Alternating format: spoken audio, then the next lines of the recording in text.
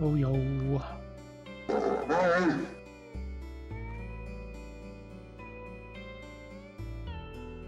Yo! Thank you, Chubaloo. 1 year.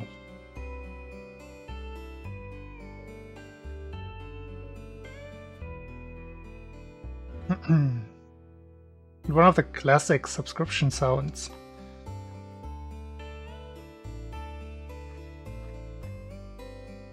Struggle to remember what exactly that animal is, though.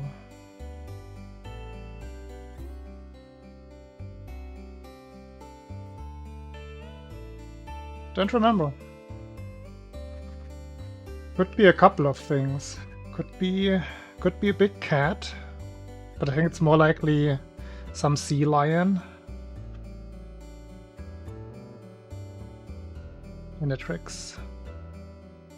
Yeah, I don't know. Cougar could be. A big cat is definitely up there. But it's such a abbreviated sound that I feel like it might be something not obvious. I don't remember them all. Like, especially these old ones I picked so long ago.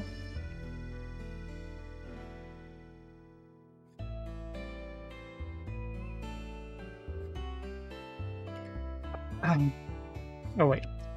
Why am I even putting in this color scheme? I'm just doing Tatanka practice.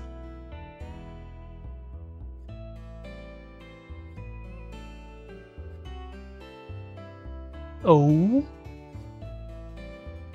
Do tell.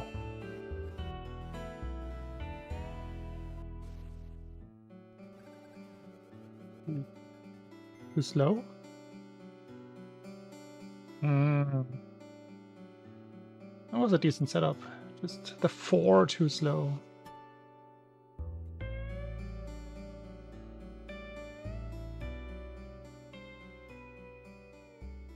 Mario 4.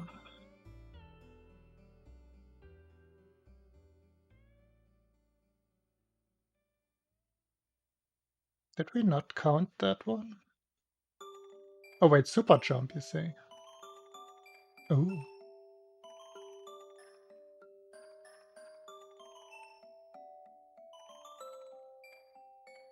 But wait. From the ball you get the mushroom from...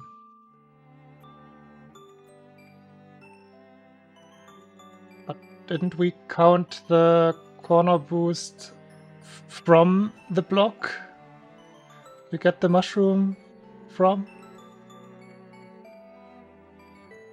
Hey, Julien.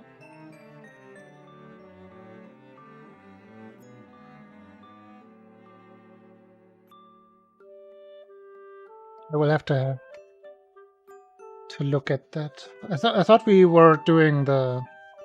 like both for the mushroom grab in 3-1 as well as that one. I think we both counted the corner boost from the very block. But I'm not... I don't know why we shouldn't have counted that. I will have a look. If I don't forget.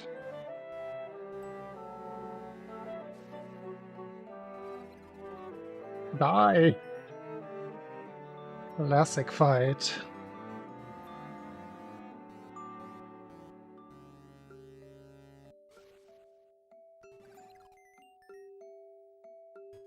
Five every time now.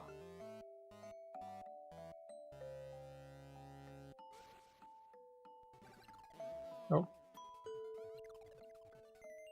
Index finger slipped.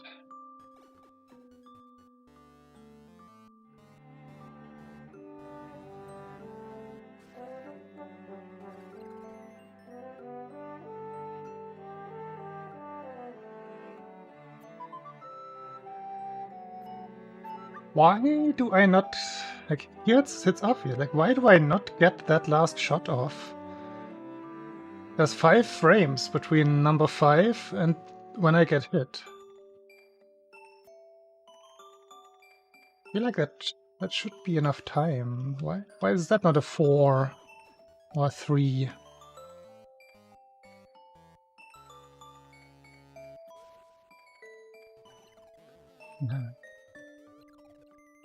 No, I definitely don't stop. If only I had the modern ROM, then you could just see the B.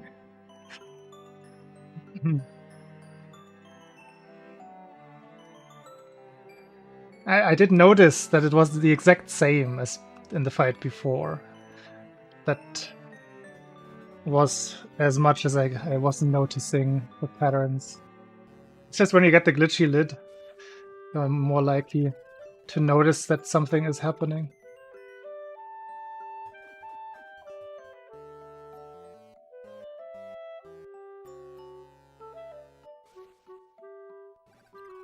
Ooh, 12 again. Why the 12? I actually don't know where the modern Tatanka ROM is. It's probably the latest patch that Lightbulbsun posted. I think I've given it to somebody, but I just never put it on my own practice ROM. Practice ROM. Flashcard.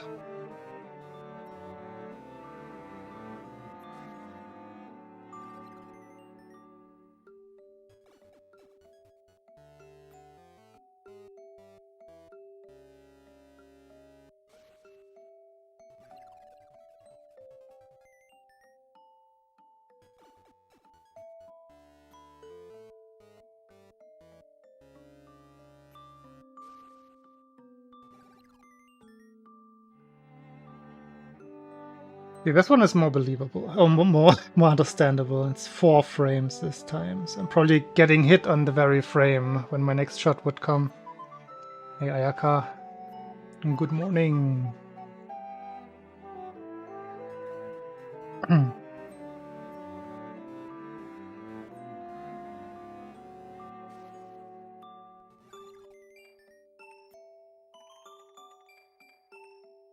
3 frames, yeah. I see.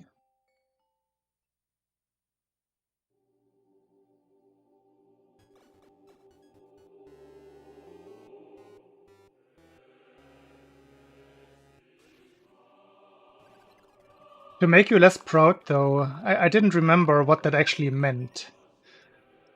That I could derive from that she would switch. I had a thought, maybe that was it, but I wasn't sure.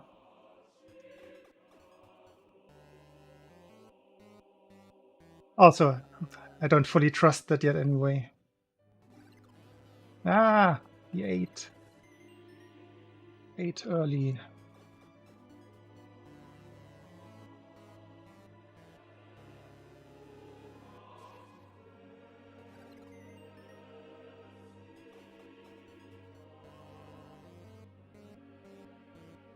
Fingers already feel tired.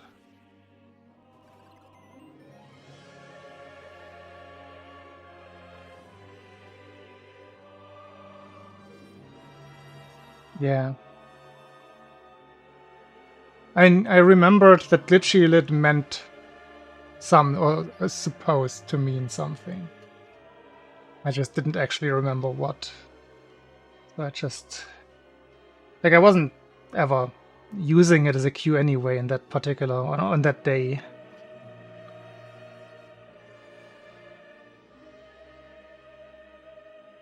And it's only a horizontal shot plus glitchy lid, right? Ishi. I guess so am I. Can't deny it at this point.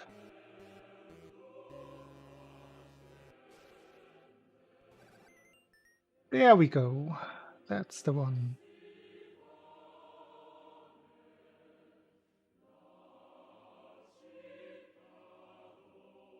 Also, I don't remember if I used to call you she or Lane. Because I remember asking you this before. Or I'm having a deja vu. Because when I looked up your Bandcamp or whatever it was, Just saw the name Lane there. So apologies if I forgot something. Okay, I say she. Thanks for the reminder. Sometimes hard to keep up. Especially if people keep like phasing in and out in like my long break.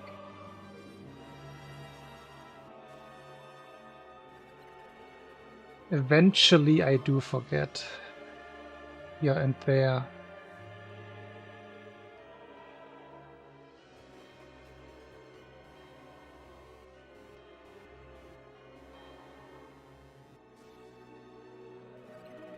Ah. It's a bit all over the place with Tatanga today.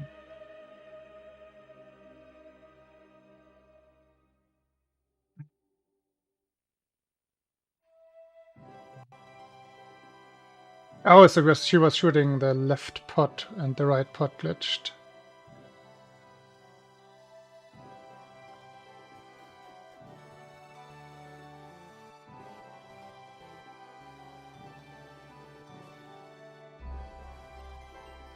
Close again.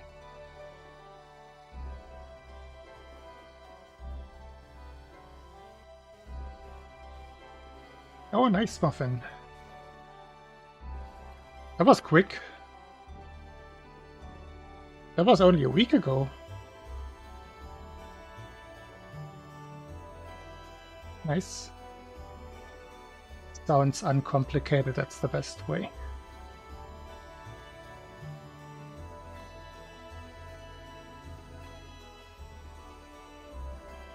Yeah. Very good.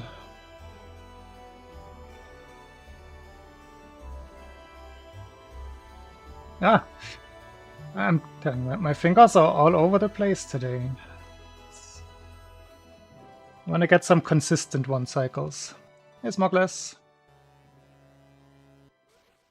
I took a nap. A nap usually means that you wake up somewhat shortly after.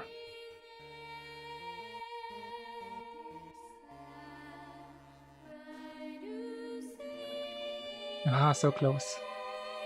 Wait. I was sure that was 5.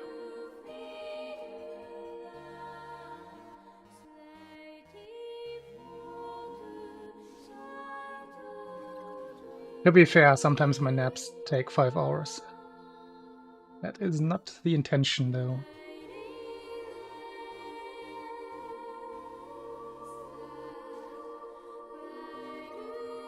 That is why I set an alarm.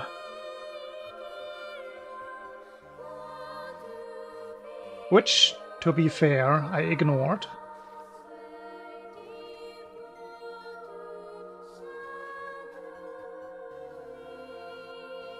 But I still stayed awake.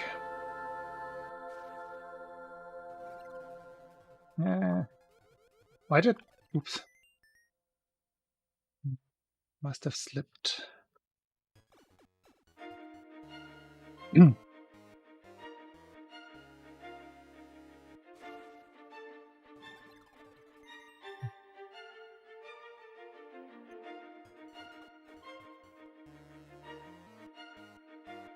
thing is also, this controller could go bad really quick. Because it's a cheap controller. And I have a feeling that at least the Y button is reacting worse.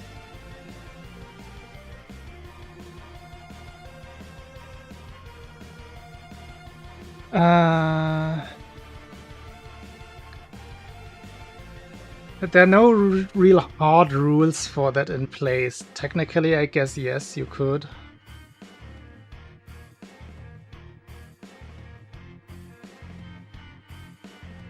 It's a style choice at that point.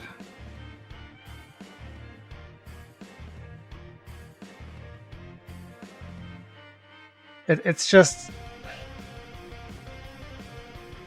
like none of the miscellaneous categories have super hard, serious rules at this point. Like let's just choose a different example. Let's just choose low percent coins. Would you be allowed to reset? Yeah, probably.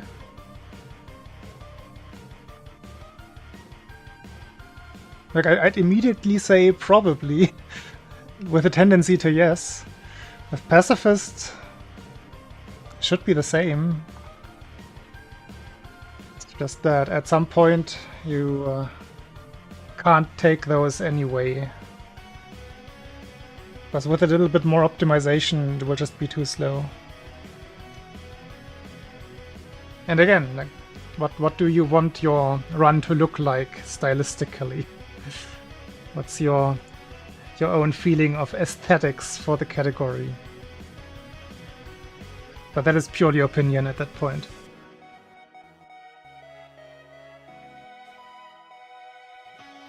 And by that I mean you as the runner.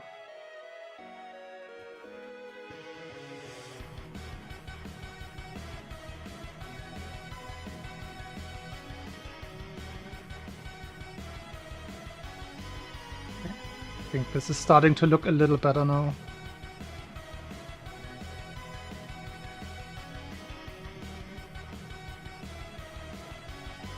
Even with the early shot.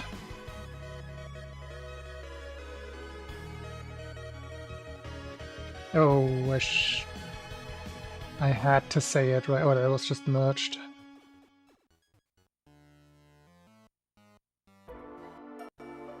One more.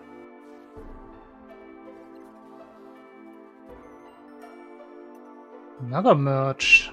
Getting sloppy all of a sudden. I guess today is not a consistency day. Going back and forth between good and okay. Okay, let's have a look at that Mario 4 thing that you mentioned.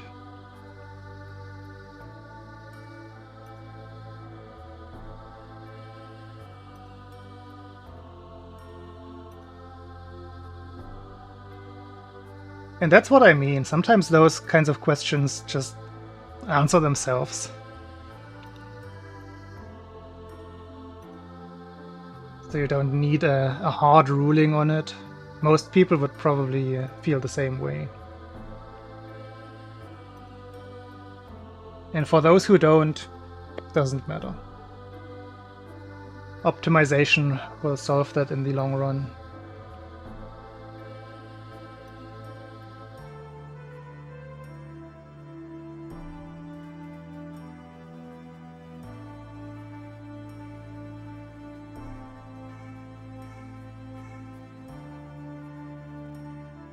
Ah, I see what you mean.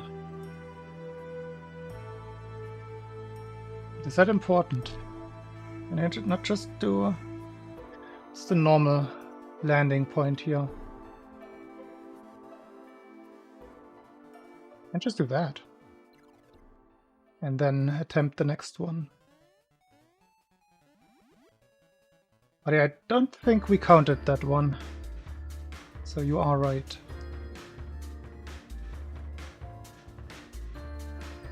Ah. The hitboxes of those, though.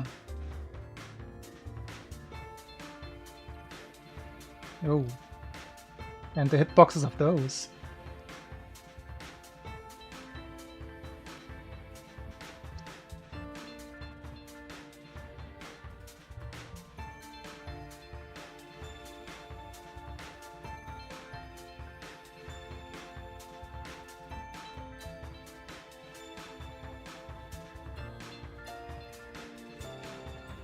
Why does it just at the end of your iframes? It would be trivial not for that.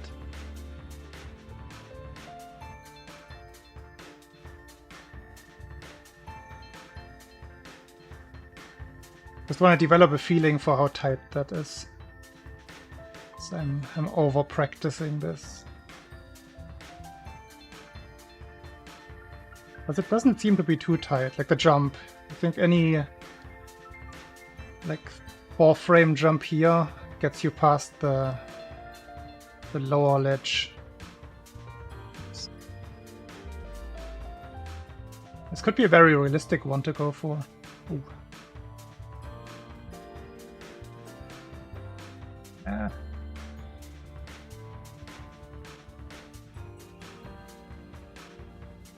The thing why I'm hesitating with the super jump is sometimes you don't get running speed.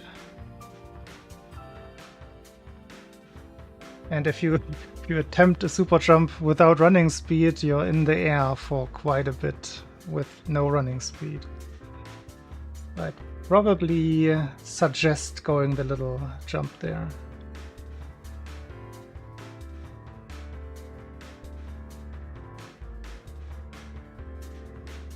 Can't even wrap my head around doing the super jump there. Now that gets you hit though. That has to be a weird, precise super jump.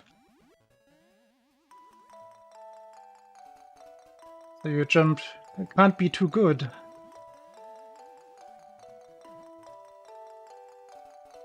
If you get too good of a super jump, you get hit. This is awful. I hate this.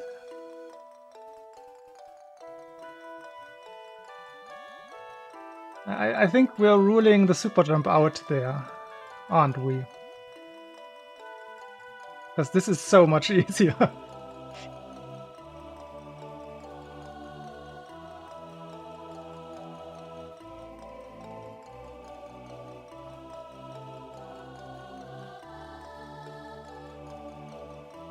While I'm here, I'm gonna do a quick piggy fight.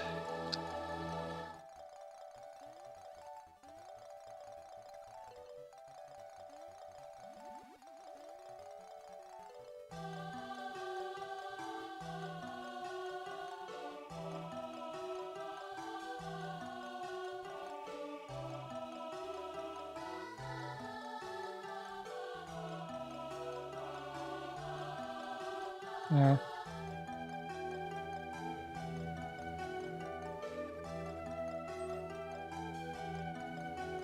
I think I like switching to shooting with Y on this fight.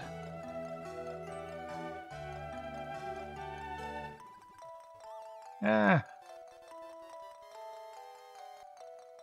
It rose again.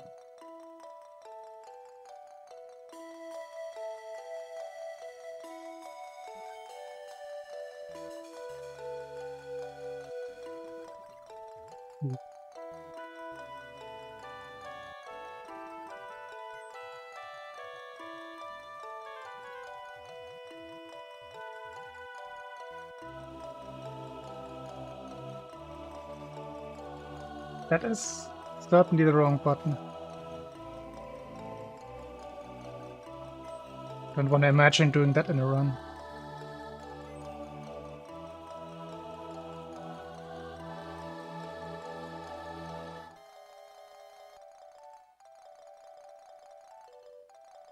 I think I don't want to switch controllers.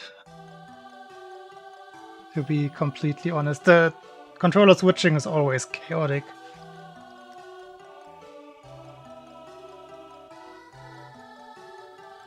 I think it was a fun idea.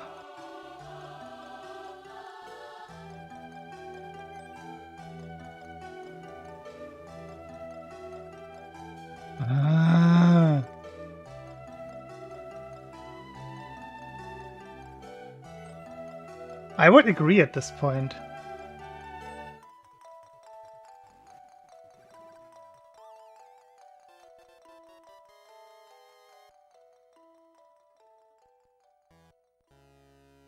Wait, which one is that? First one.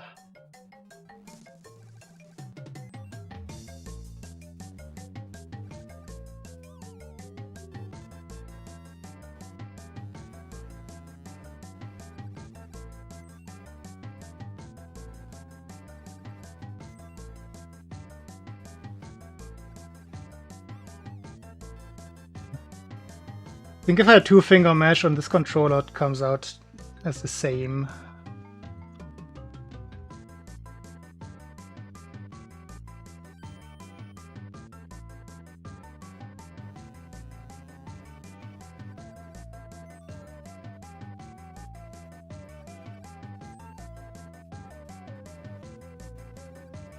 Ooh. Too fast.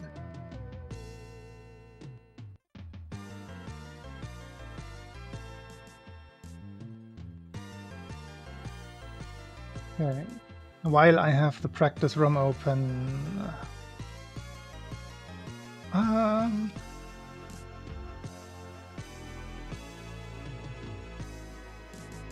Macro 4 went well, Macro 1 went well on average. Went pretty well, actually.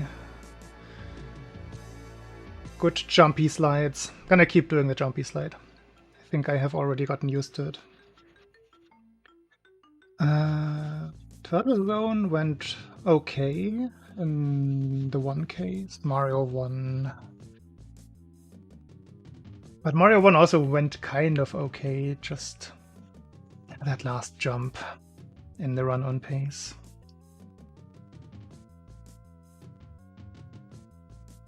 It's usually the easy one.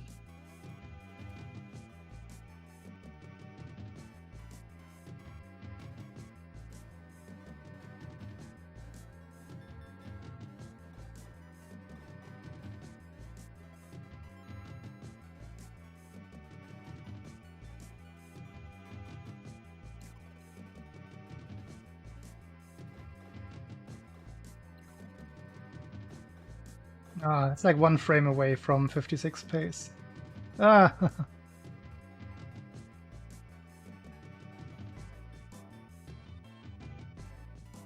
And that was not the best room one. Was a good one. Could be tiny bit improved.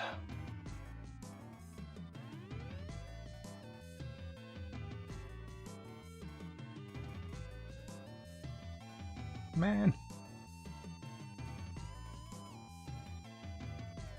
Really, the first one?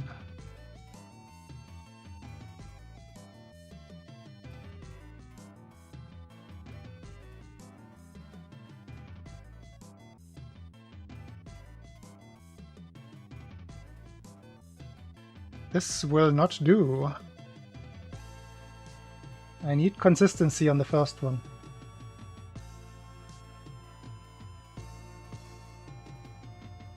Can I please jump? The hell?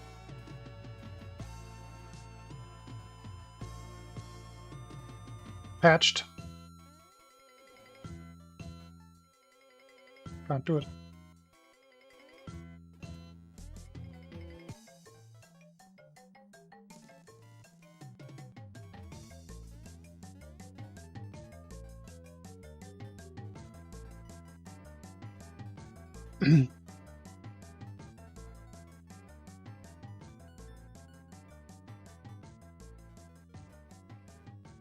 That hard to do? I don't think I've tried that. How do you get to room 2 though?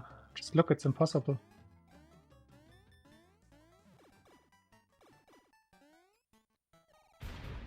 Uh-huh.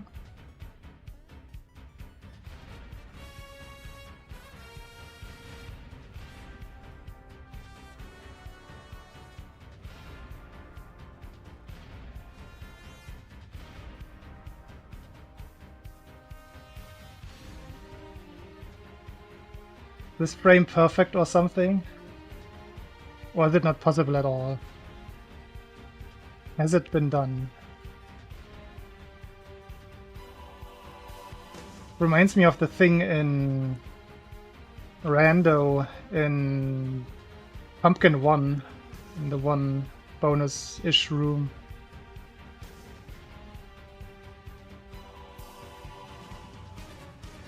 But that one doesn't have any moving parts. I mean, I bet I can do it. Just you wait. I'm gonna do it.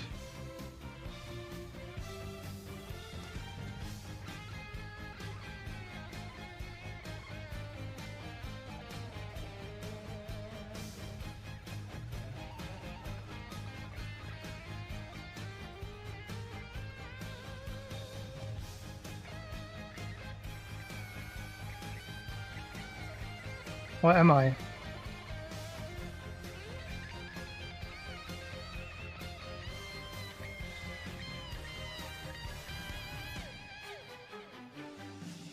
Wait, what?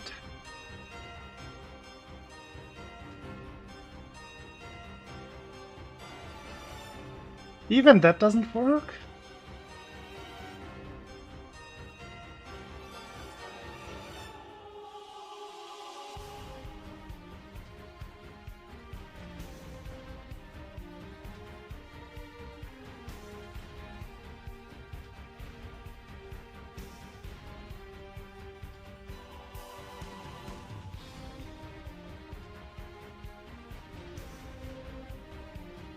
Well,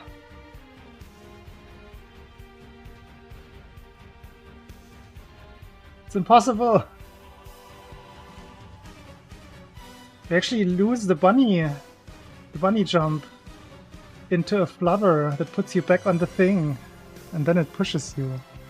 Okay, I guess I give up.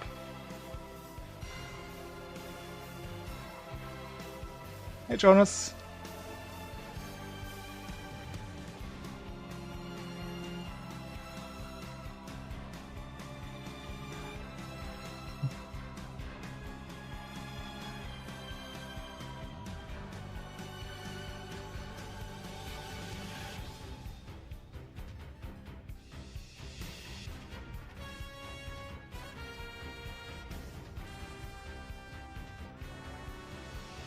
Like a frame away from running speed.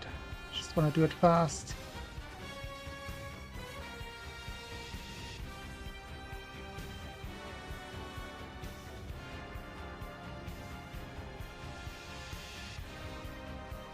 Ah! Didn't get into the pipe quickly enough. Otherwise that was almost perfect. Yeah, it's just not... You need a 74 going into the pipe. Otherwise, it's not gonna be a 56.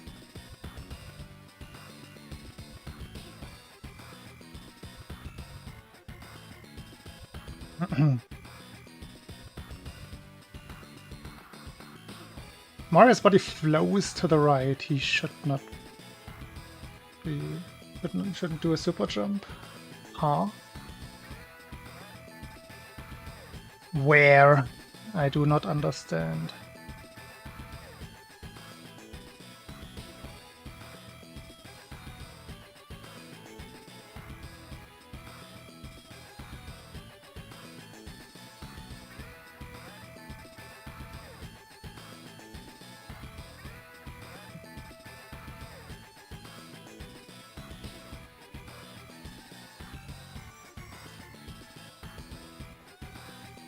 Too slow.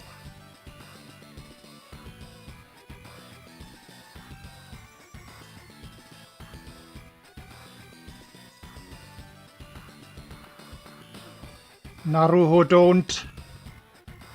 Mario 1 room.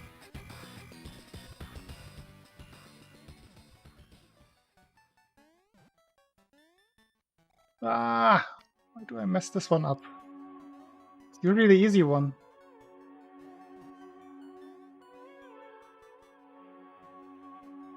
No, Naruho, don't! I do not understand. This is modern Japanese.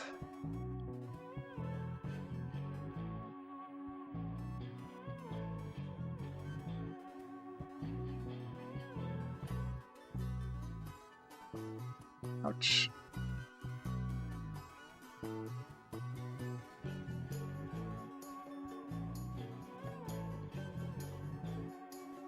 A little slow at the end there.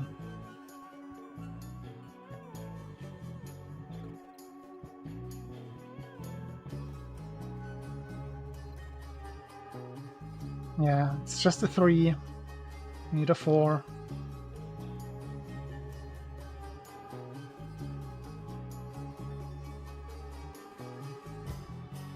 Also, I don't even...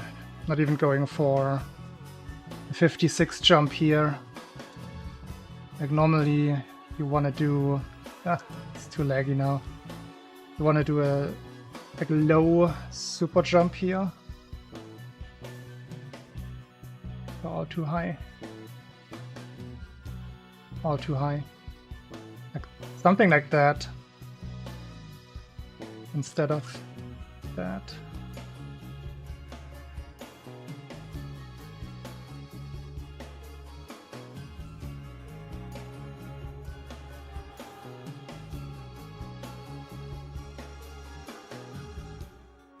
Well, I landed in the wrong spot anyway.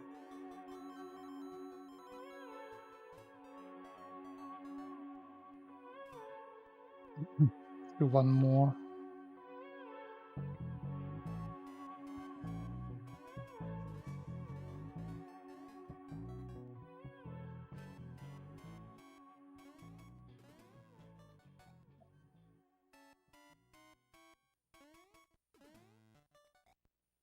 I want to do it with a double jump.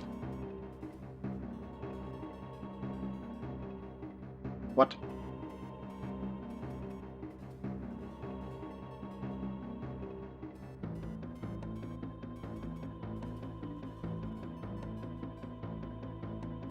Not enough space.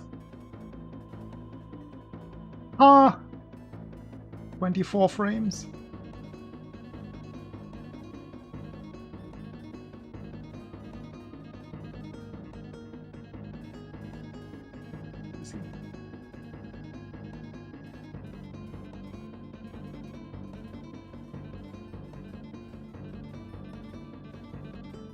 Did it anyway.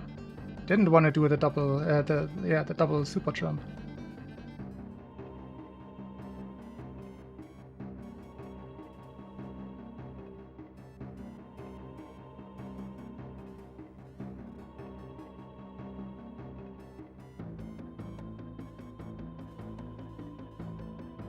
Oh, come on. That one is weird. The weird jump height. Ooh, laggy.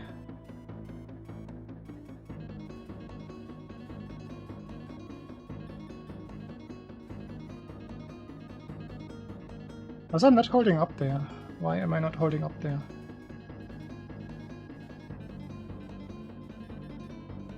Oh!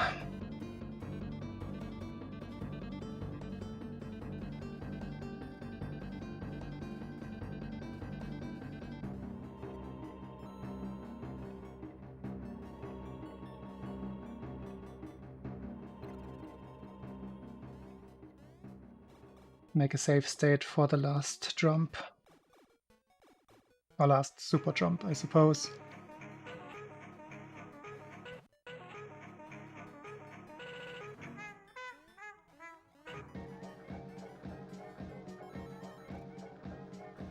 Not practice this part specifically.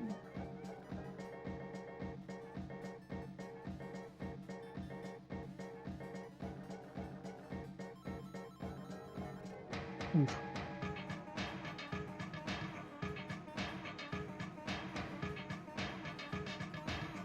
No, hit the thing.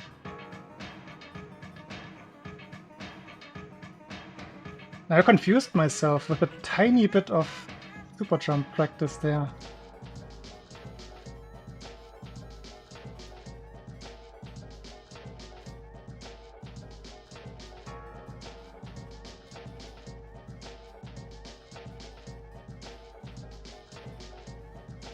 Him to protect them. Oh, didn't want to hit down.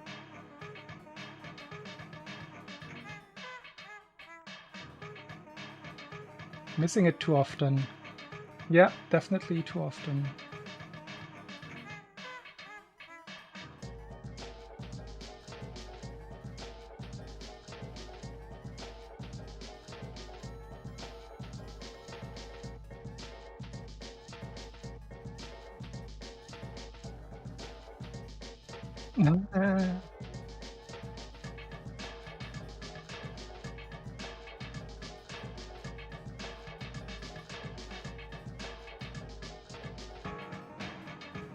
This needs to be consistent. Ooh, that lag.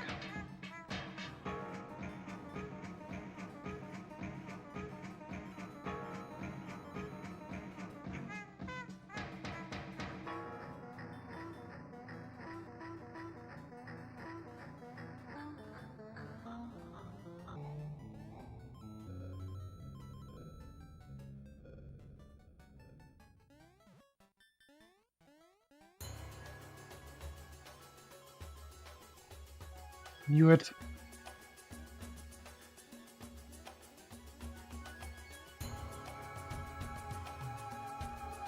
Ah, lost frames.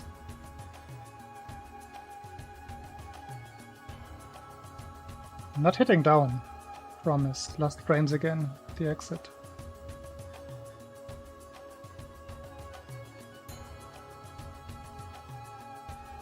Better. Still lost 1 frame or so. A landing early.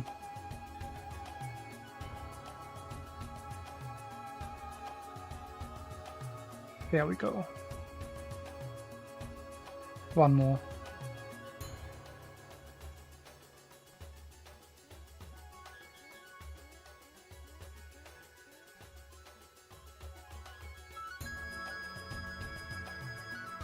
Okay. What else do we have? I think that's about it in terms of what I want to practice.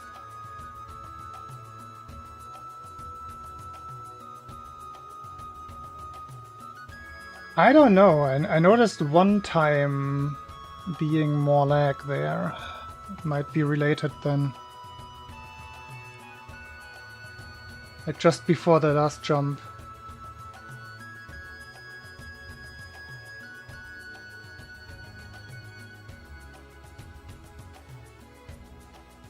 It would make sense.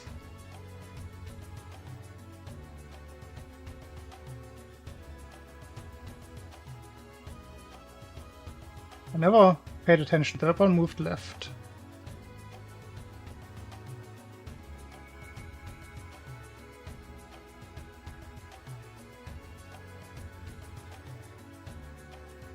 Oops.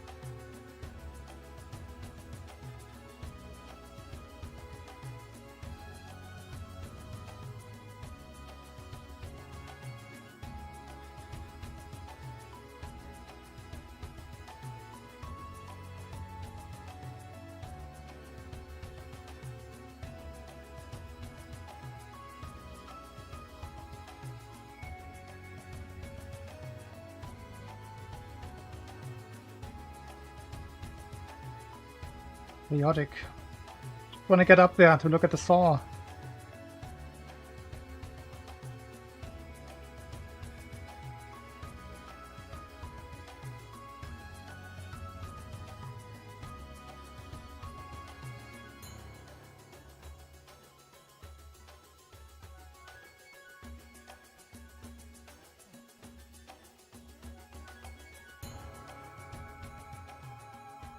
Does it really? Is it ever moving right?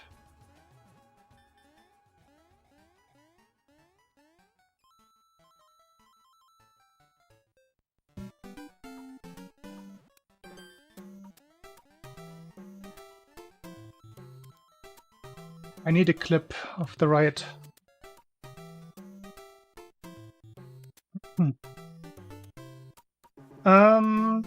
What else?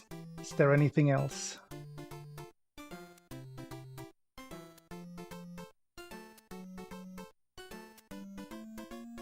Macro 1, real quick.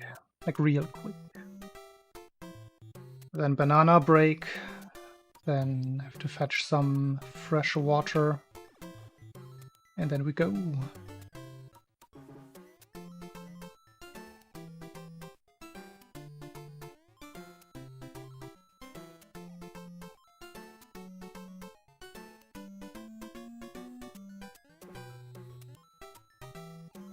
Late.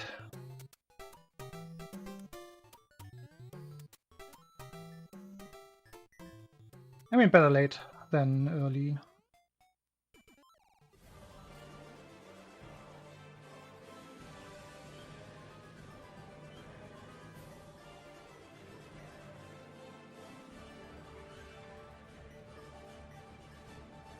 I noticed that I have been doing this one later and later. Let me see. Nah, maybe I was doing it right. This is my timing usually. Yeah. It's just good. Oops.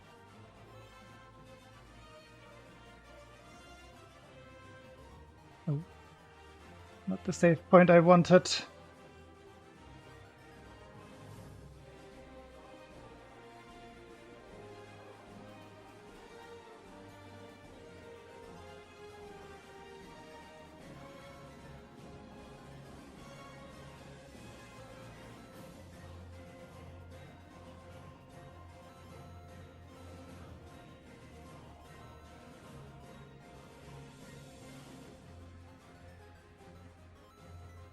Whatever. Tried to jump.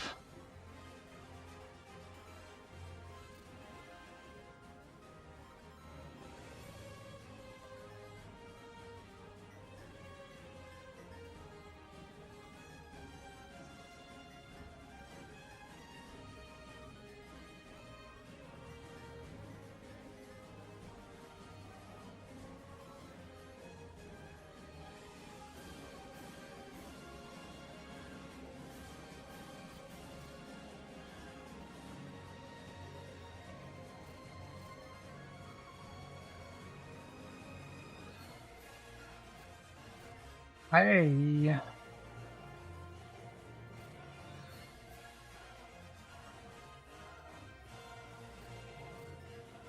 Okay.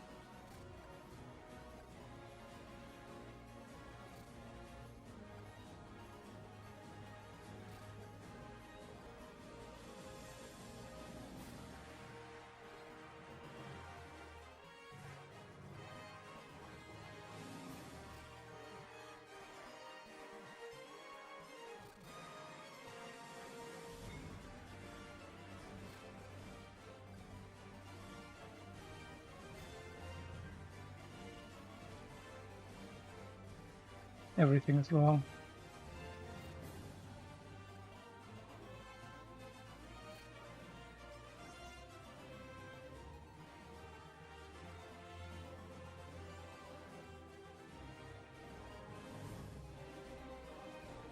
Maybe I shouldn't be doing this. Yeah. Yeah. Maybe not.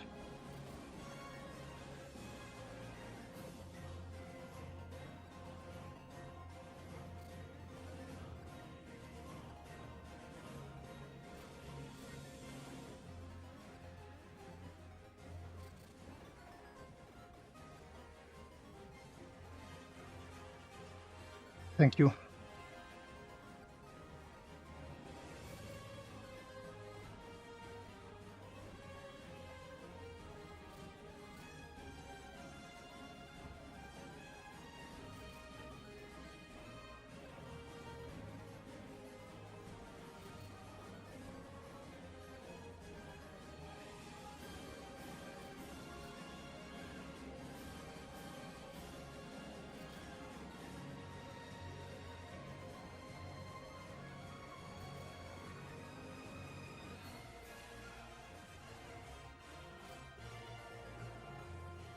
Can't get the third one today. Always completely wrong in terms of setup.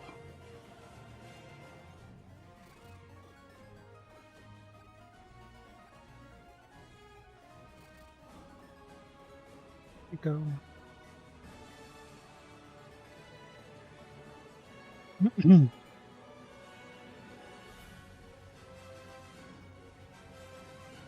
check that.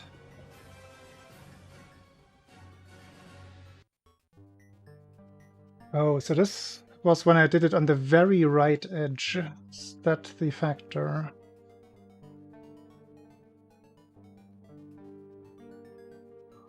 Because that stands out, that I was so far right there when jumping upwards.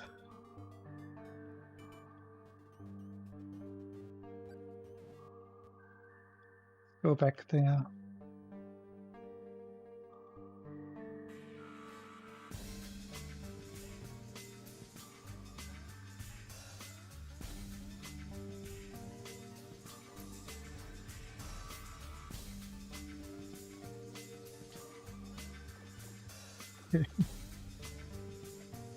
I suddenly unlearned the video game.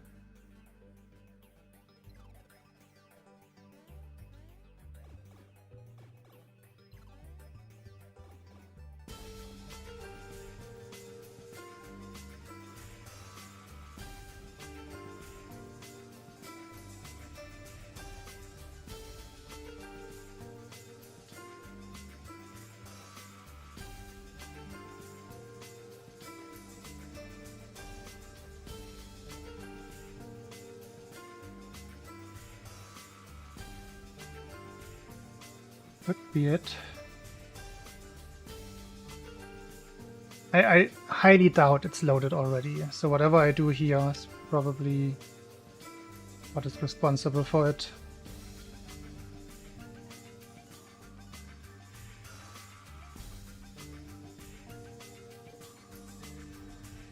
That seems to be the thing. And it's only the very far right.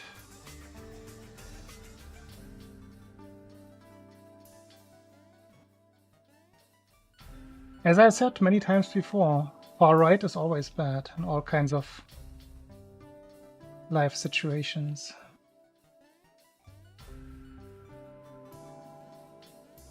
Has to be real. It has to be like the rightmost pixel almost, if not actually.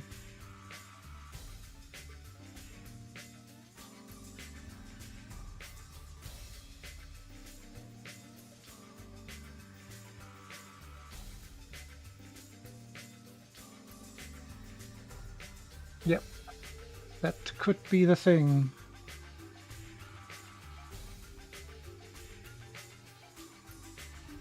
What the hell is that? That is chewy. I did not. That looked like a turd with a face. It is difficult. Yeah, there could be some basic aiming like that. Anyway, quick banana break.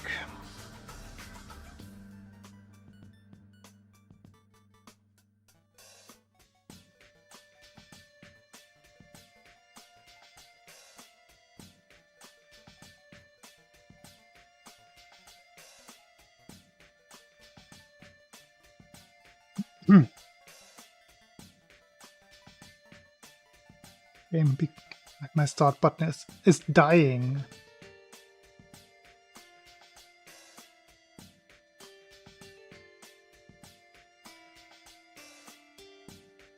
Once I go back to any percent, at some point, I will have to fix the start button.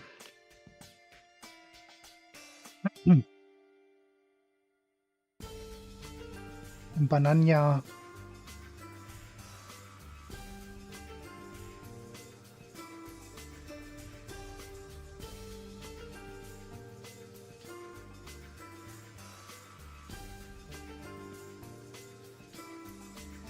Banana is actually a thing. It's an anime about cats that are also bananas. It doesn't make any sense, but it's kind of cute.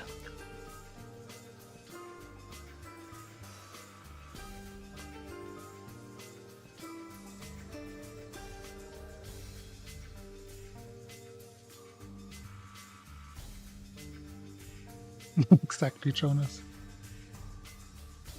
It's enormous.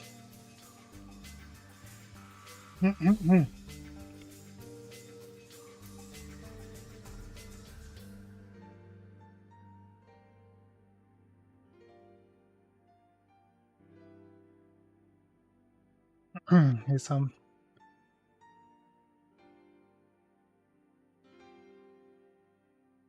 Yeah, there are some things that we don't really see in the glitchless run. Jeeps are another thing. But for the 2 in Pumpkin Zone, I don't think we see any. I think you catch a glimpse of one in like later in the same level, Pumpkin 2, on the path to the secret exit. We don't see the bat. If we do it right, then we don't ever see a bat that is spawned by Dracula.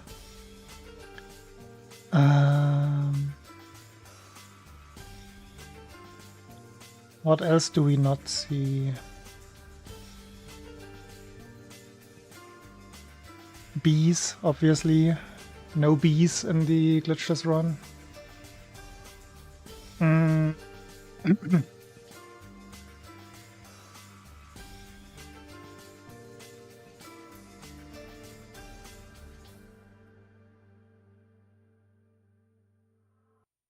Secret top, you mean secret bottom route?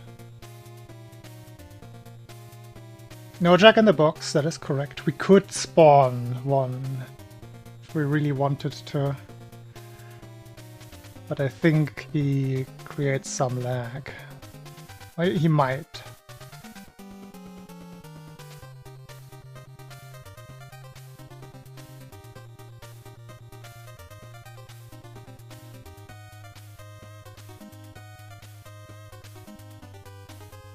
Do I know that route?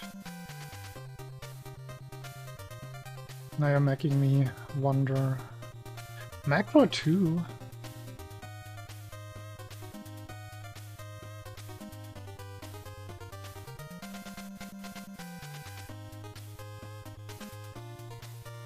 Oh, it's Mario 2.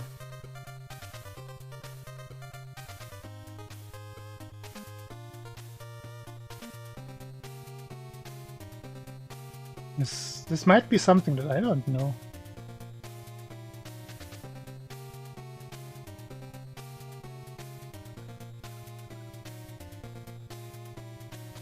I would assume there would be some hint.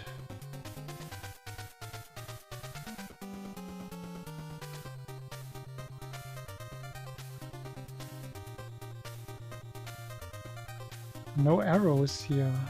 Later.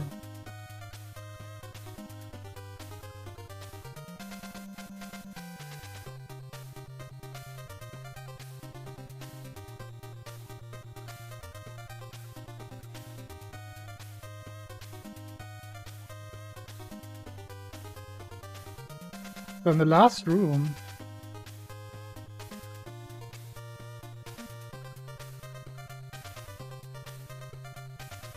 hey, ATC, thank you for suggesting Sigalik's stream the other day. It was a lot of fun.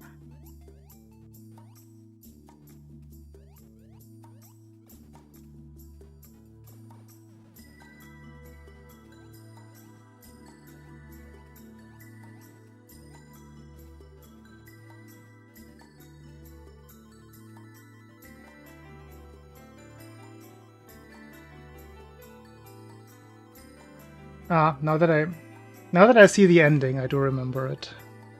Okay. Apparently he's the best at what he does. Look, I came prepared, ATC. I did want to learn blindfolded at some point. I watched beginner tutorials. But haven't done so yet. It's my old Guhong 2, 6-colored.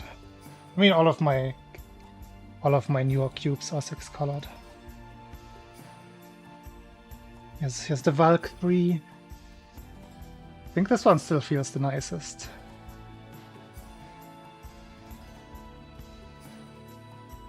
Yeah, that's where I think I might struggle with actually learning algorithms, or at least more than I need. So I'm always gonna stay slow, because for regular 3x3 I do 2-look OLL and also 2-look PLL. I have like 7 PLL perms. So if I get a G perm, I do a random combination of U's and A's.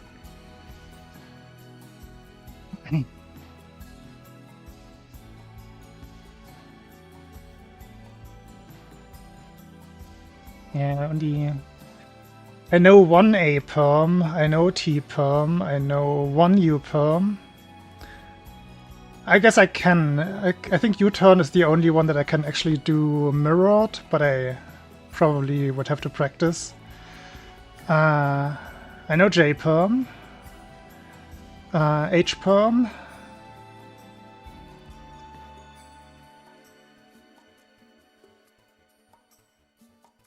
Wait, is that it already? I think I only know 5 PLL algorithms. I know, but I just started doing solves as soon as I could solve every single PLL case. Yeah, I want to say I only know 5, and those are enough.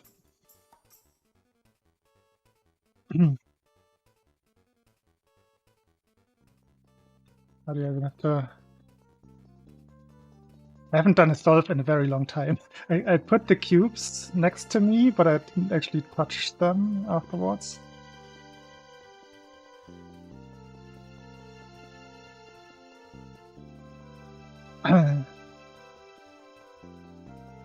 Which one is Z-perm? Is it just a different name for the N-perms?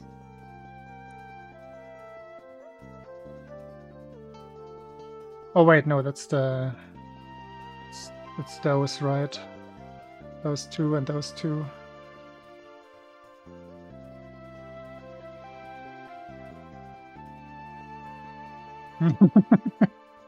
Apologies, I thought me holding the cube would give it away. But yeah, I'm ridiculously slow for cross already. It's probably already painful to watch how I do my cross. Especially with no practice whatsoever. I didn't even remember where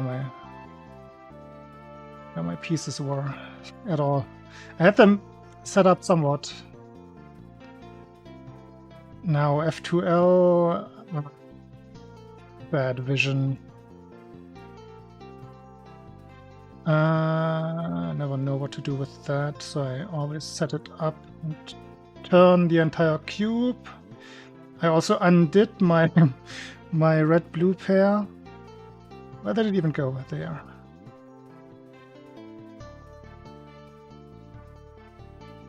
Serves as a good example why for me having to practice. And with this one I also set it up like that.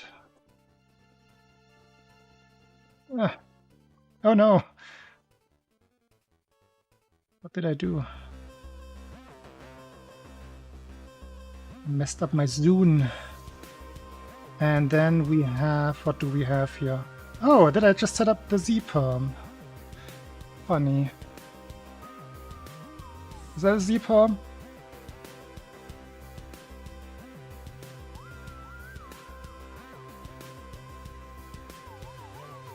Wait, that is N. What is the Z then? I don't remember Z.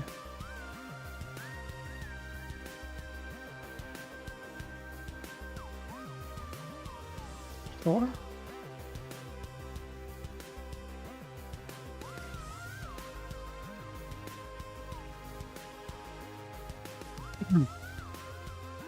Reju and perm. Yeah, this one I actually can't. For this one I would do a combination of, I guess, this would be an A perm into a J, into a U? Let's see. Ooh, what is this now? See, this one I don't even know what's this? Turned it into that one. So for this one I would probably just do a T and then a U.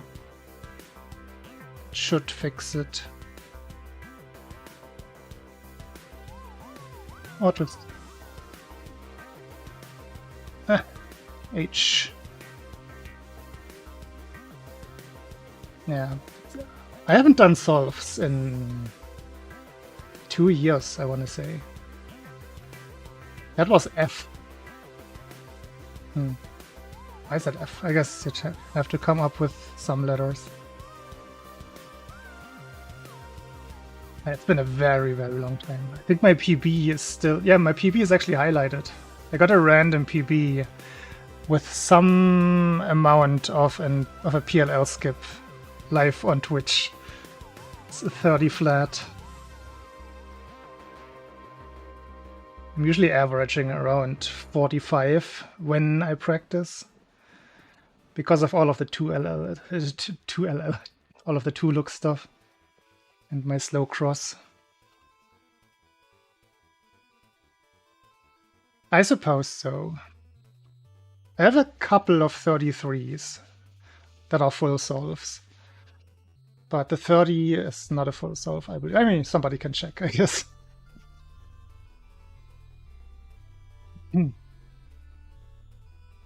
Anyway, I will be right back. Need to wash my hands after the banana and the cubing.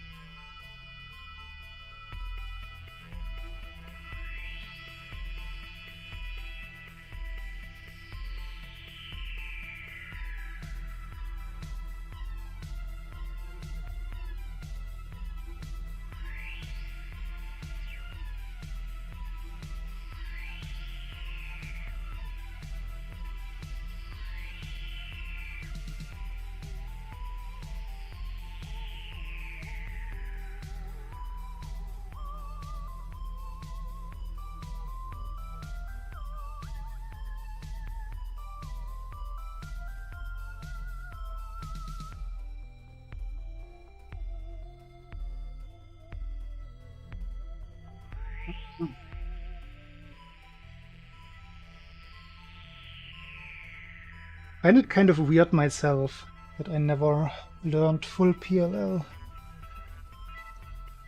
Because that part is usually what I enjoy the most. Memorizing, the grinding, the learning part.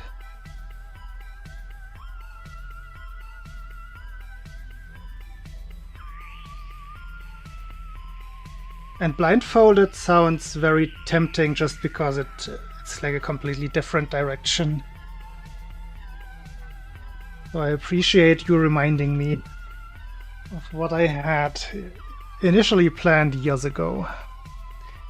If anything, it's a very nice party trick.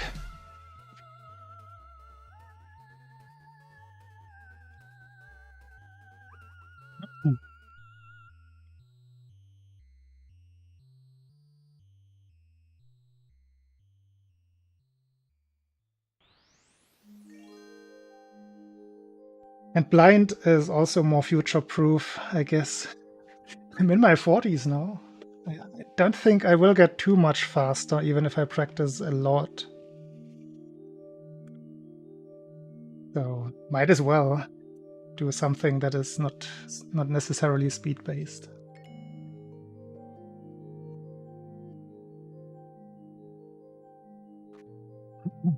Also, I just need justification to buy more cubes.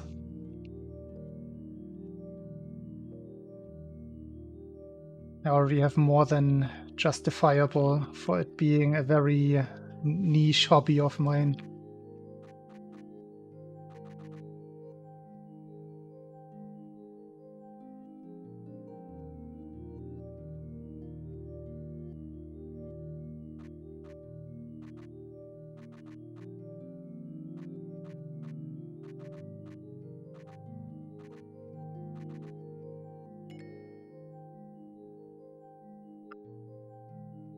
I even like switched away from my old U-turn, U-perm solve. Like I used to do the middle slice one, and then I switched to completely a right-hand one. This U-perm now. And I used to do the middle slice that I can't even remember properly. The middle slice is so... like, you can do that one really, really fast. Whereas with the right-hand one, you have to regrip after the first, like, full R, I guess, or like half R. 2R. You know what I mean? A half slice rotation. Yeah.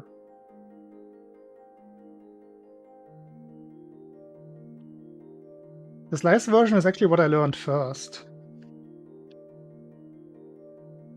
So I don't even... I think I just was sloppy with it. So then I switched back. I definitely don't have the regrip. That's the nice part about it, the fast part. Alex.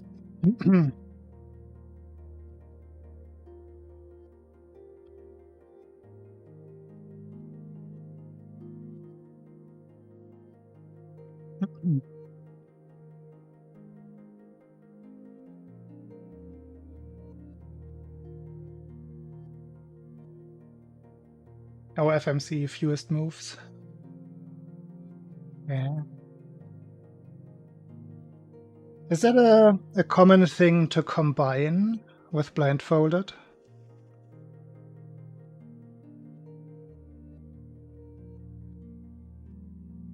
Or is that strictly separate?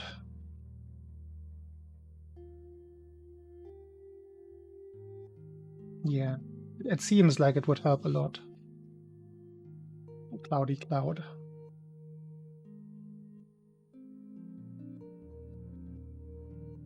Ah, yeah, I got my first speed cube in... Well, not even speed cube, I got my first Rubik's Cube as a child, and I couldn't do anything with it. So I would solve one side and then just leave it sitting there, and then wait for my parents to just put it back by putting it apart and back together. And then I was on vacation in Paris, and I was visiting the Louvre. And while in the Louvre, I thought I want some kind of souvenir. So I was looking into the shop and could find nothing that really seemed useful. And then I got... Wait 5 seconds.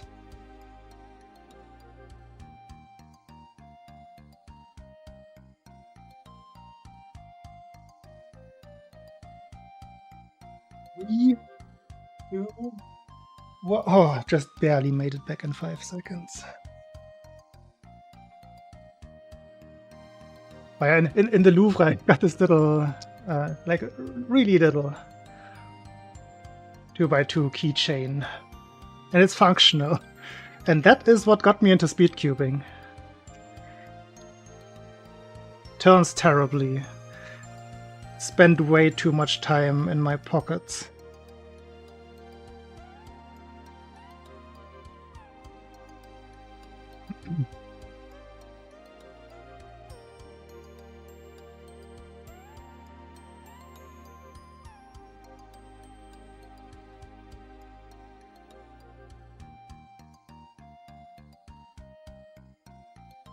I remember like the silly world record, the 0.88 by the one Italian dude, and then it became just waiting for that, for the god scramble.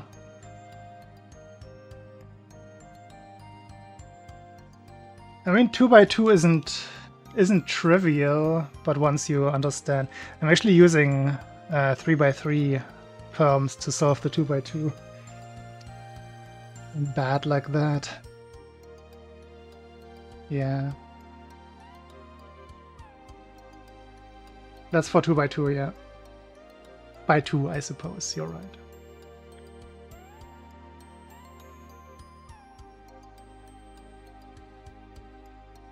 Also, what does WRM stand for, Alex? Might be missing something.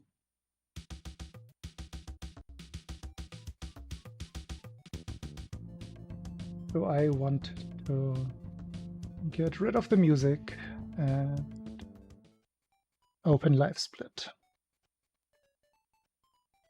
Let's do the actual thing that most people are here for, not for my crappy cubing. Hmm.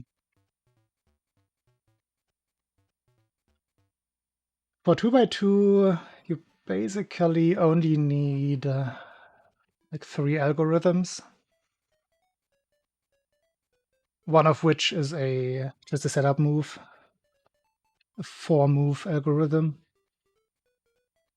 and then two more common ones, like two PLLs for 3x3. Is what I'm using. Oh no,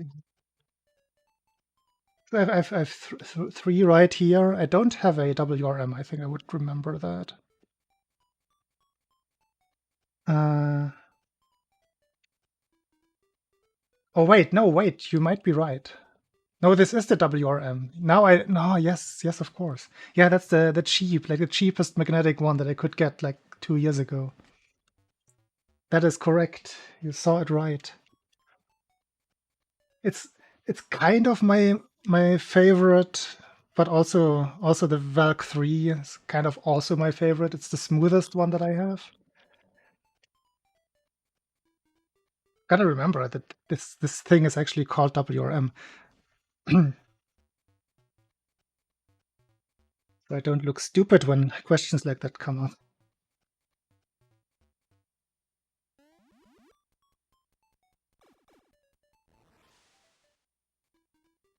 Dang, Unite I've never even heard of. I have an old Zhangxi somewhere. Yeah, my Guhong 2 is there. I think the Valk 3 is also Zhangxi based, isn't it? I don't remember what exactly it is based on.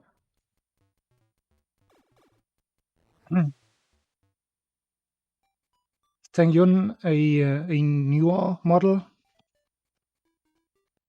Because I haven't really looked into new models coming out after like the Valk 3.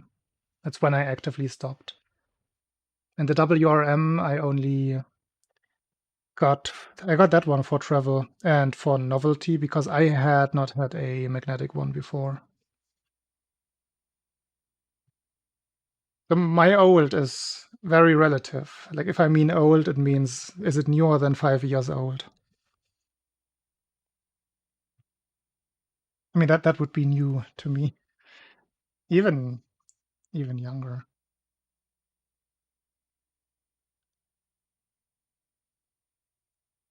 Yeah, especially if you know I came from the Zhangxi, so I think the jump for me was going straight from Guhong 2, which still needed a lot of lubing after a while, to the Zhangxi, which I never lubed after I set it up. And it kept working like a charm. And then I think the steps went, well, the like progression seemed a little bit slower again, a little bit more linear in terms of quality. And then the prices went down. And then you have stuff like the WRM, which is like like $15 cube, I think, still. That is cheap and kind of fantastic. Also never needs readjusting. I've like this one is completely unlooped. Never even needed to. But I also don't use them excessively.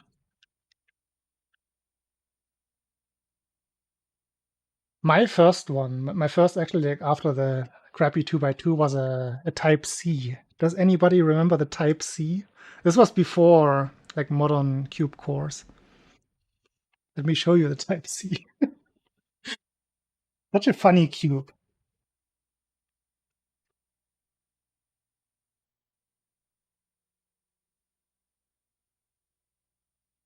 It's also not full sized. It's like 48 millimeters, I think.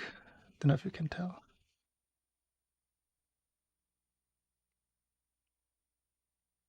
But yeah, Type C had. Oops, it's not how you take it apart. Oh, it's so tight. This had pretty much the old piece sets of just very edgy and rectangular center or inner pieces.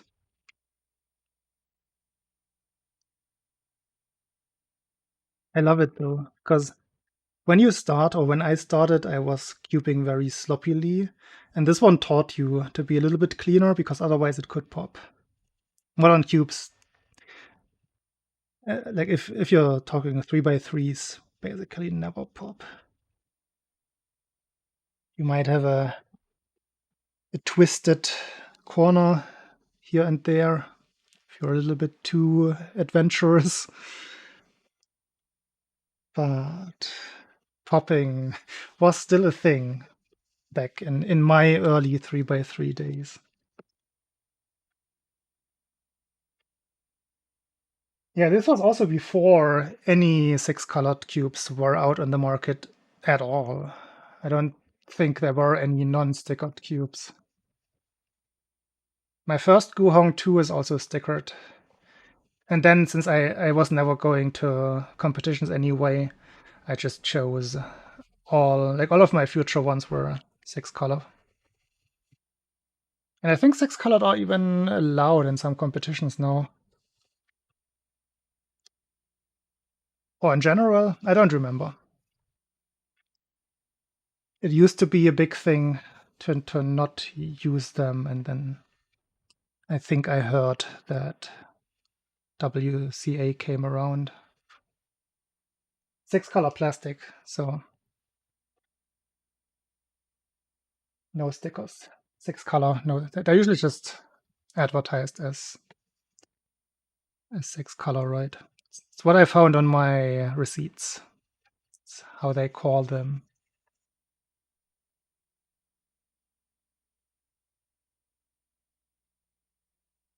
Yeah.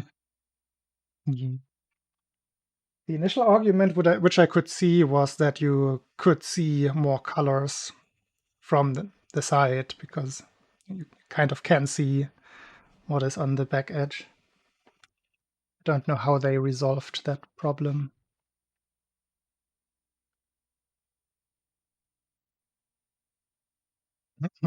Yeah. Anyway, we can continue the cube discussion. I don't mind, but I will still start my SML2 for the day.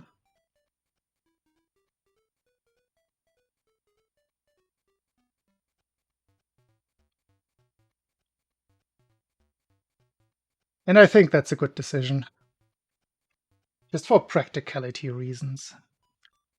Like, I wasn't cubing a lot, and like on my old Guhong 2, I had to change my stickers twice in like 3 years. So if someone actually does hundreds of attempts per day, it's gonna just be so many stickers.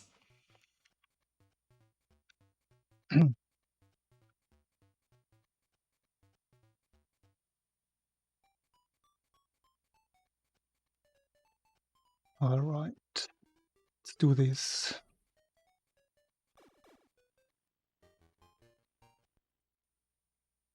Do it again.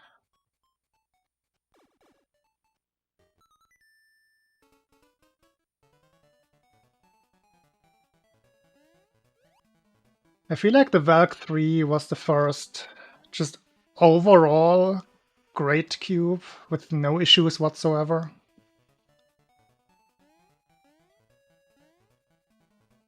Every iteration before had some kind of little downside. Like Guhong 2 obviously would go bad without lubing. Just was a little bit sloppy. It needed somewhat precise tensioning. The Zhangxi also had a tensioning, don't want to call it issue, but the feeling was just very different depending on the tensioning. And the Valve 3 you could use either tight or loose, and it would just be still usable enough in any kind of configuration, I feel like.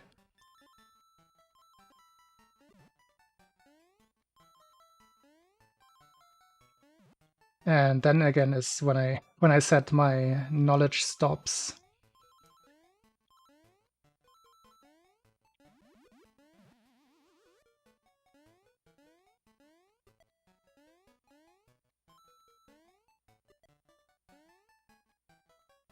It's a little, like it's twice, 2 to 3 times as long as SML1.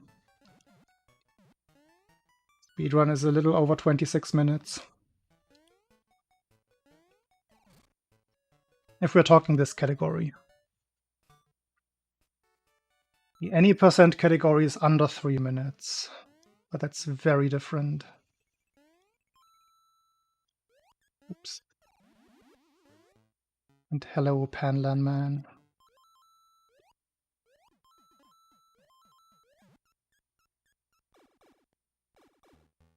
Oh, game audio. I always forget something, and I made a mistake at the right point anyway.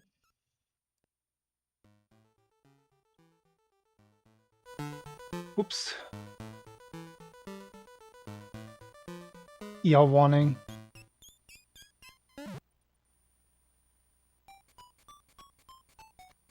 This should be okay.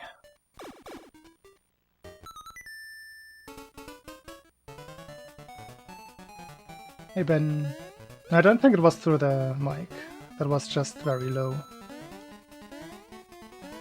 There is no way the mic would pick up my headphones.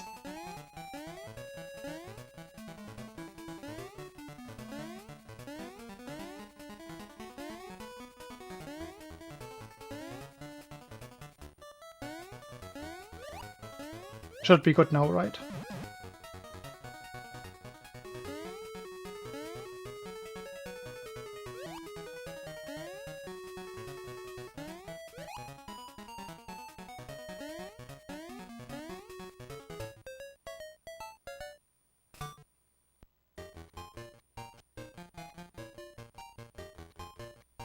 Thank you for mentioning and confirming.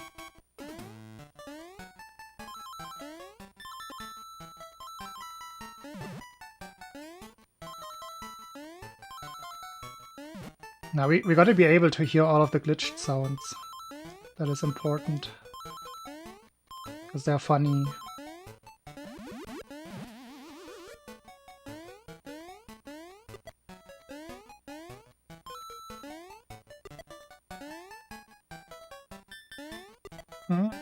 What exactly do you mean? How many games? How many attempts of this run? Or how many different games I have speedrun?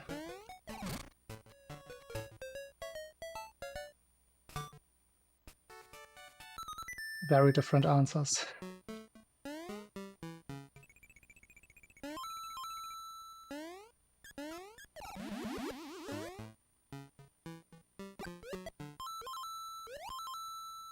Ah, jelly jumps.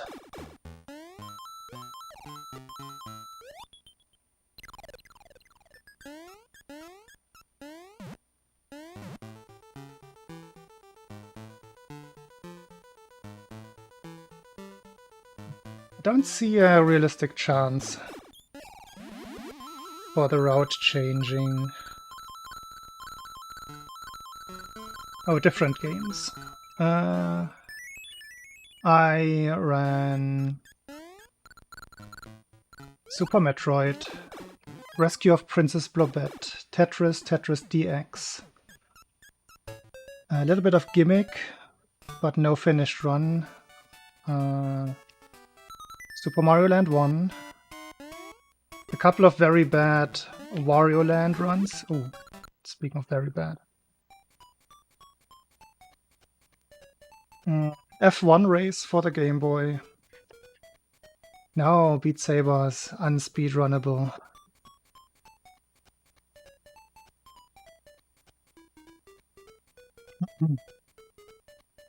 You cannot see YouTube chat? Why can I see YouTube chat then? Let me have a look.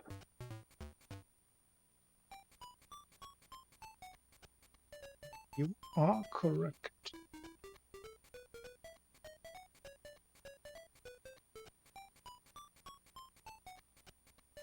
But that is because my Twitch chat is not working in the first place.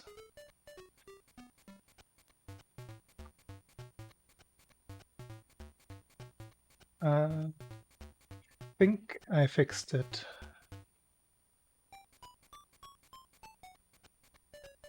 Vaguely think I fixed it. We'll see. Hadn't broken in a while.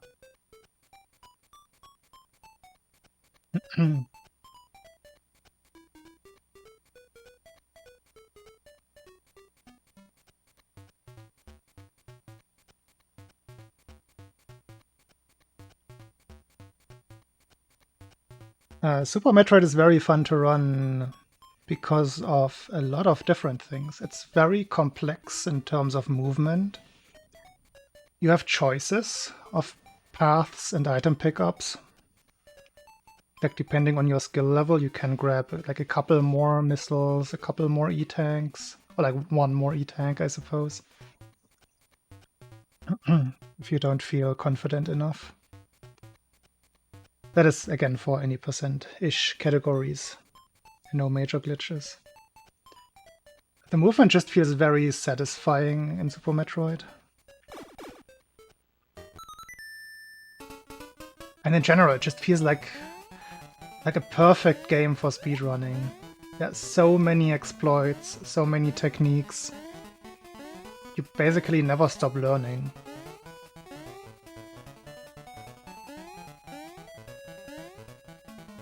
And learning is my favorite part of speedrunning. Even though there's very, very little learning in this particular game.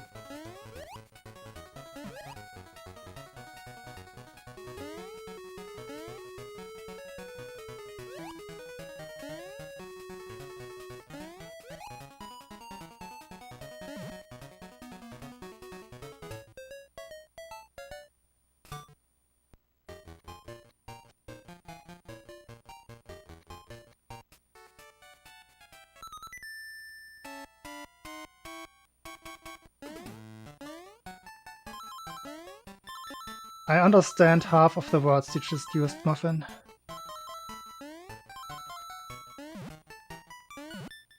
I'm just gonna leave it to you. You do that. All good.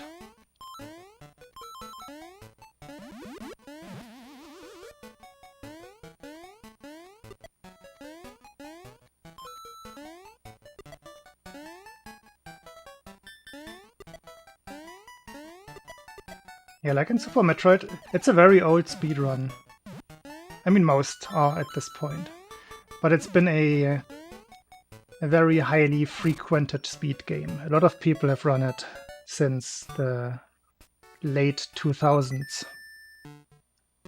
Speedrunning really took off in the early 2010s. And then some strats that are, like, for the most popular categories are still being found as late as last year, or like 2 years ago. So you know how the baby Metroid appears again at the end of the game? And there's been a baby skip, where you don't get grabbed by it and just avoid it altogether. There's been setups for that for decades now. And just somewhat recently, there's been a better, more consistent, just overall better technique found. In such an old and seemingly optimized speed game. It's crazy.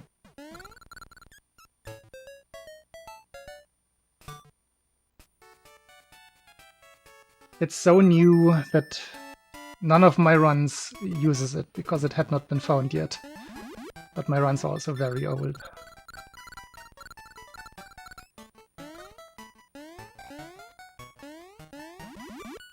I think my Super Metroid PB is like 6 years old by now. Quite old.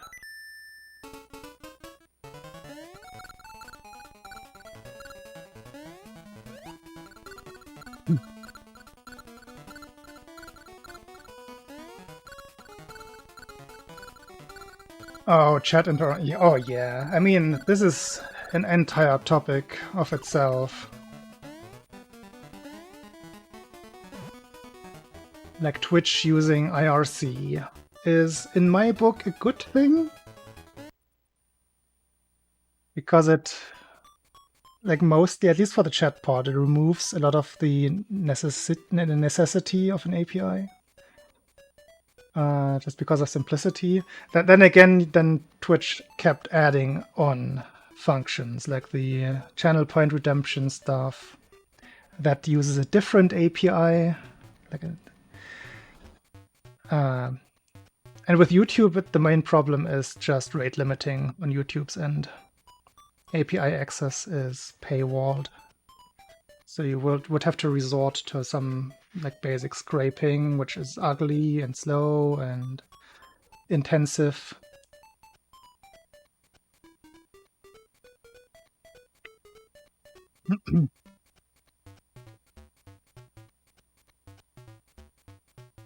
And also very prone to just breaking every couple of weeks whenever Google refactors anything.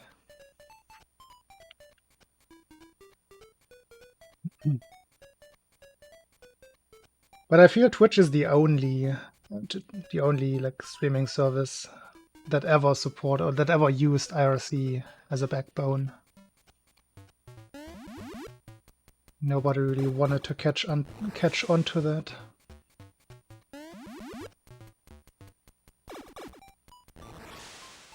Yeah, and it's not just dealing with the API itself.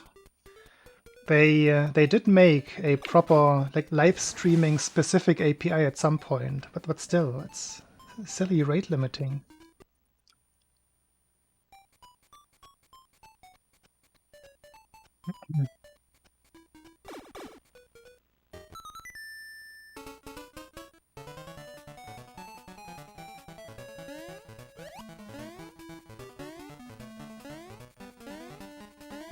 Funny joke.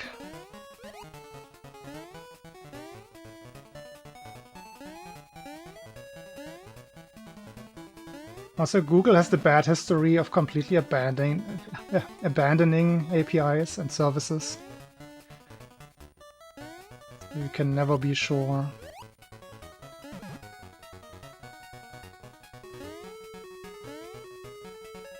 Like, they may just completely abandon the live streaming API and replace it with some more general stuff. Like, bring back Google Plus all of a sudden. Then Google Plus is the general API. It's not gonna happen, but stupid stuff like that. They don't bring back stuff, but they do cancel things a lot.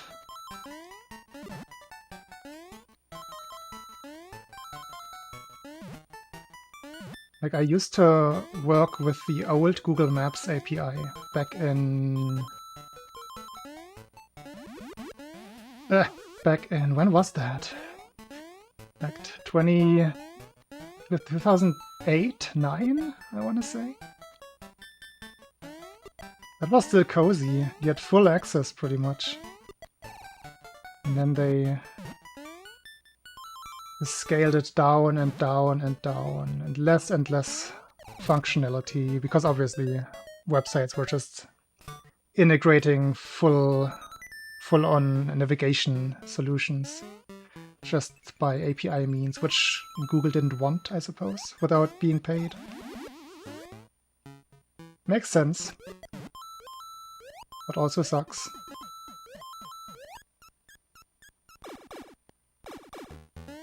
Take a guess where I'm from. Because I think my accent gives it away, but not as much as other countrymen of mine. But it's definitely there. Only guess once. No, don't want to make this into a game. I'm gonna tell you anyway. But I'm just interested.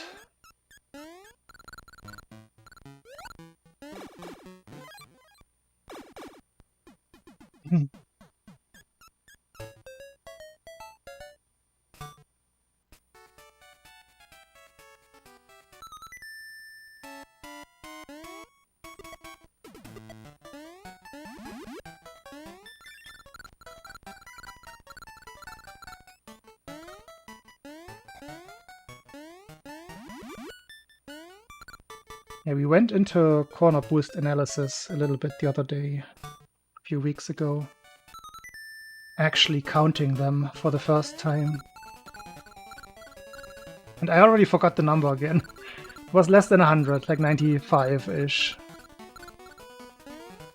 That are reasonable for a human. It is Germany.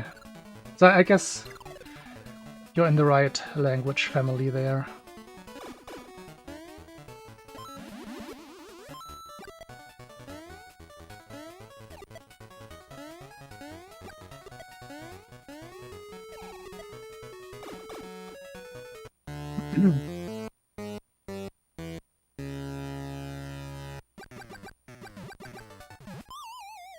And I'm from East Germany, so I think what can put me in the Scandinavian direction is the way I pronounce the letter A. It's a little bit like deeper in East Germany, like more towards A than A. So that could kind of push the perception in a Scandinavian direction. I can see that.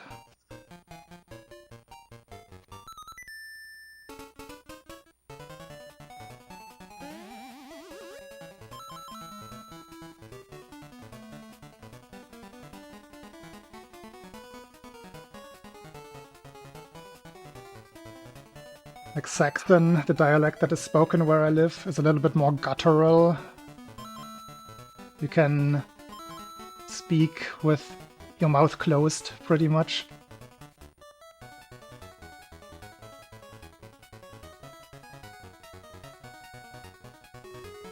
It's not a nice dialect, in my opinion. I try to avoid the actual dialect as much as possible and just mostly talk High German-ish. But of course, it's hard to get rid of your natural accent altogether, if not impossible.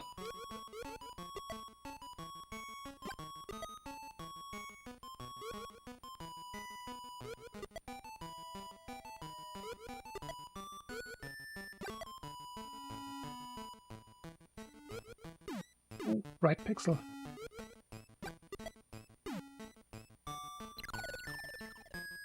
A little too high jump though.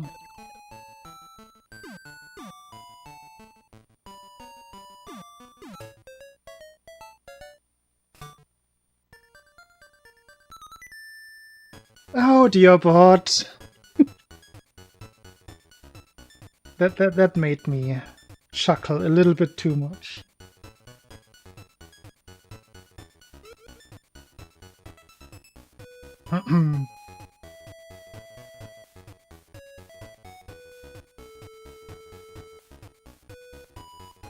Yeah, English in Britain. Some very strong accents. Like, what's the one in the like Manchester, Liverpool area called it? Scouse? Or no, that's not even Liverpool. That's like Blackpool, I think. That is super distinguishable.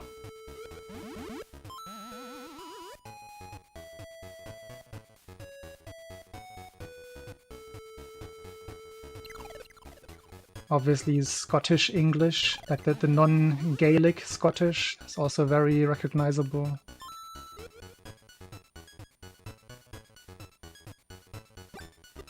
I didn't know that until very recently, that what you hear Scottish people talk in like TV interviews is actually not Scot, but it's Scottish English. I had no idea. And the actual Scot dialect is a proper Gaelic dialect, which is completely different. Hello, brother.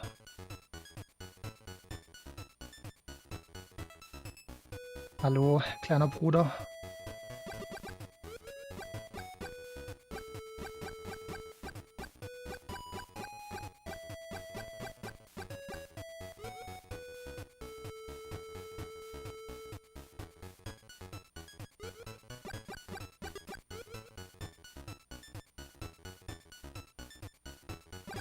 Whooped.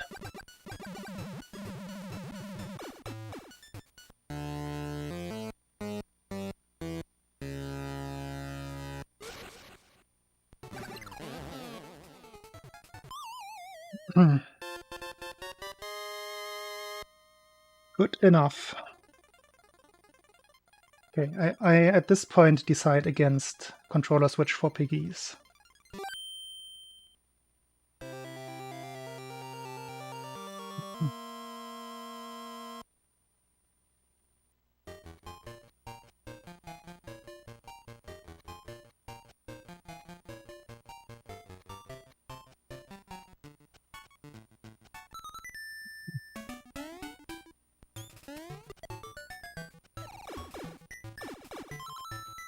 This level I need to focus a little bit. Like up to this level, pretty much everything is autopilot.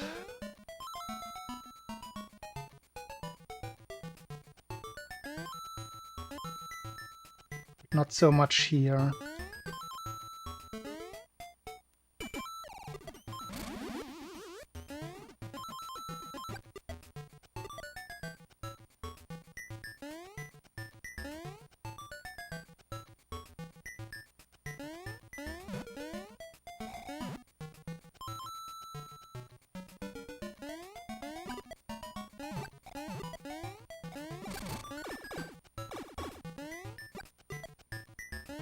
Okay.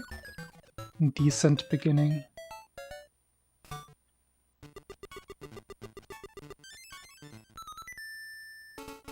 Not great, but yeah. After the tree zone, it was already clear it is not going to be great.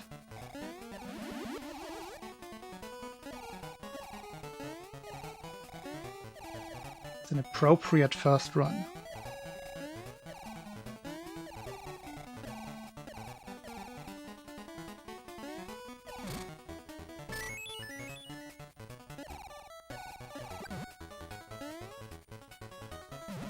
Definitely viable for a world record.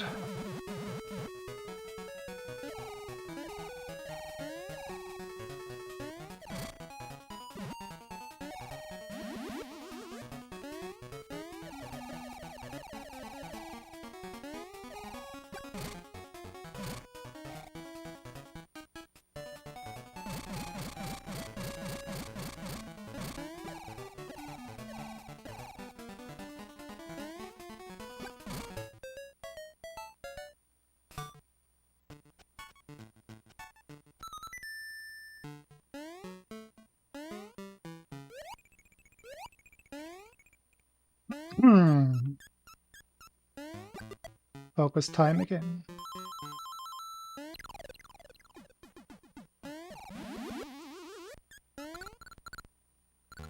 That one done.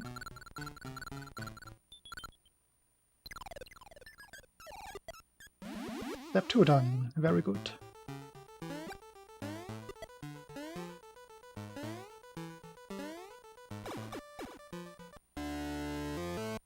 Don't get hit. Not gonna get too close. That is usually good enough.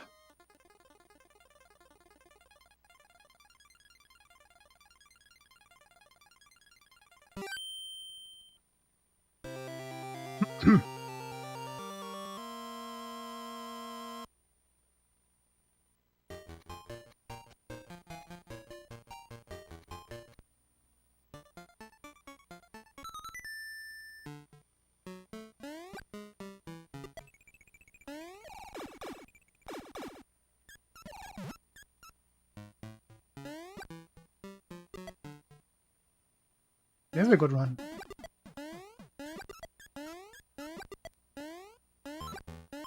I have nothing to complain about yet.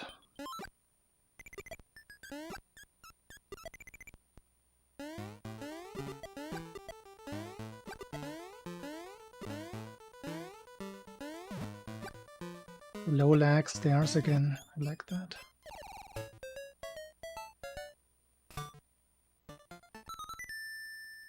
Green. I mean, there will be be one or other small mistake, inevitably.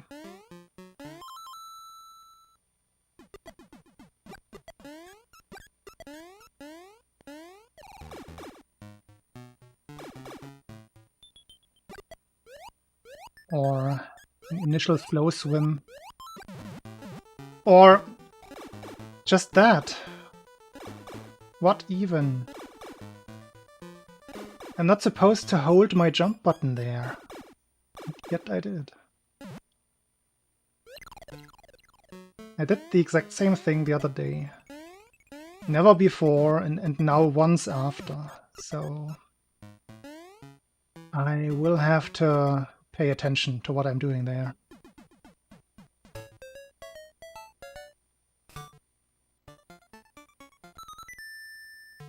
That is the first gigantic mistake in the run.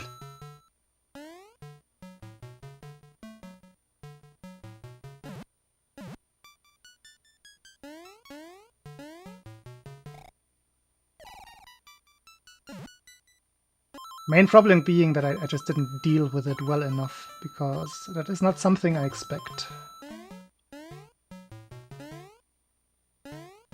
Not there.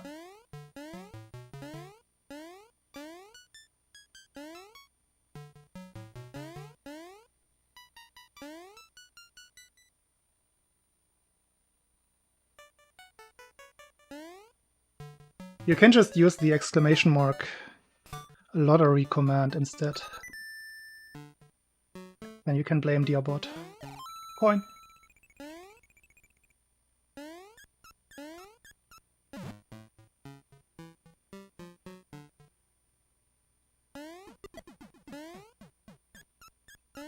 Good night, Cloud. Thanks for stopping by.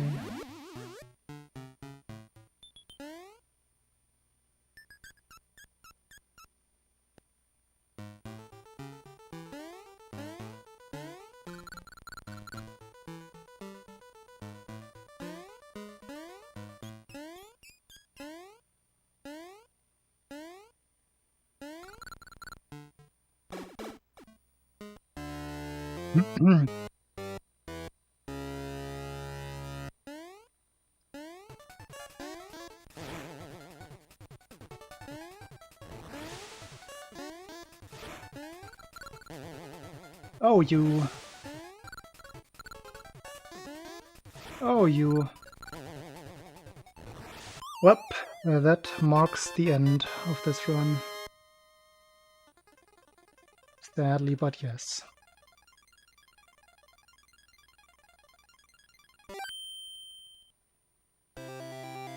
Yeah, let's not.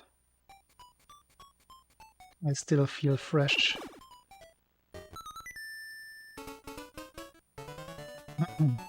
It is rare.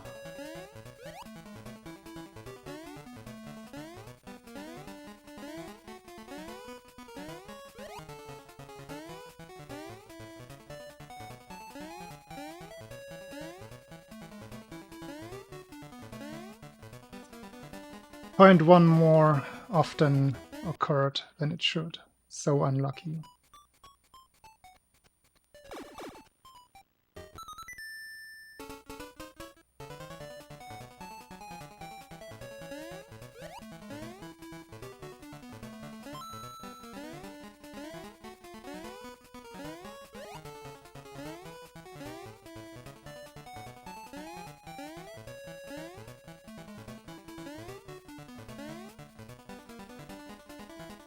The way I programmed the evaluation is just a way to make me feel better.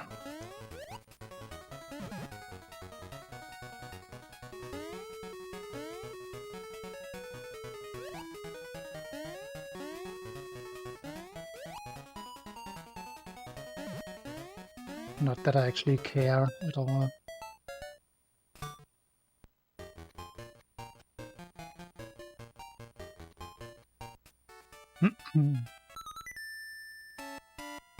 And yes, I could have continued that run. Kind of turned it around for at least a small PB, but just feel like I can do better. with my energy tonight.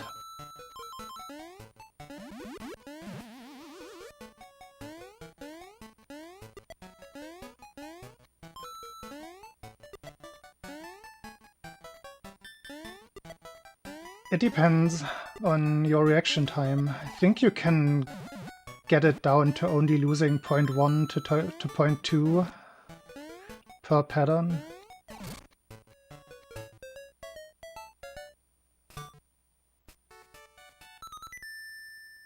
But again, it's very dependent on who does it and daily form. Execution, of course.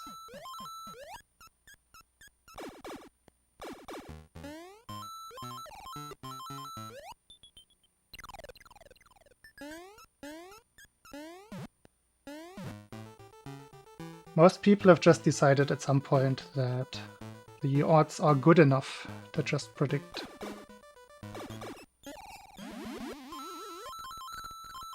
I mean, somewhere between 0.6 and 1 point, like a low 1 second decimal.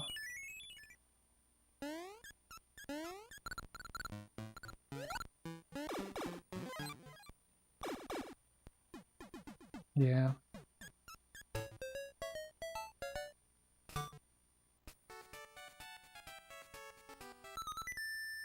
Reaction time is one thing, but you have to get over there. It's just pretty fixed distance. Oh, got the funny again.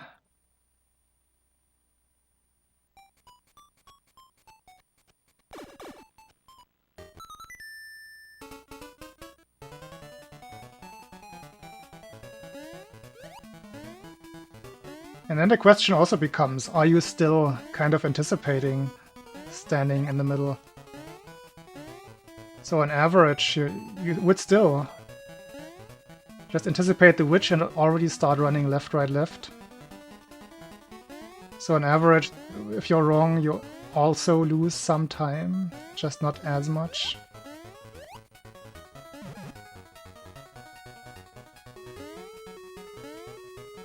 Grinding LRL is not too bad at all.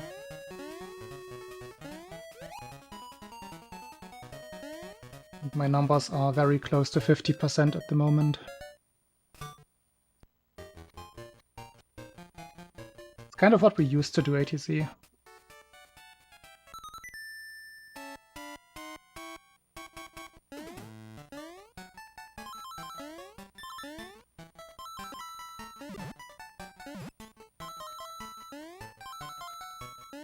Or a combination. Barbian used to do a combo strat, guess the first two patterns, and then wait for the third. Just to increase the odds a tiny bit of not losing time.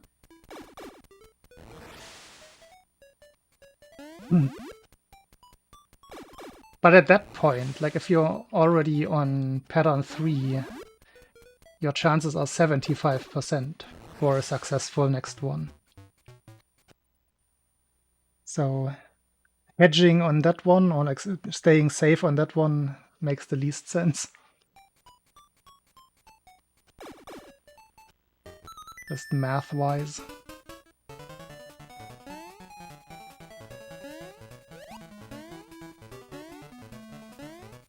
Hedging on only that one, I should say. Or on only one in general.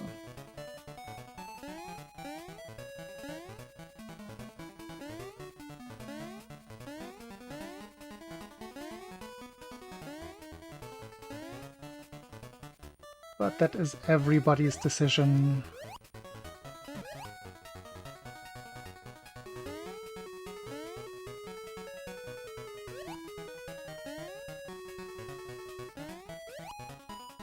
I mean, with odds of 42%,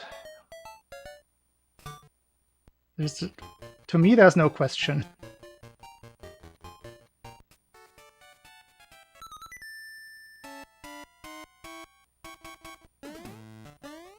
Yeah. Getting to that point on similar pace is not very hard.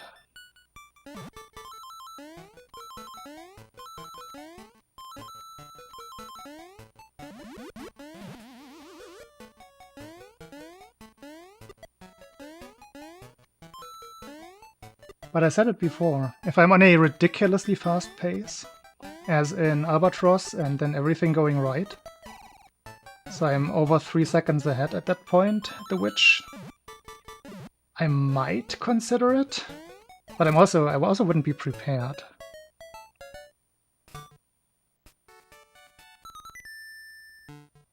But just as a thought experiment, or like... Thought experiment is the wrong word. I could put myself in the mindset of going for it at that point in a very specific case. And that is exactly where you are right. That is something you have to decide before. Everything else just distracts too much.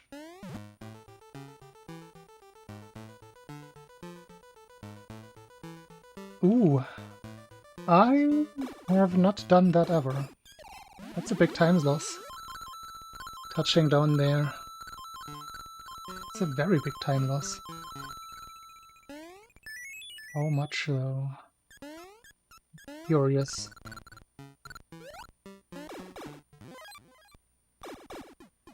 think without that this would be even... Yeah, it's only 0.3. Ooh, bad map. Thought it would be more.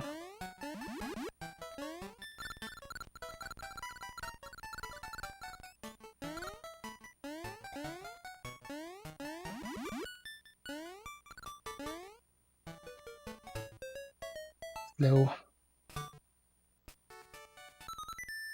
That was very slow. Slow on the platform and then no lag manip whatsoever at the end. Kinda bad.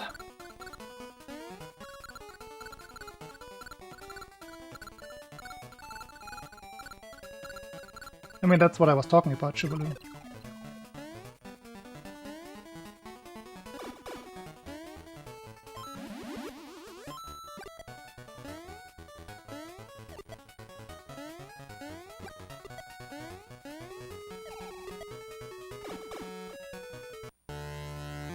The hardware. That's not how it works.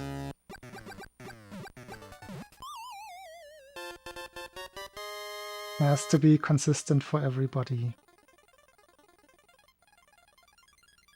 This is how it is on the Game Boy, on the Super Game Boy 2, on the Game Boy Player, on the accurate emulators. You need comparability. It's the one and only standard. Perfect, or as perfect as possible comparability.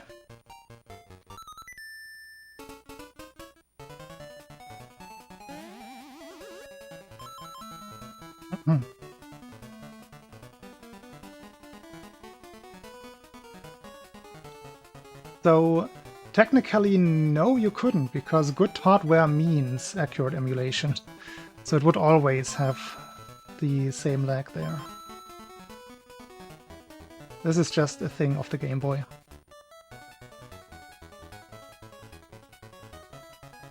Can not be avoided. In most places. To some extent. Of course there are lag reduction strats. Depending on the place.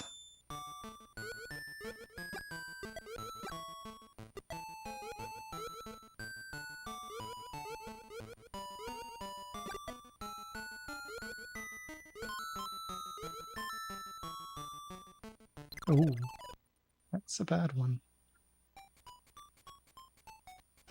I mean, what would that be on?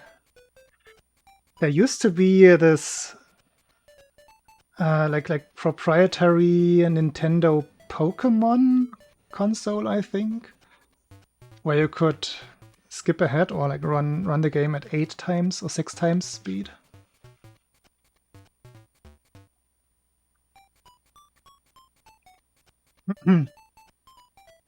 I don't know of any technical way to get that working with what we have right now. Would be some kind of emulator. But I don't know of any that lets you specify speed up like that.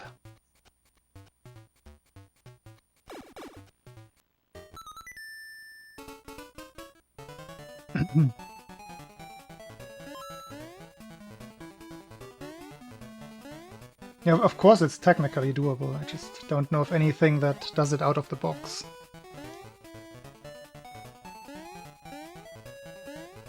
And yes, as Jonas said, DX is a Game Boy Color game, even though the gameplay is exactly as in this one, but since it runs on the Game Boy Color technology, if you want, it does not have any lag.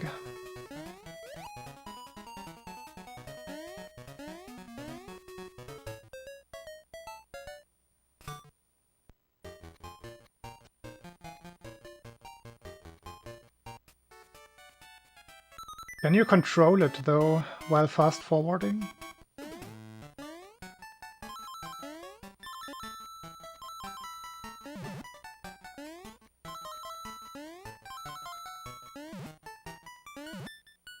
Also, that's something that I wanted to say. If something like a virtual console, say the Switch Online release would not have been accurate and would have had no lag, then we actually would not have allowed the platform for the leaderboards. If it's something that you cannot just convert, then it's just an inaccurate emulator at that point.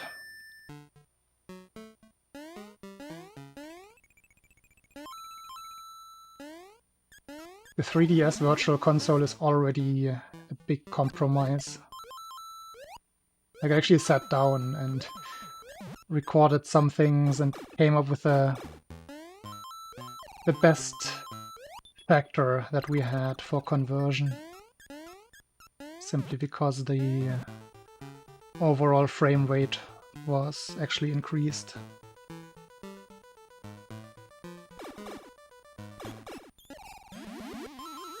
Very, very happy that the Switch Online version is actually accurate. Very happy about that.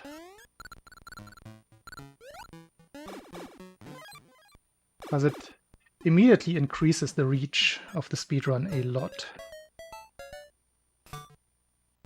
Big accessibility boost for a lot of people who don't want to deal with ancient hardware.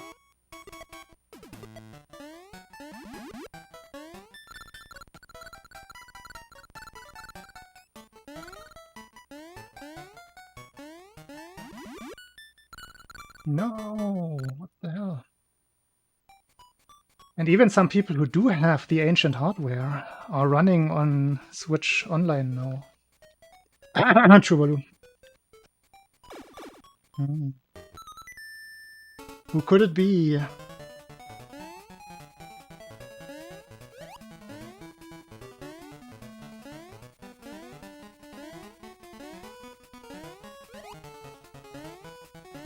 Is that gonna stay your running platform of choice?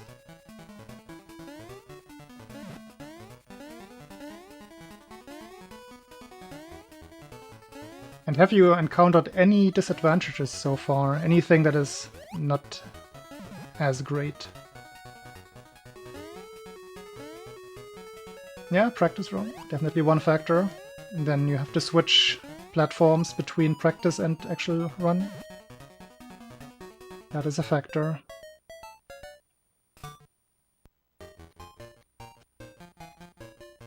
Steam Deck and emulator.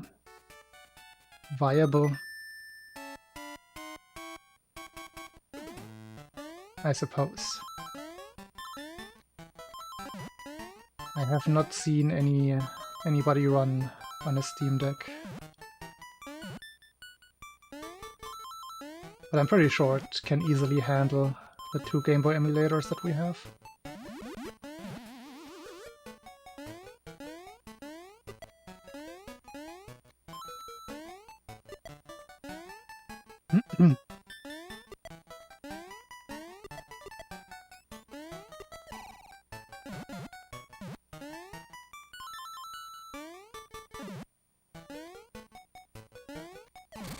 Yeah, compared to composite capture, it's definitely a lot better.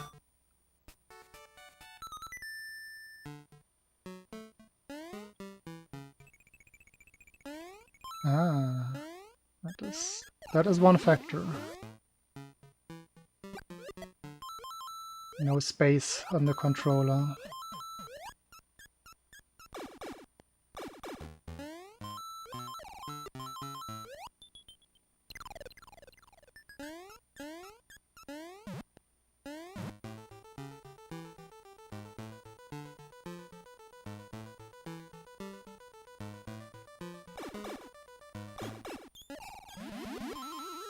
I think ever since I got my upscaler, my RetroTink 2X, I wasn't unhappy with any factor of my setup anymore. Ah. And I'm only using it for the PC capture. Yeah. I have all kinds of different setups available to me. Like the most convenient one, I suppose, would be using the Super NT with the Super Game Boy 2 and having HDMI straight out of that and just using a not CRT in front of me. But I actually don't have a monitor that I could use for that right now. So I would have to get something cheap probably, but again, I don't have it.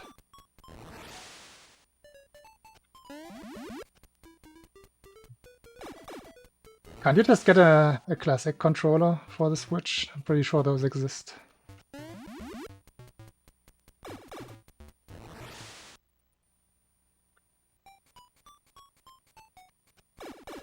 Oh, hey, Squirrel.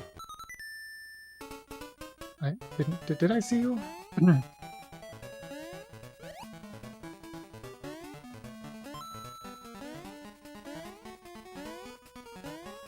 That's a very valid point you're making.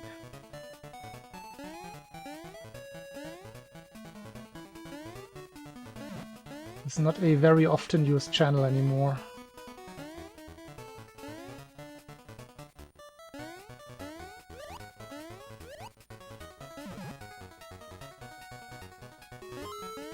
Oops.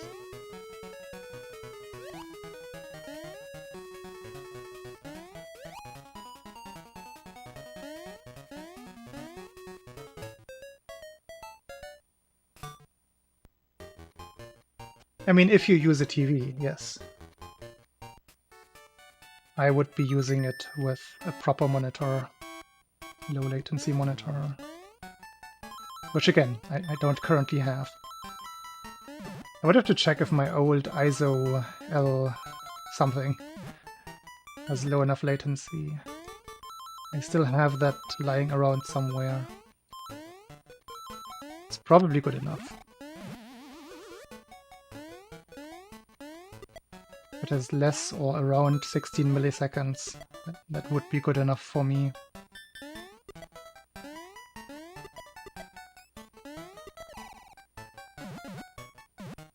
But again, I'm not actually planning to change anything with my setup. I like it this way.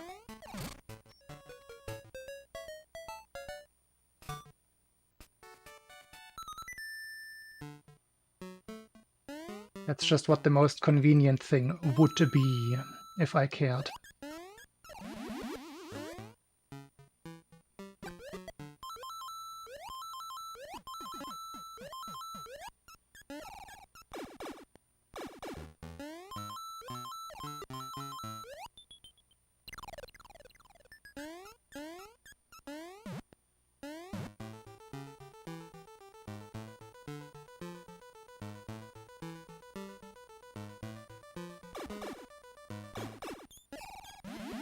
Yeah, it's like the classic Steam issue for PC games.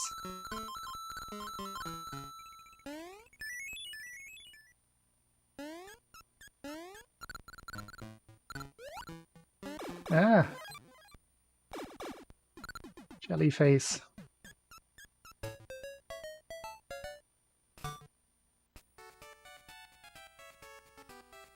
I have been messing up that visual cue for the map movement there a lot today. I do not like what I'm doing in the tree zone today.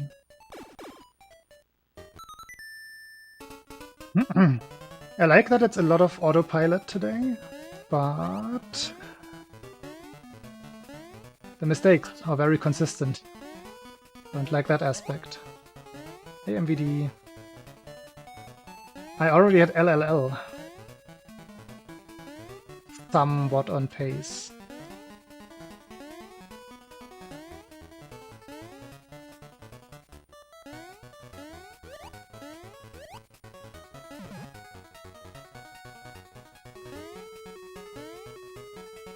So you cannot scare me.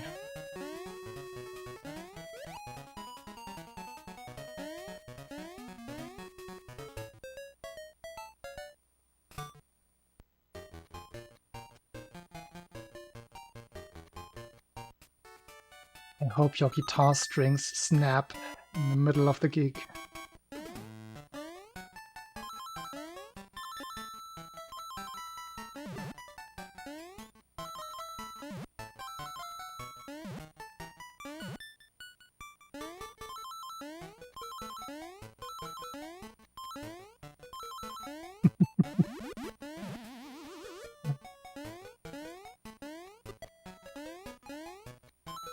Are you gonna sing Toot Toot Boing Boing?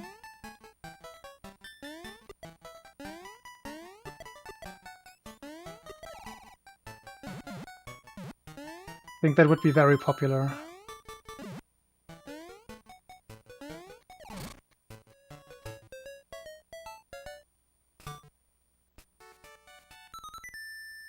Yes, please, no!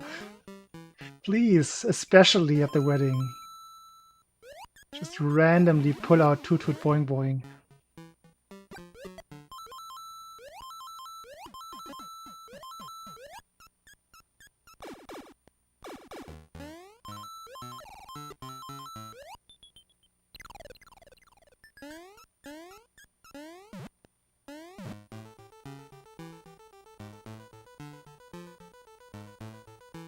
Fan. Thank you. I'm trying.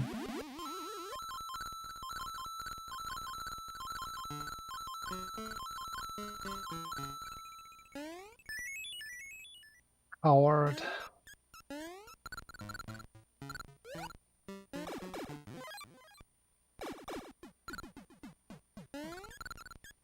Once they're all drunk, you can do it.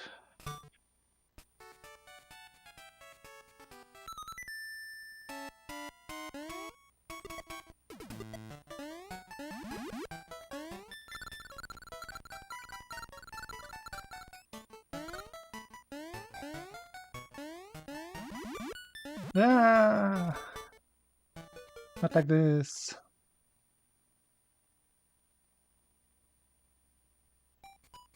Is it? Is it not?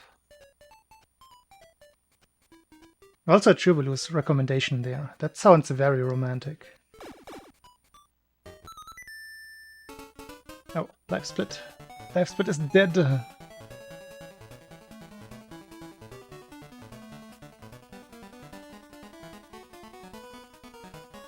I mean, I started speedrunning this in 2013. No, 14. Crazy how long that is. Come back, life split. You can do it. If I can find you in my hotbar.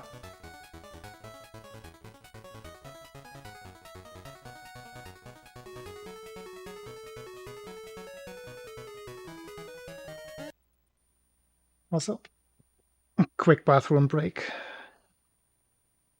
While I'm on this mental break anyway. Enjoy this joke while I'm gone.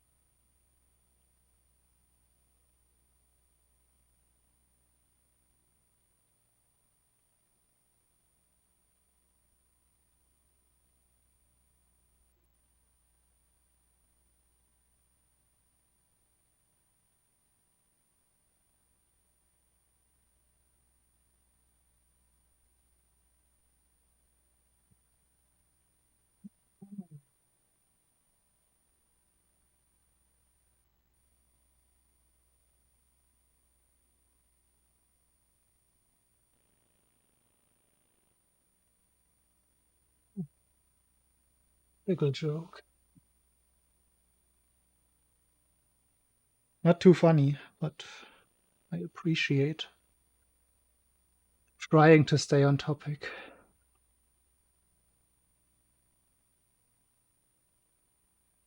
That is a very good idea, Squirrel.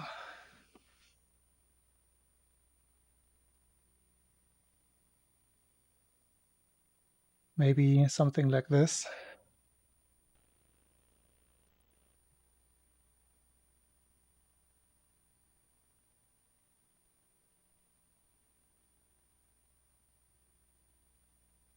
That sentence doesn't have any conclusion. Could be a true quote. I think something is jumbled up there.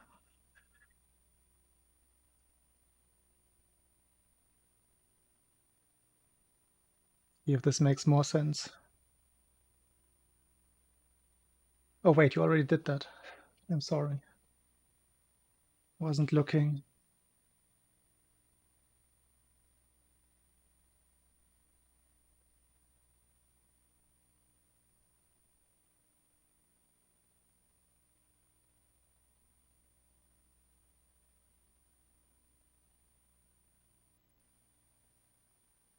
Consumption of dog bites. What does that even mean?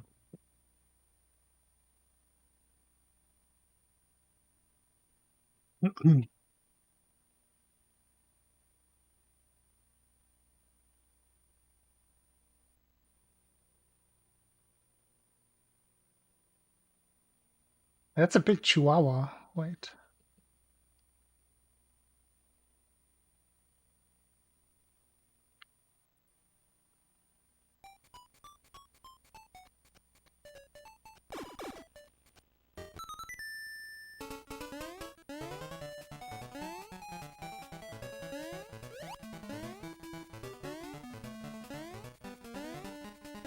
Yeah, what could an anecdote command look like? What could it draw from?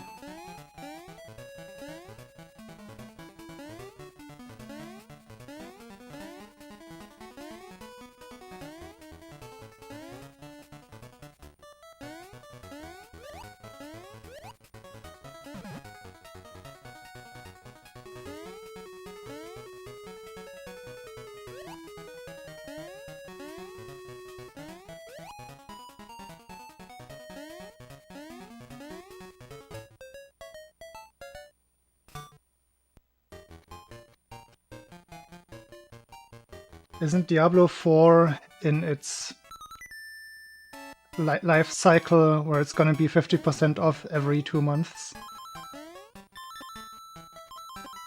Usually how it goes.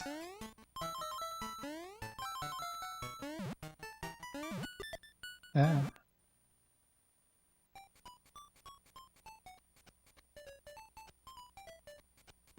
And then next year for Christmas, I suppose it's gonna go down to minus 70%.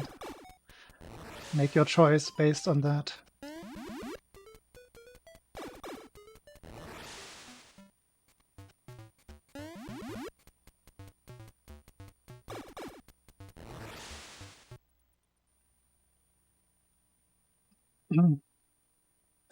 But you kind of...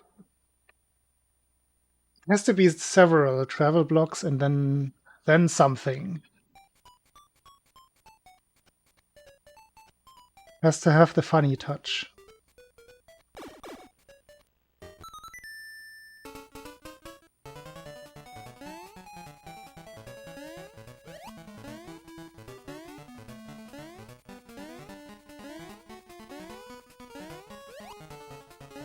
Or just general, like hotel reviews.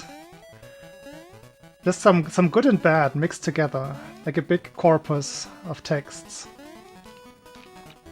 Hotel reviews. I think that could be a good source. So yeah, the direction of travel blogs is already very good. But it has to be something negative and something a little bit more condensed, where it can like find those contextual little packages for one message. and still do a lot of jumbling. Gearbot does not work without jumbling things up.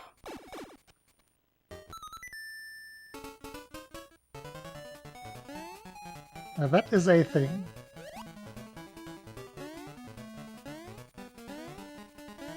I will have a look. Next reset I will write it down. Just gotta find something that ideally also has an API for ease of access.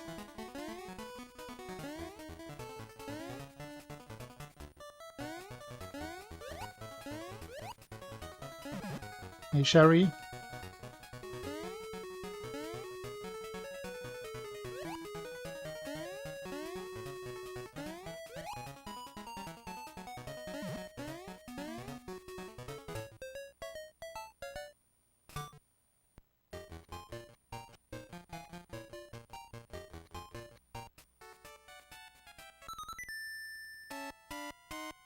The heavy road says I.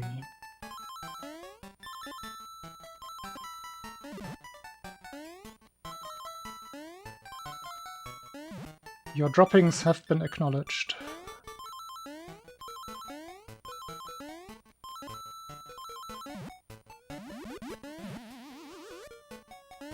I hope you don't feel too lonely over there on YouTube. Most chat is usually happening on Twitch.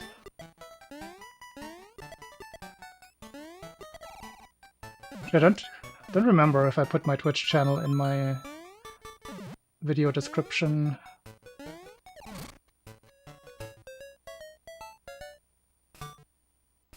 More space for you, I guess. Make yourself at home.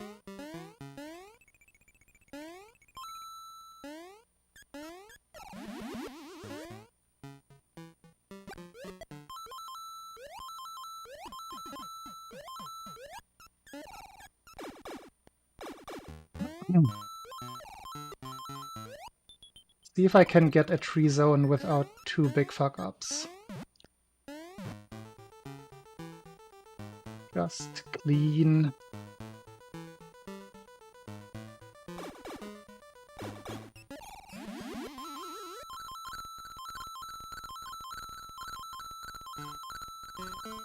No jelly face in this room, please.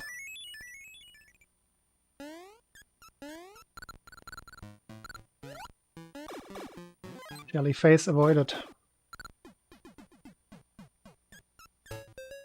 Good, good.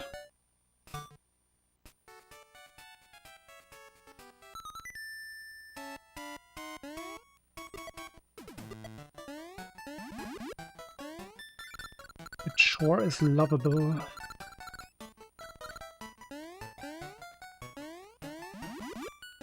Really?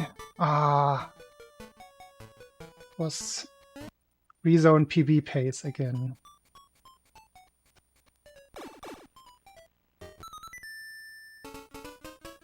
Annoying.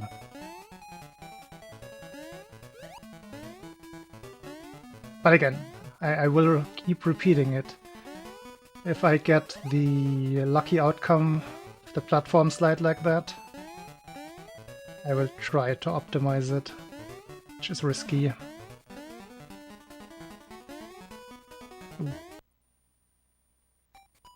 I did.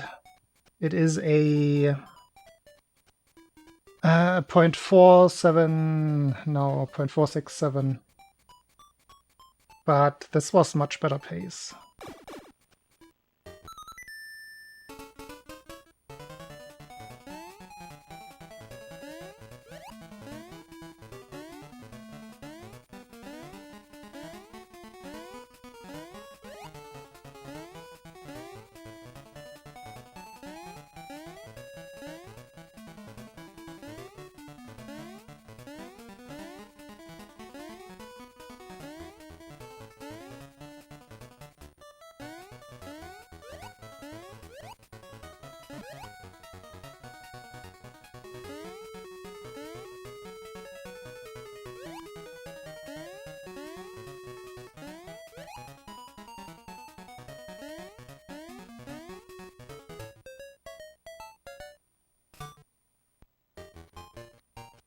Remember the old days, like 2014, 15, when people were talking about those fabled 414.3s by Laplacier. Nobody could come even close. 413 was entirely unimaginable.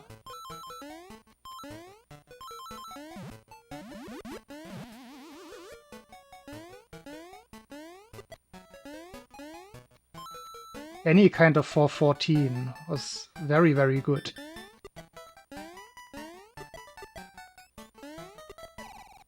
And now it has basically shifted by an entire second.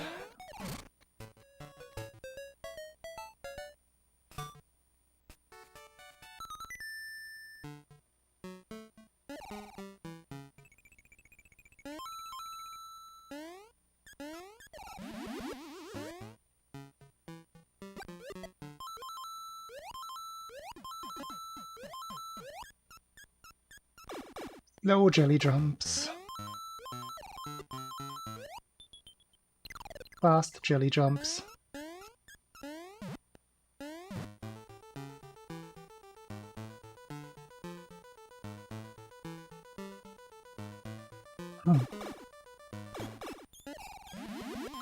I think they directly modeled the sprites after Super Mario World, which came out a year before this.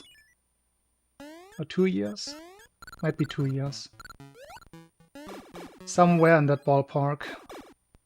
A lot of people find him a little bit too big in this game. But I also appreciate the little more detailed sprite. Especially if you compare it to the first Mario Land game, where Mario was 8 pixels high.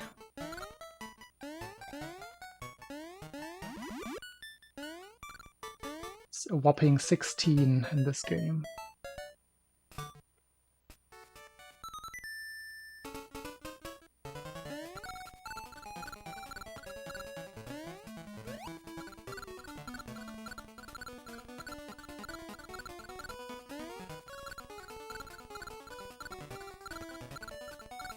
Could be SMP3.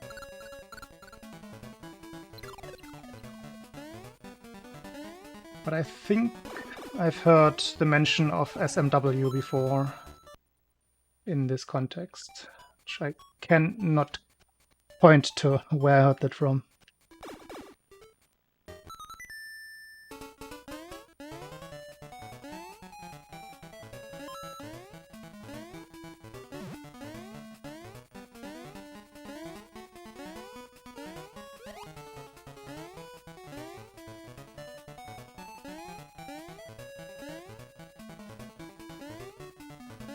I mean, Big Mario is even larger.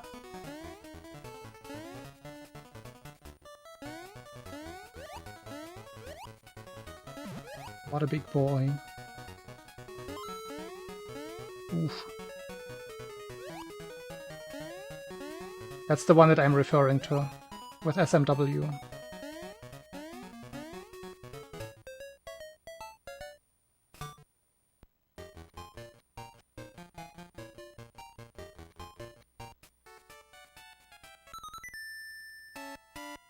Nah. It's always my choice to look at chat. I think it gives away that I don't mind that I'm live streaming this. I could just do this on my own time with no distraction, but that's less fun for me. I actually have I ever done any offline runs? Except for some ILs, some individual level runs, I think not.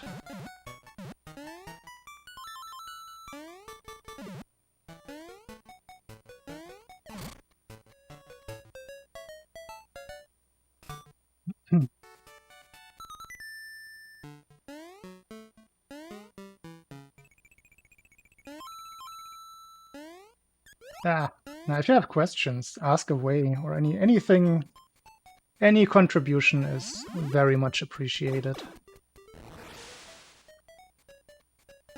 This has been a grind for the last couple of weeks, so it's always nice.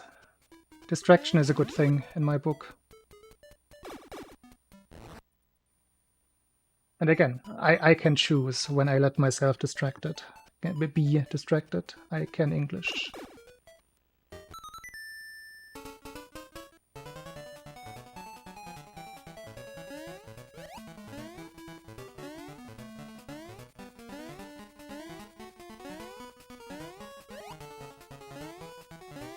Mario is also very unique.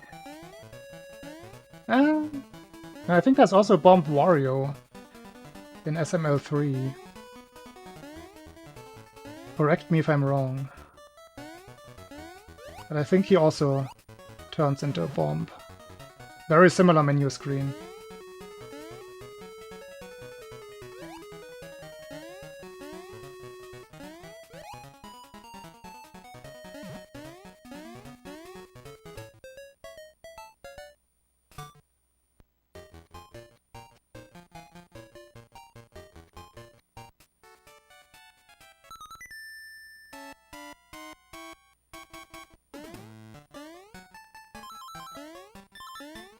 Name your firstborn that squirrel.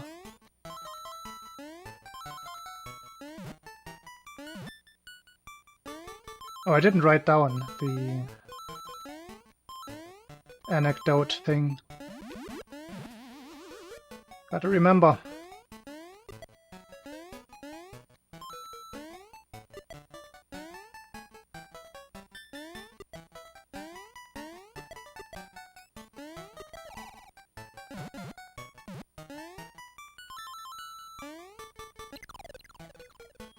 Really? I'm gonna name my second-born Polcus phalangoides. I think that's a good name. Notepad.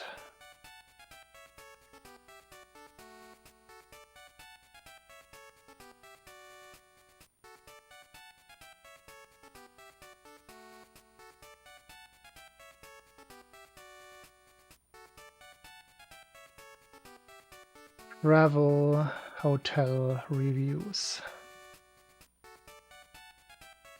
But yeah,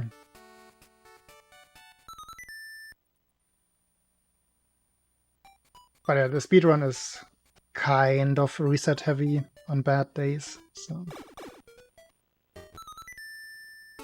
the early stages, I don't really get distracted during the early stages. Deeper into the run, I just decide to not read chat as much. If I'm smart. Sometimes I am not smart.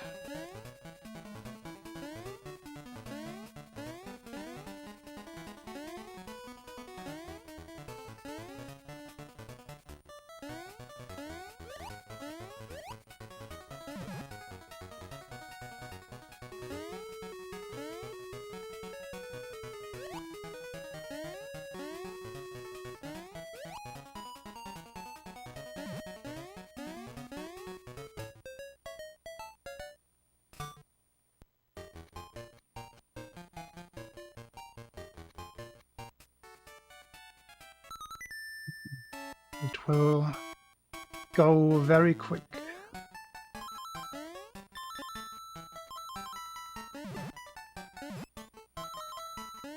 Is it called Rodonkel anywhere else but in Germany? Now I'm wondering. I thought it was specific to Germany.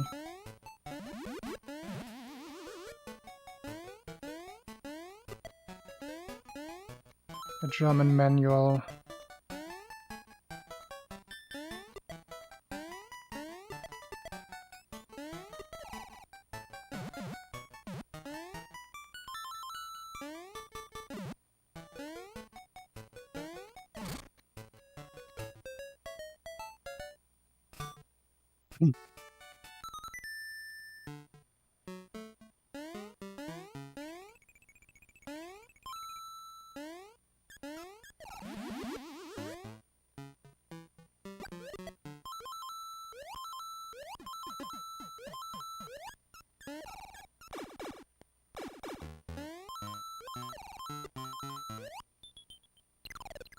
I think the Japanese name is also not too great. I think it's Kuros. Mixture of crow and crow, I guess. English crow and Japanese crow. Karas.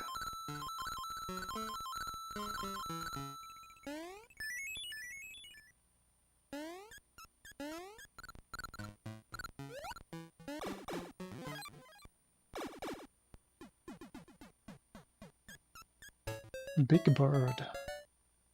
Now that is definitely the lamest version.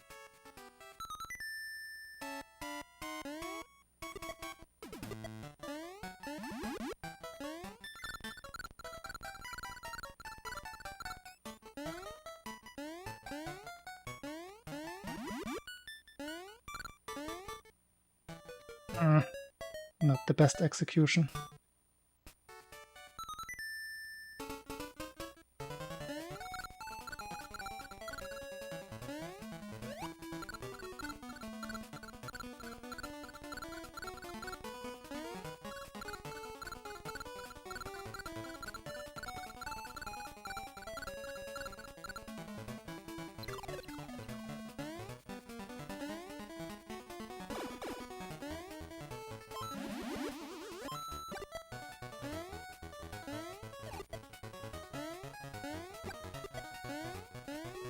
Alright, get ready for Radonkel.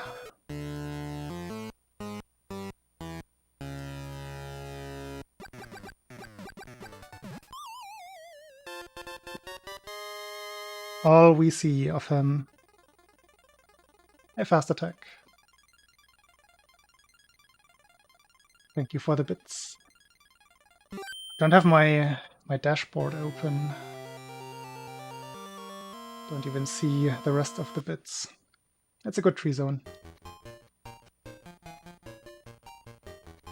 If anybody bitsed before, apologies. I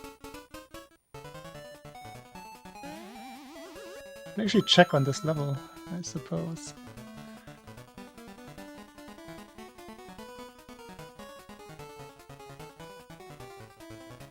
Nope, didn't miss anything.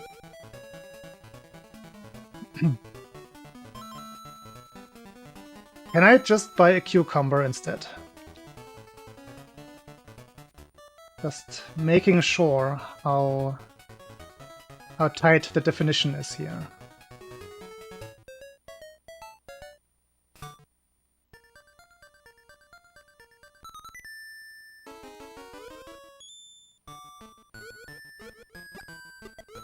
If it's specific, I will abide by your wishes.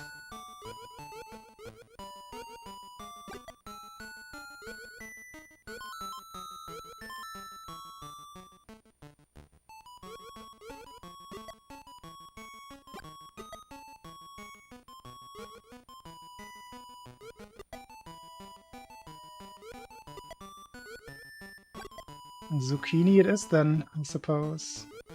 No. Ah, and I did it wrong. It's not the right backup. Don't want to hit the guy on the head. Want to go through.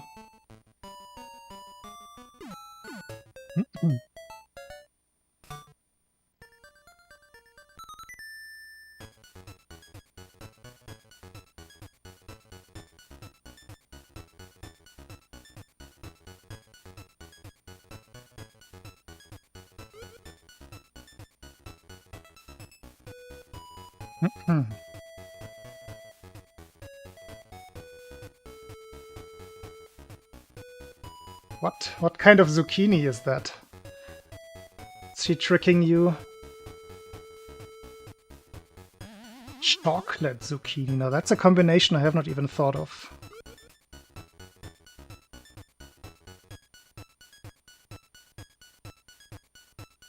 I usually don't buy zucchini for anything, because I don't like zucchini. I feel like is mostly cooked for consumption, and I usually don't cook my vegetables.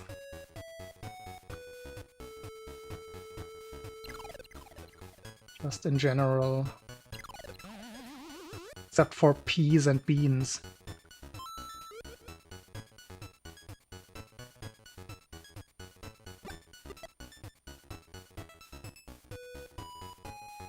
Thank you for the name confirmation.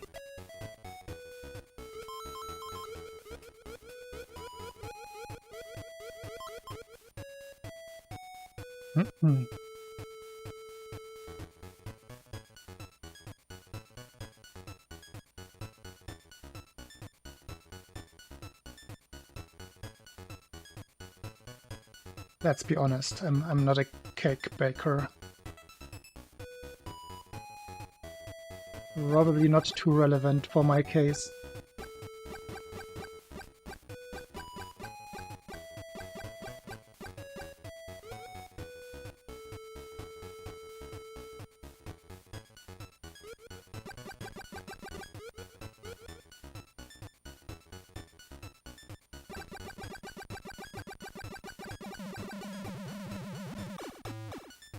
I think it depends on the cake, doesn't it?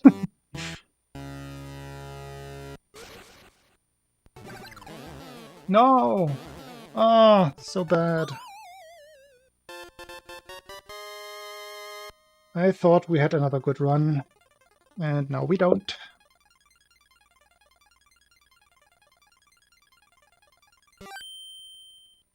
Why did that go so wrong?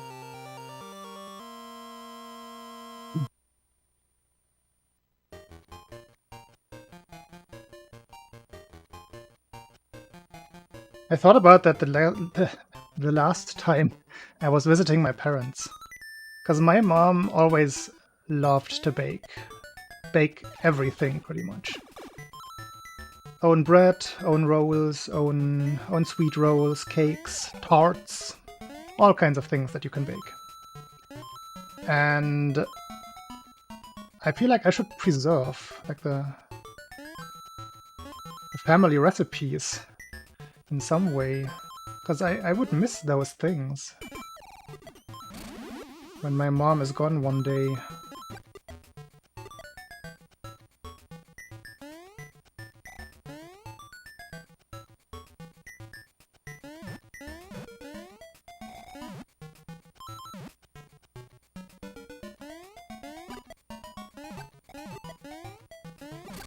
Ah! Now it's actually just an average run.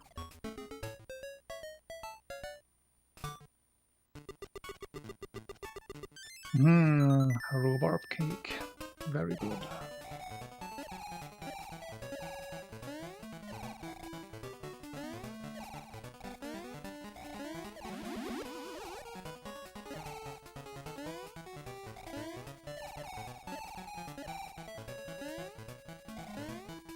Technically, my mom taught me to play Game Boy. We used to be rivals in Tetris.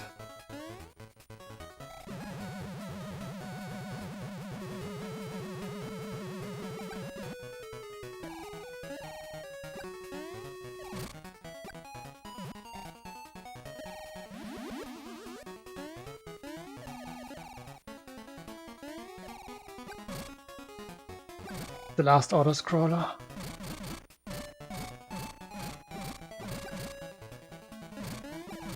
There would be one more in the game, but we're not going there.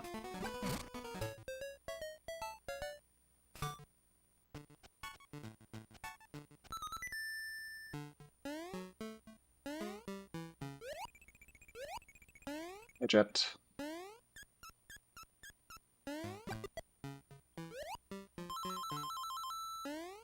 More family foods.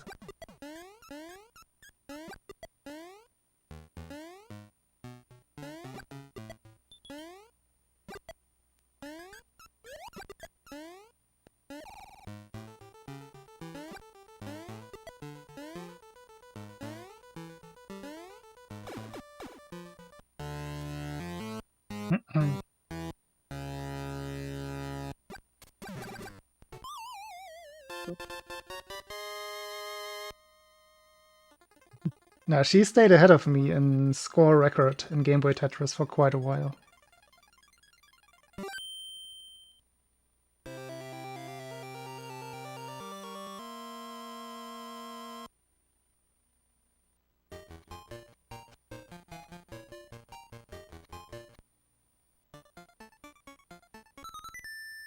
I don't remember my mom playing anything else than Game Boy Tetris and later Yoshi's Island 2.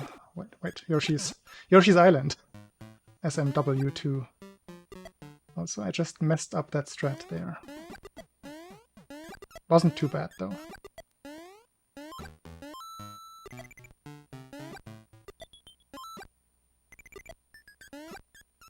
But I don't recall her playing anything else. Except for those 2 games.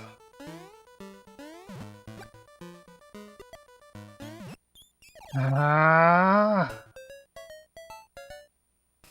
My time save. Most of it gone.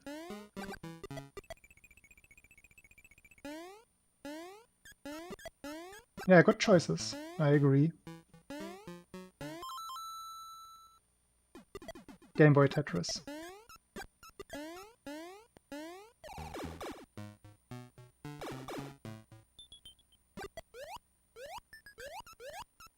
Double slow. I did it again. I did not hold A this time, though. So maybe...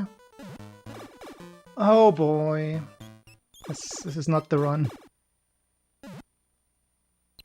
See, it doesn't even need distraction. I can just mess it up just on my own.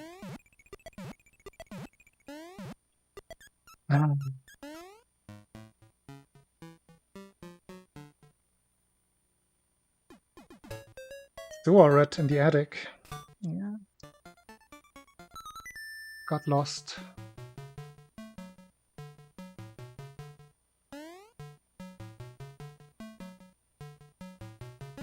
We had Mario Kart, but I don't think my parents ever touched it. Same for F-Zero. I do not remember any of my parents ever playing F-Zero.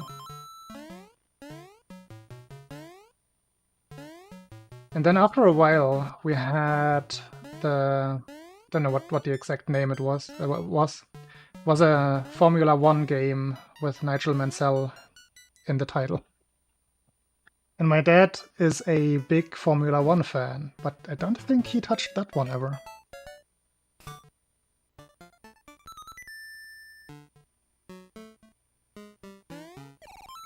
MVD's coin.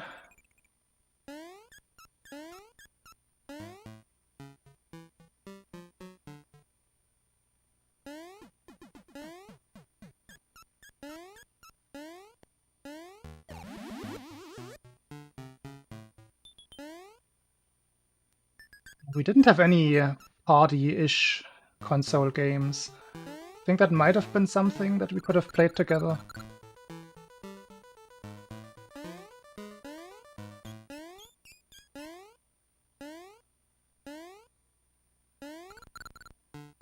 First which fires right pot. Okay. Let's see. That is correct.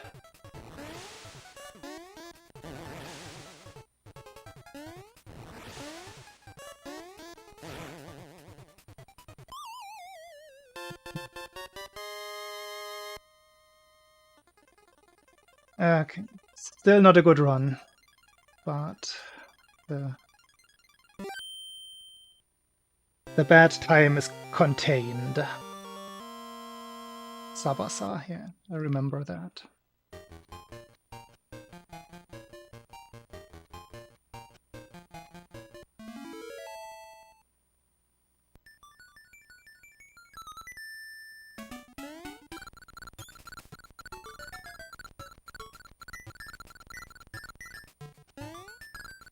I think the octopus is just called Taco, if I remember right.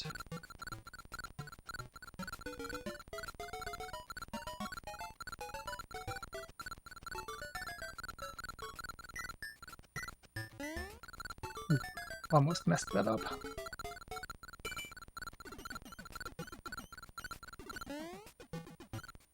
I actually did mess it up. Okay, how did that happen? Oh boy, was that bad.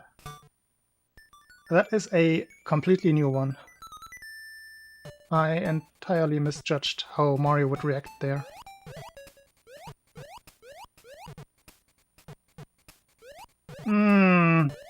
Sad.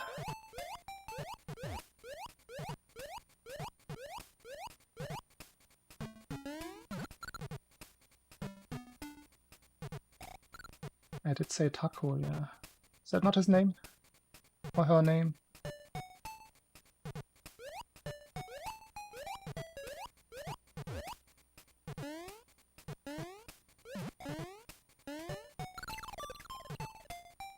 Ah, it's the same thing that I did the other day. I got the super laggy version of the Koopa stairs. Because I messed up the shell drop below. Paco. Okay. Then it might just be some pun, some play on words. Because I think those like small-ish fried octopus snacks are called taco in Japanese. Taco and poco. Can be many pocos.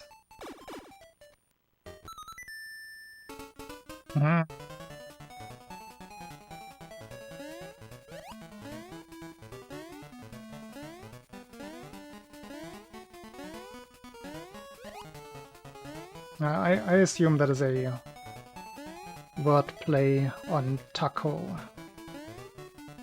Just don't know what it's referring to with the P.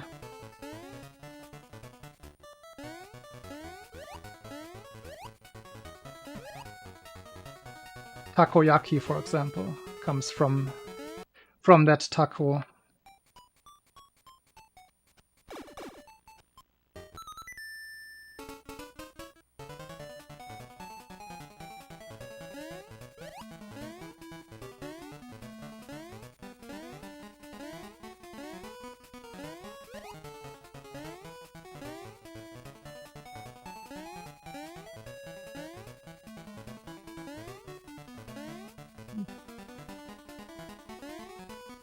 Ah.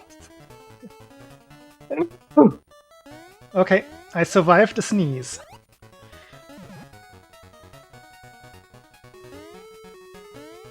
We were just wondering about this the other day. Is a sneeze in the run survivable? When it happens in the right spot, yes. Thank you.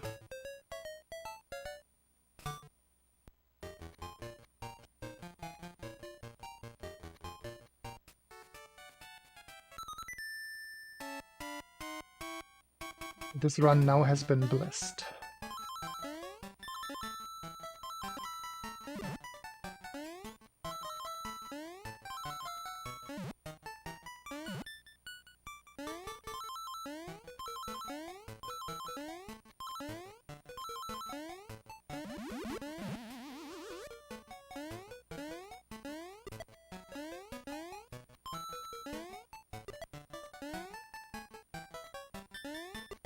I think that grab was good enough to save point 2, I hope.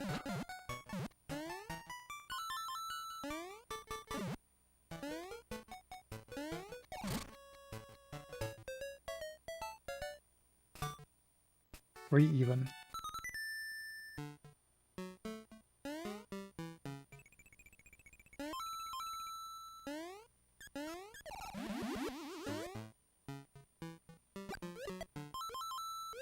Ah, tiny bit too short and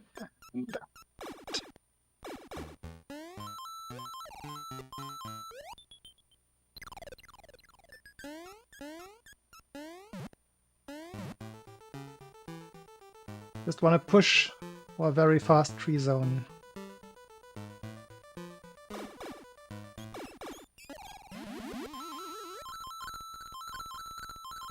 Have a good one, Sherry.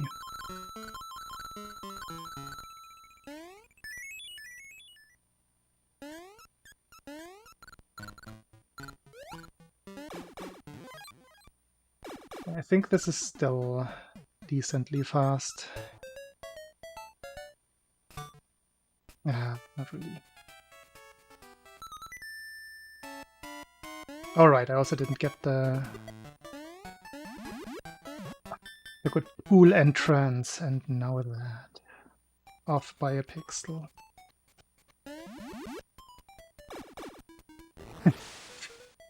Day for more resets.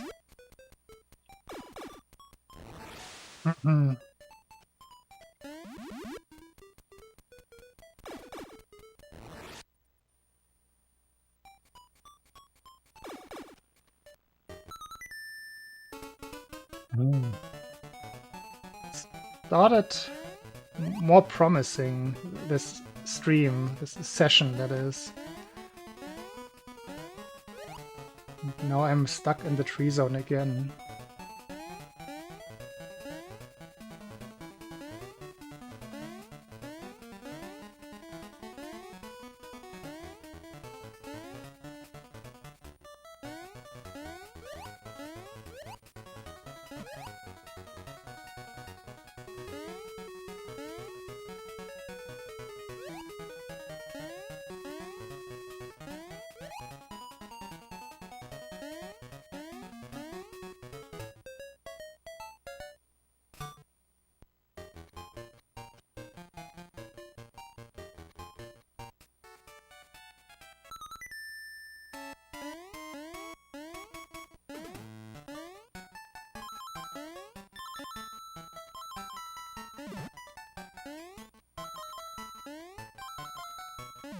Ah.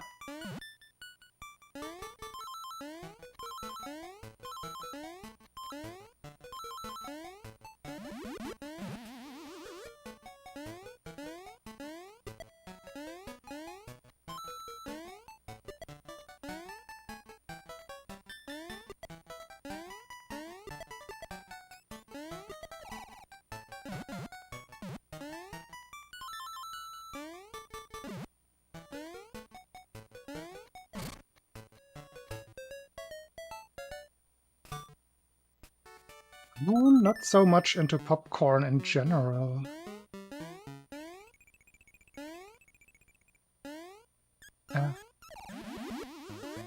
I couldn't even say whether I was more into salty or sweet popcorn. It's just... whatever.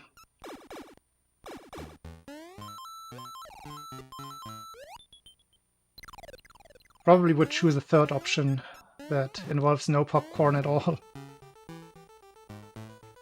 Just don't really care for it.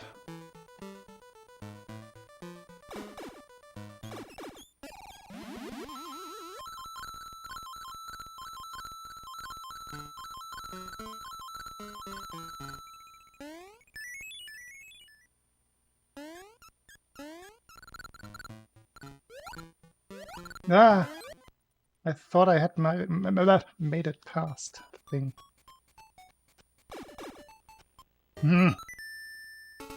Next.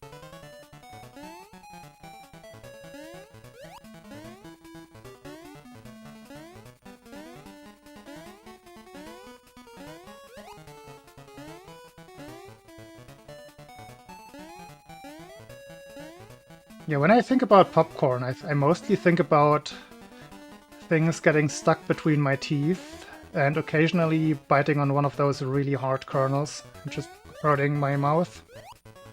It's not... don't have good memories, good feelings about popcorn.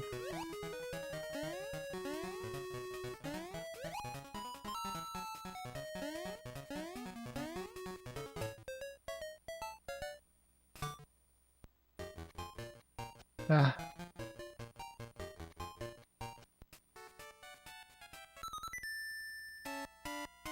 Beardsy.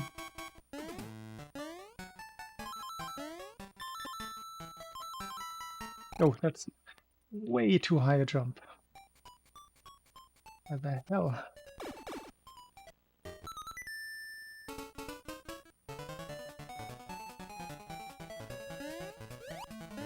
Yeah, of course other food can get stuck in your teeth as well, but I'm just saying, like, when I think of popcorn, those are the two things I first think about. The two inconvenient parts.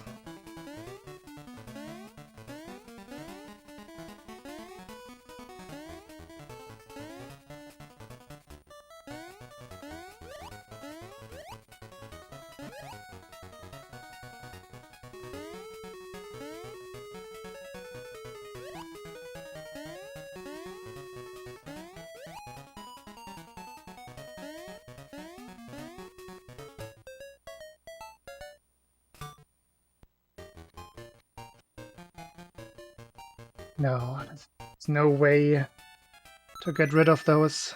You have to wait until they decompose in your mouth. Just go away naturally. Of course you can floss. It's not the problem here. I'm not saying this is the problem that you cannot avoid getting that stuff stuck in your teeth forever. It's still inconvenient. It's not ideal. It's inconvenient food.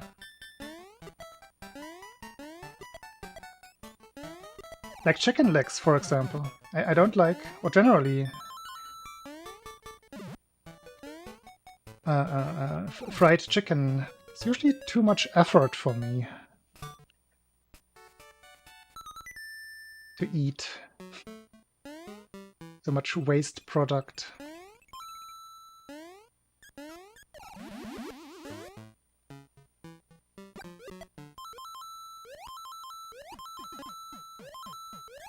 I think that will surprise nobody here, that convenience plays a big role for me when it comes to food.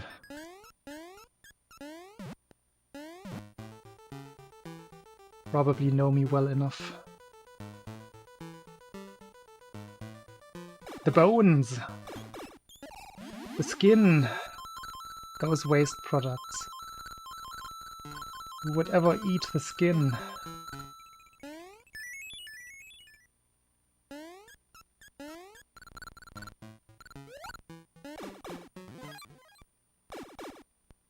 Zucchinis are convenient, but also we already found out that they're also not too... They don't stand out. They're more like an auxiliary food.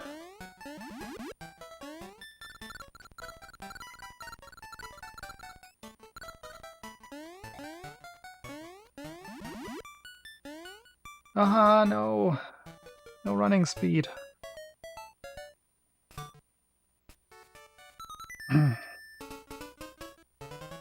Whereas a plate of sliced cucumber can be a whole dinner on certain days for me.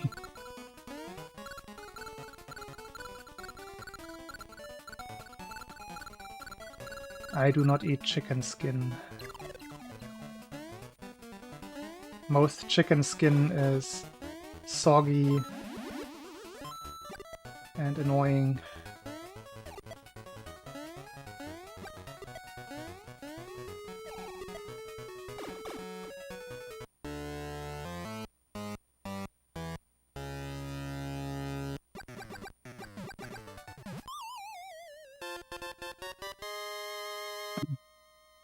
Oh yeah, ananas is definitely not very convenient.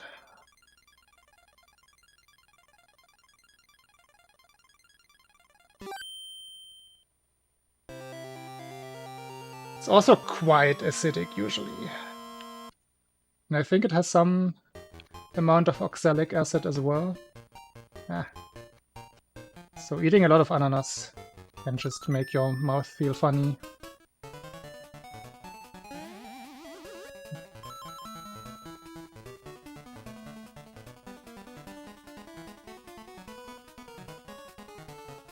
No, ananas is ananas in English. What are you even saying? Pine and apple are completely unrelated things to an ananas.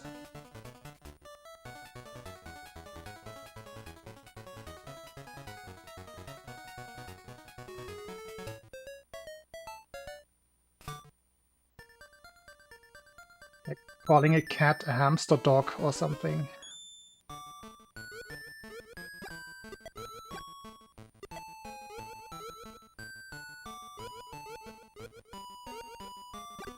English is a funny language. Languages are funny languages, just in general.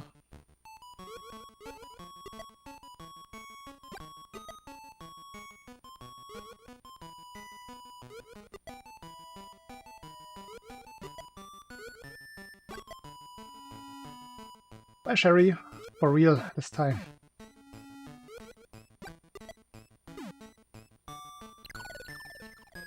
Thanks for the hang. Hmm.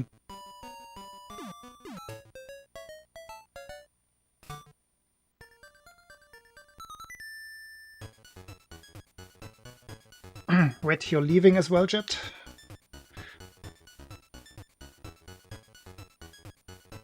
Thank you for the hang as well.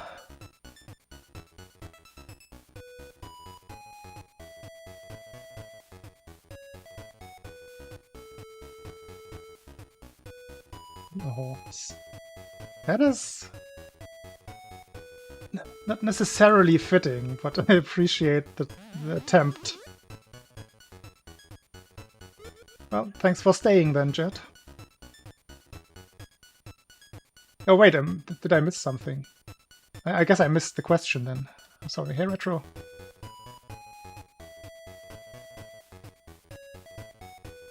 I was not paying attention to chat.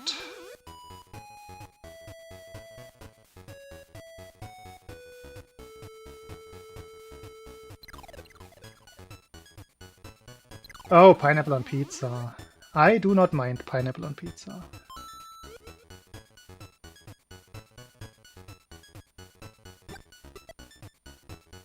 I sometimes get those, and they're not mini pizzas, but like they're called mini baguettes or baguette pizzas, which is a weird word. They're just rectangular pizzas, pretty much, just smaller. I sometimes get the what is called Hawaiian version here. Sometimes that is ham and ananas. Ham, pines, and apples. Let's put it that way.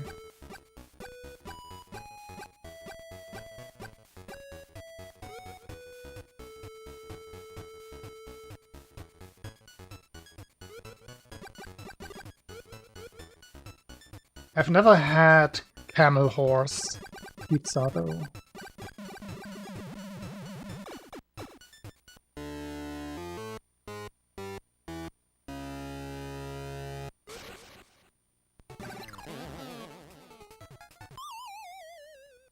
Camel and leopard. That sounds like it makes more sense than the horse. But if part is paired horse.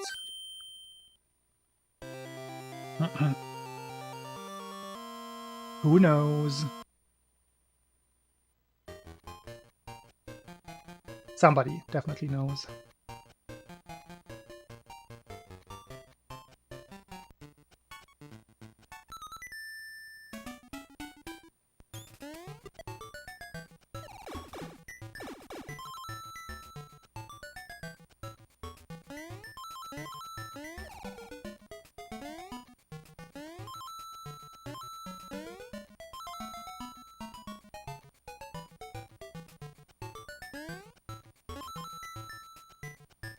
Little late, little slow. Not dead though.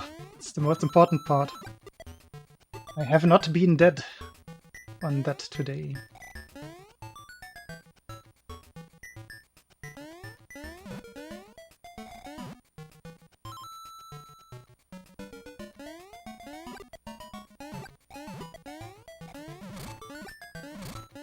Yikes.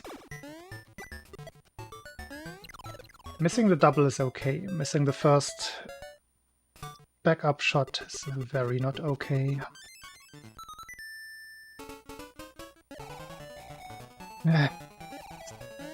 Actually still faster than my 2-cycle earlier.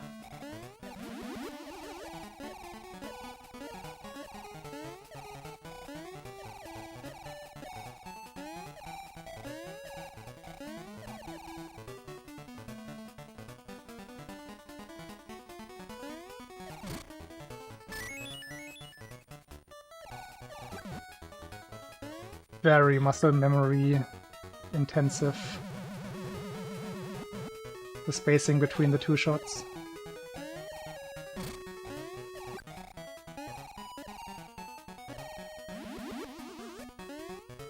I can usually get it like 7 out of 10 times.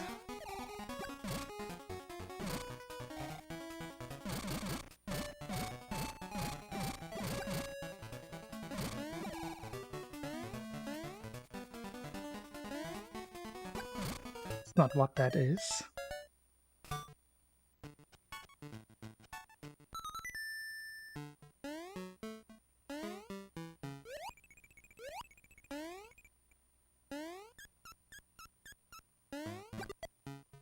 Or is it?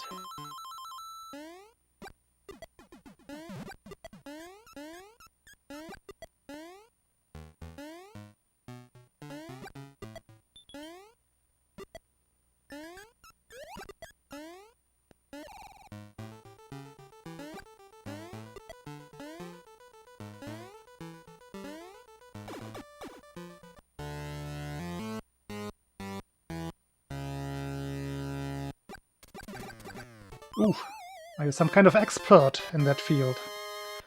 I will trust you then.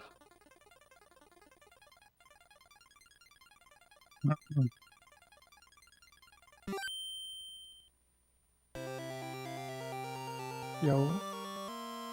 Auto-scroller gold.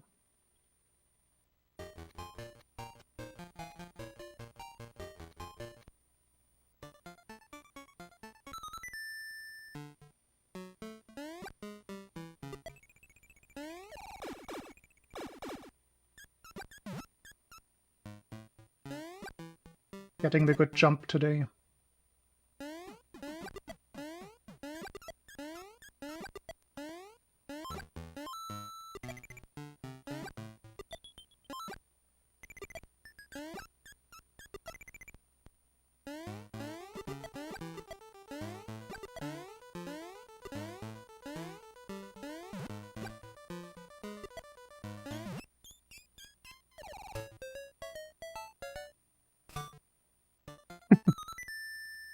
I'm not gonna look then.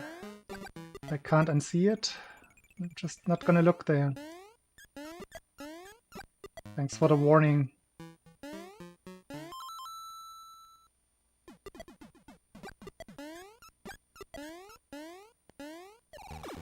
Okay, don't do the high jump.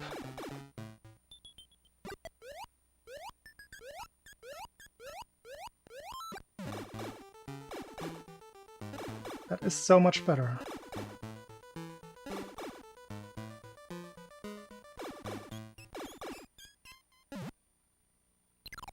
Oh, and fast swimming. This might be 34 territory.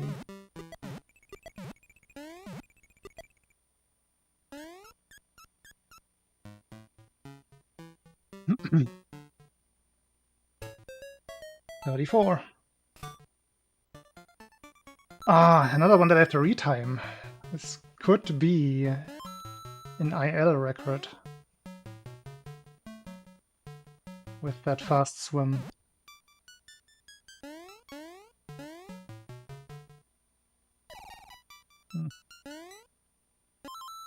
Up paw drops.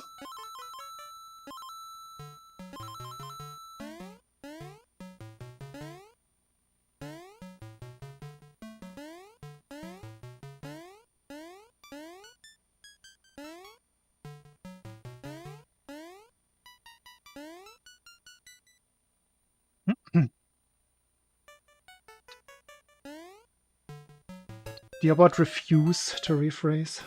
How rude.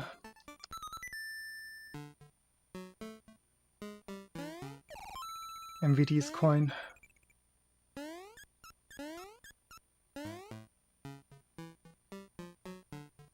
Oh right, yeah.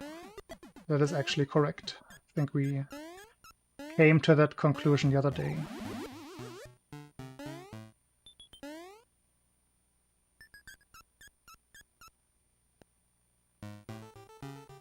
Doesn't deal well with non-Latin characters.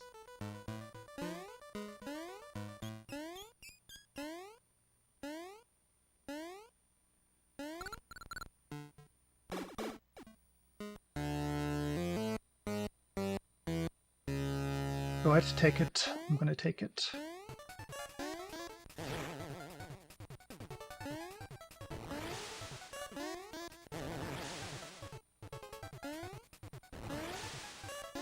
No! Ah! Jubilu, was there a queue there? Was there a giveaway?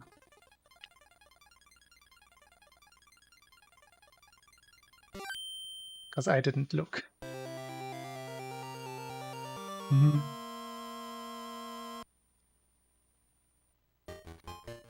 Didn't pay any attention to what she was doing.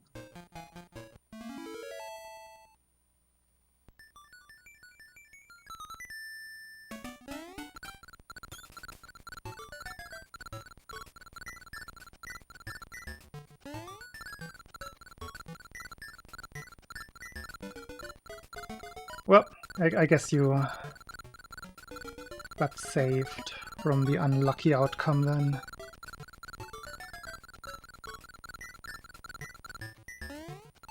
Was not the witch fight of my dreams.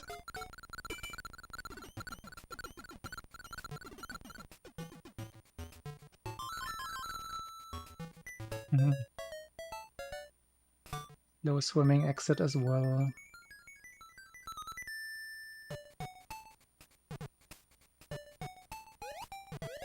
Thank you for keeping track.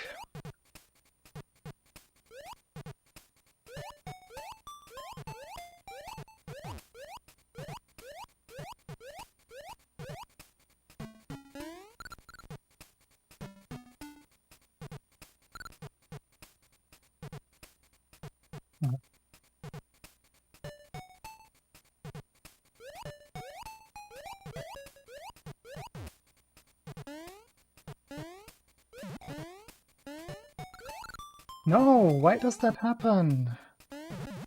It's so weird.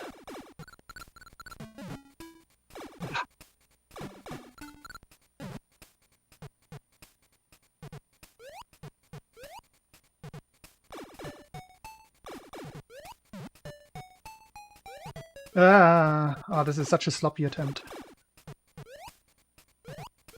I feel bad. Feel very bad about this one. Both always slow swimming and then also mistakes. Oh, not slow swimming in the first room, I suppose. Awful. Absolutely awful.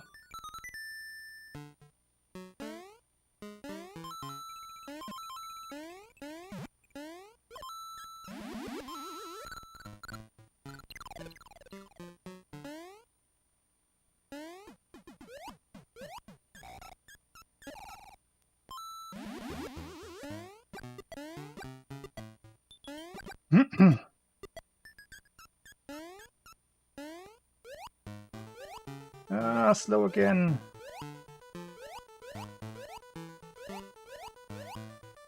With this terrible luck.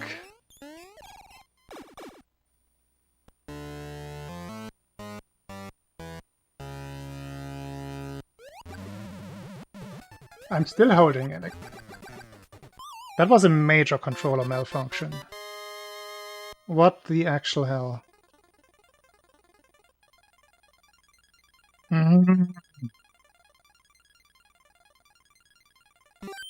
I never released my A button there.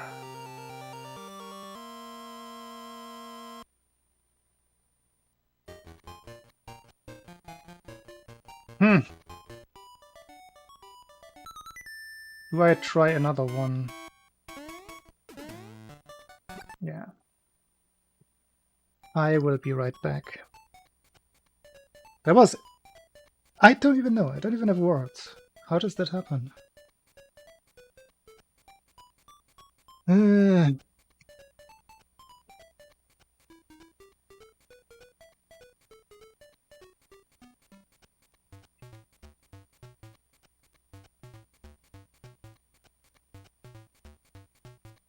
must have pressed like a bad side of the button.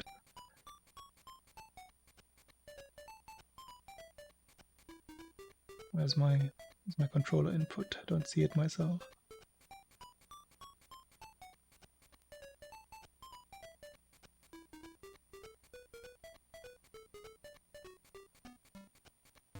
Even just tilting the button should keep it pressed.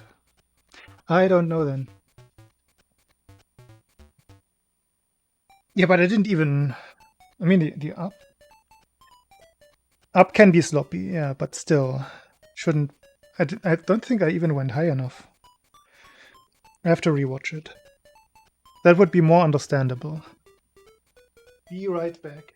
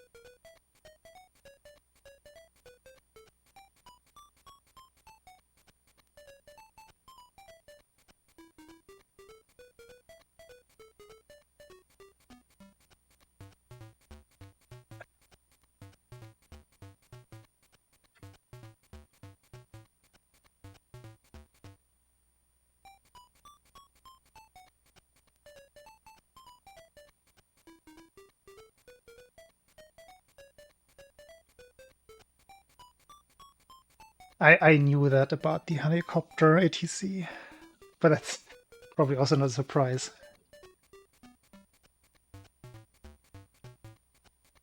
It's a lot of random vocabulary from both Greek and Latin in my head. From liking dinosaurs as a child and going into biology later.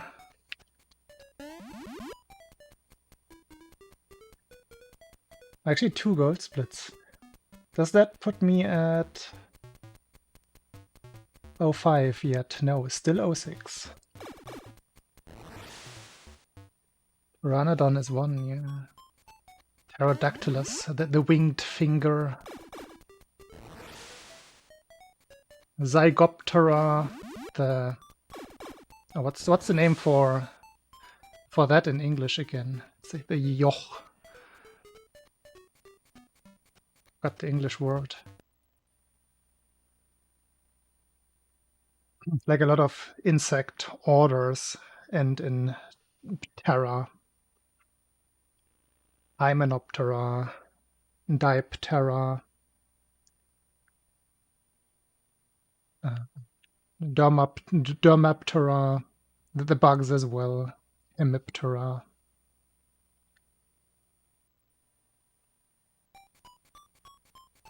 Many. Isoptera, the aphids.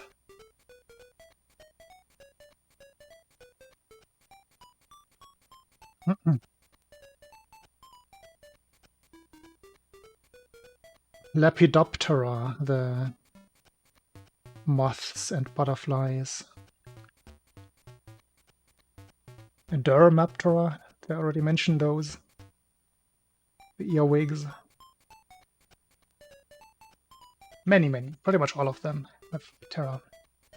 Coleoptera, the beetles.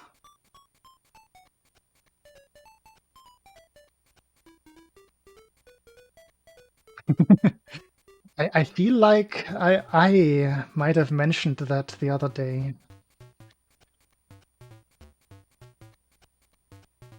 It's not technically true though. It's not just a lazy bee who doesn't want to shave, right? It's not like me. Like, I don't just turn into a regular human being if I shave. Still gonna stay a little weirdo.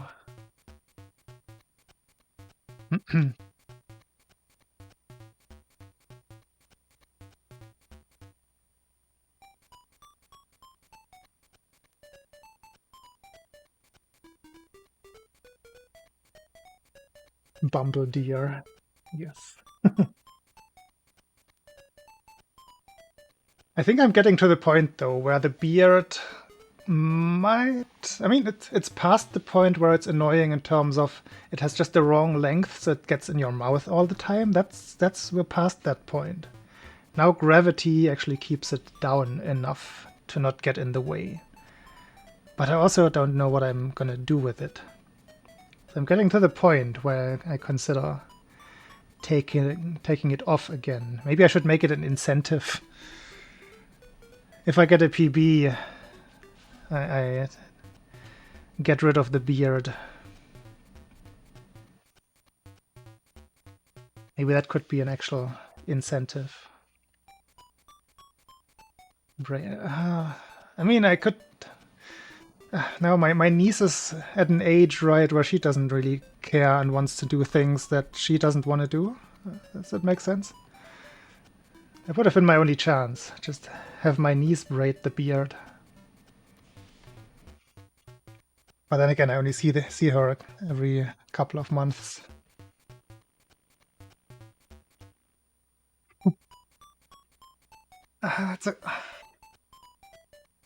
That's a good question.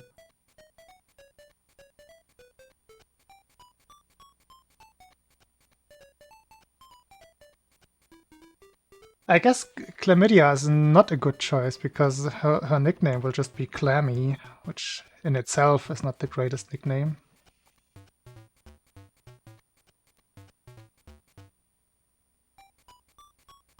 You gotta think how children think. There's gotta be a nickname that is very obvious.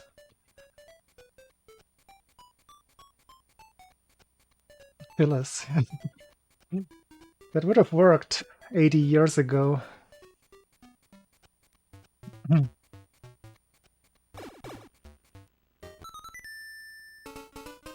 Is Phyllis coming back?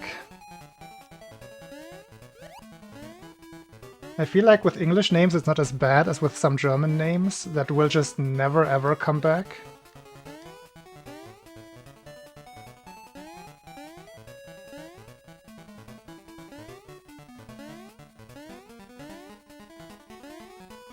Yeah. My heirloom? No! Not my heirloom.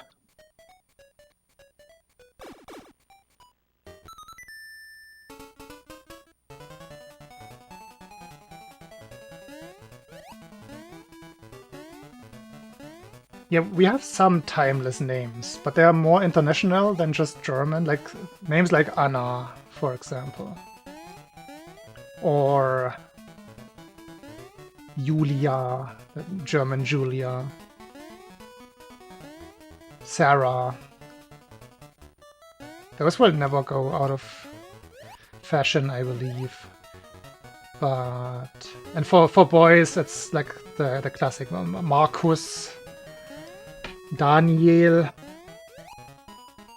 some of the classic biblical ones. It will always be Marcuses and Daniels and Thomases. I split wrong there, don't worry. Benjamin is another one, yes. Fake and true ones. But then there are names that I don't think will come back. Like Heinz. Heinrich.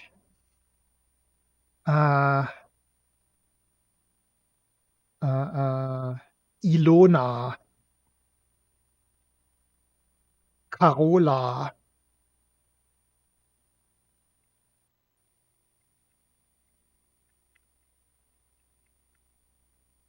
I feel like Friedrich, like some mostly North Germans probably still call their sons Friedrich.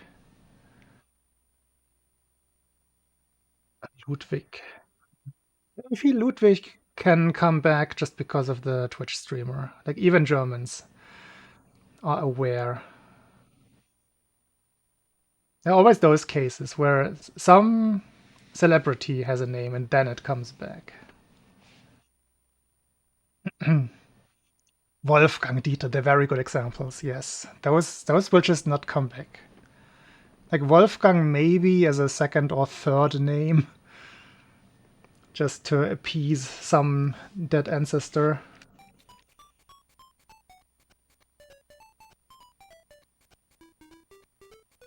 But there are also some more recent-ish ones, like Holger, I think. I think Holger is kind of old-timey. Yeah, those celebrities were a little bit too long dead by now. Helmut, yeah.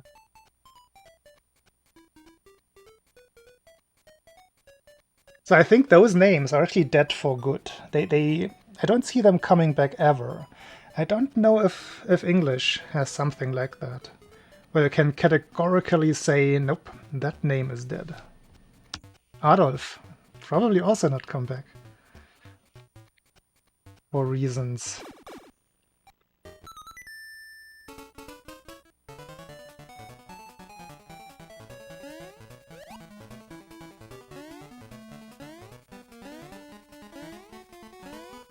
Change student Holger. How old is he now? Because that's what I meant. Like there's a line there. I think on maybe up to my age, like early 40s, you're still allowed to be named Holger. But after that, it becomes a little bit fishy.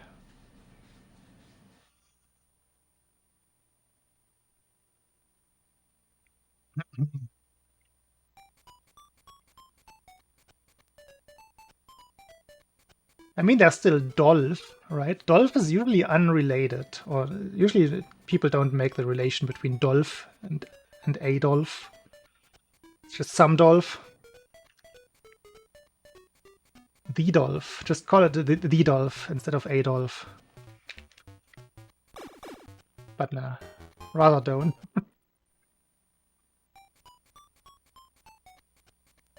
Yeah, swastika, sun star, sun wheel, whatever you want to call it. Completely changed meaning. But that one is also gone for good. You cannot bring that back.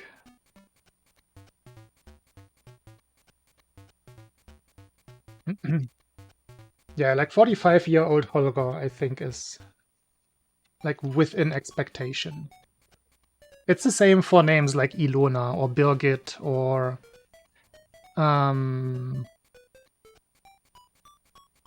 so what's another male name like that? Like Torsten,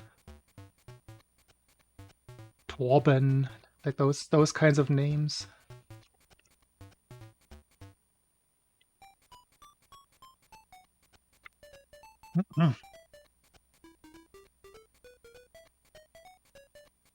But yeah, for German, I will put my hand into the fire, saying that some names are gone for good, will never come back.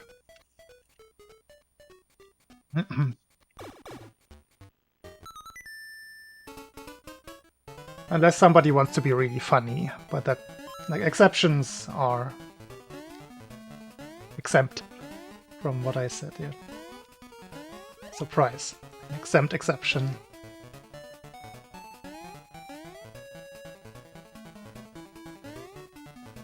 Ein Dirndl and Lederhosen. Okay. Go ahead.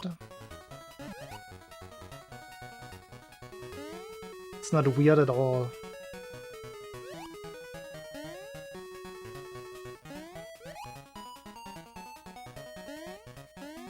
Why don't name them like more common clothings? Like Küchenschürze. Or Multifunktionsunterhemd. Those are much better names if you're already in that textile direction.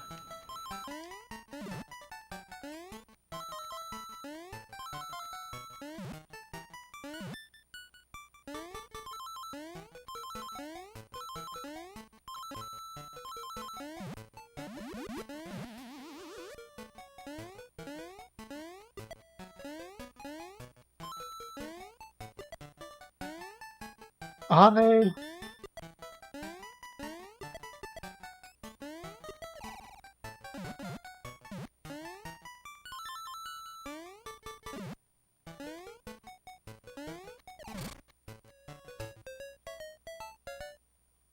Archibald. That one is not coming back? Oh. Sad.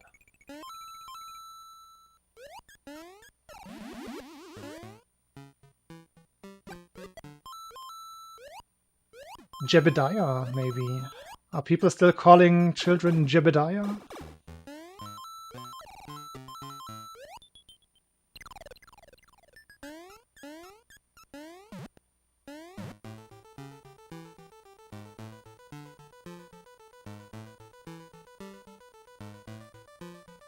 I am not a Holger, no.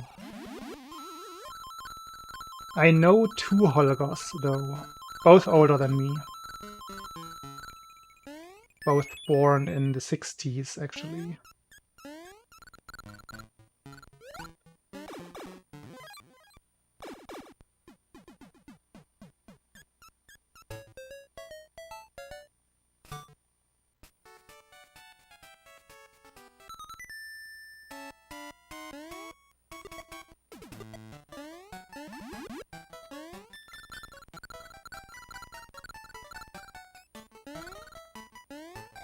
Okay, so I guess in an Amish society it's actually kind of expected to stick to the old names. That makes sense. They are a little bit backwards.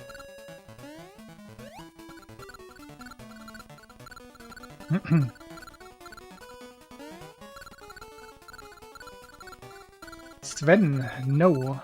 I had a neighbor named Sven, though.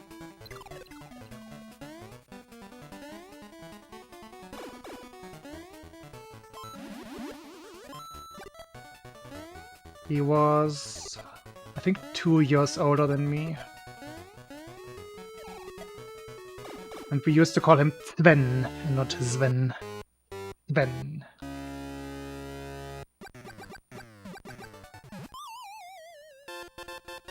Actually, we used to call him Forster. I don't even remember where that came from. It was just his nickname. Der Förster.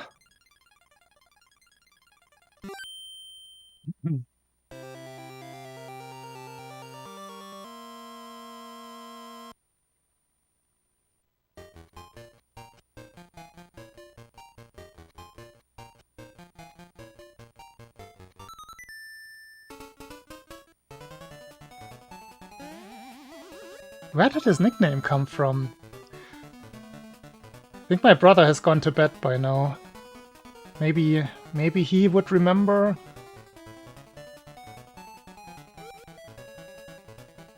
I do not remember.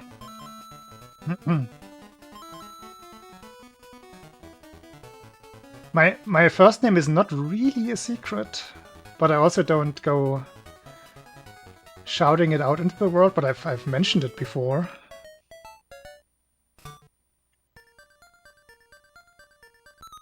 Everybody who's seen me at an ESA marathon probably know, well, at the ESA event itself, probably knows, because I always have it on my lanyard.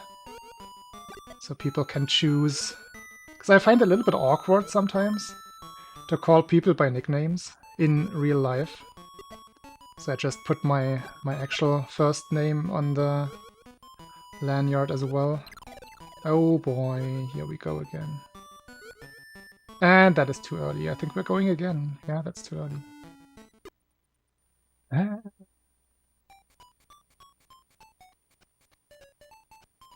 You can totally keep guessing my name. I will not keep it secret, but I will also not tell you right away, because now it's a game.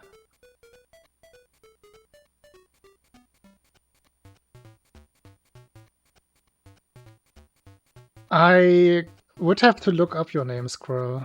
I don't have it handy in my brain right now. I think if I would think hard enough, I would remember. Like, I don't think I need cues, I just need time.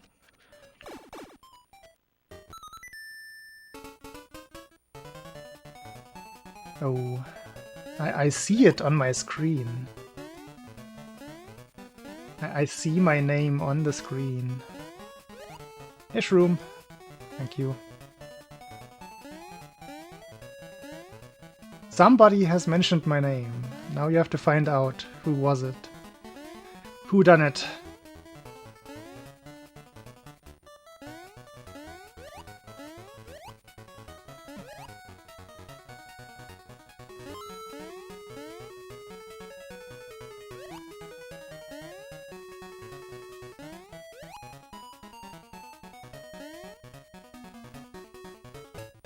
Second half runs, as in practicing the entire segment. I'm way past the point where that would be useful.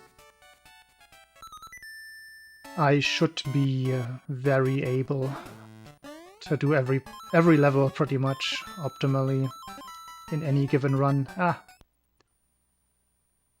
It's more of a problem to just avoid the bigger mistakes, which I have been failing at. Like, in general, no reset runs don't do me any good. Just feels like wasted time.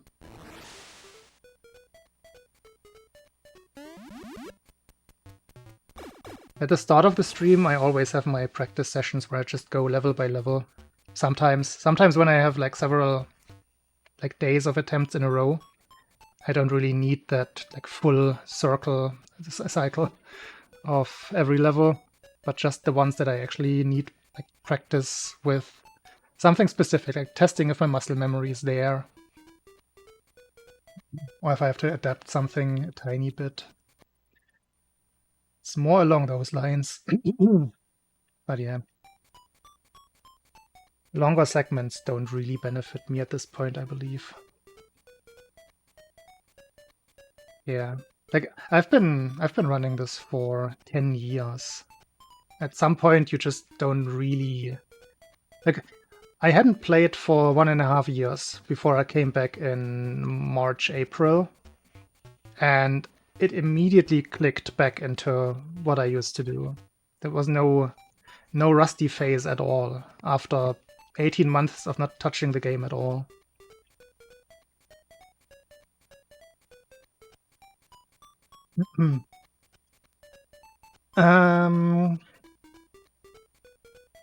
I think Hans is one of those that will occasionally still be around, but it's also one of the, I would say, the dying out names.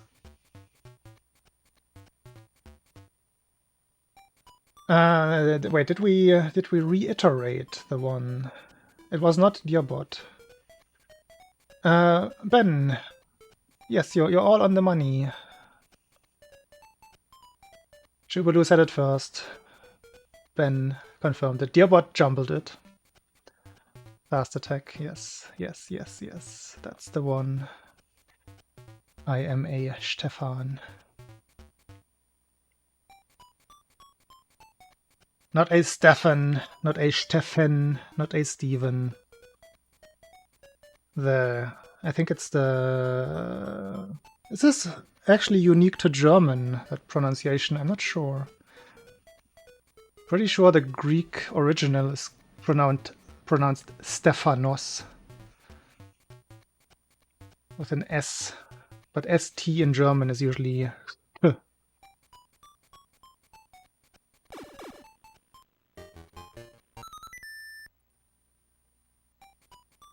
Joseph is one that I wouldn't really be able to categorize, whether that's a a name that is falling out of fashion or not. I feel like that's something that could come back every now and then. Esteban. It is not the original. It's also Hungarian, István. That one has the st as well.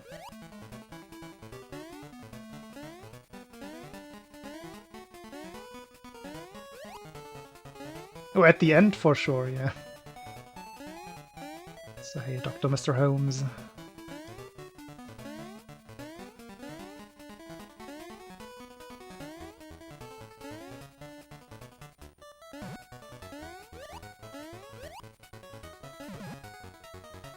I'm pretty sure Greek is just a heavily gendered language in general.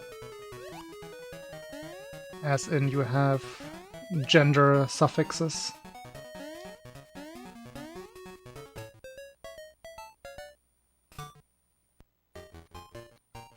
Pretty sure that is where that comes from.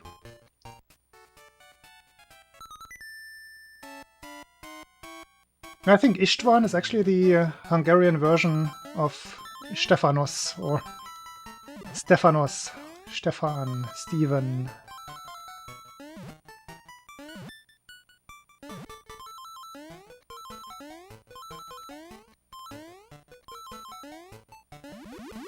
Only we had somebody from Hungary here. Guess that's too much to ask.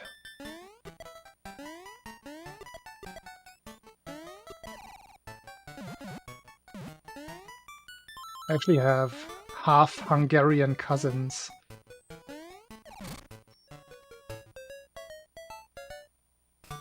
Who have names that also have Hungarian equivalents. So the Hungarian equivalents would be Matyas and András.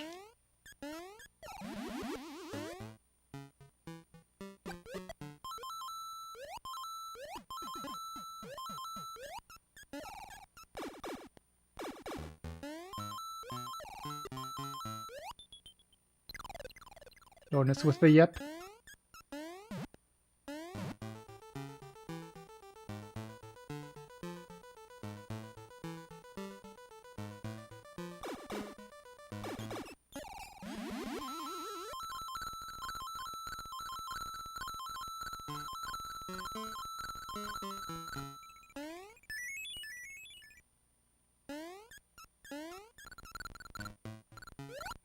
Ah, messed that up. Wait, István is the one with Johannes? John? I wouldn't have thought that. Or just Ivan. I'm getting my names mixed up in chat now. Oh no.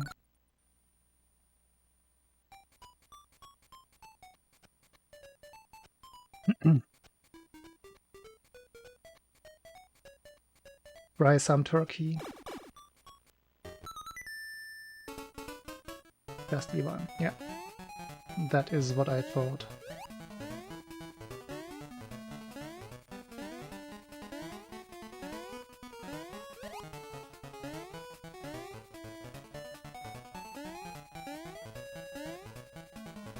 The only source that I have for my István idea is that my cousin's husband, who is the Hungarian part, used to call me István for fun every now and then. Not really, but it happened at some point. So that stuck in my memory.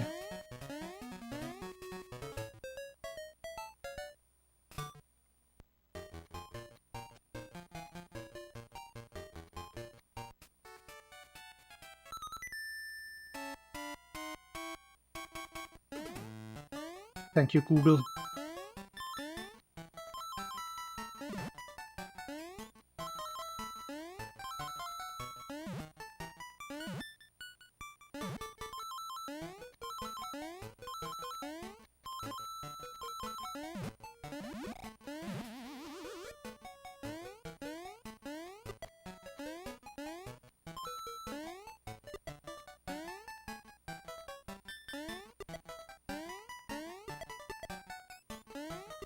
But did you see that earlier, that Dearbot actually translated my name into its English version? What a curious thing.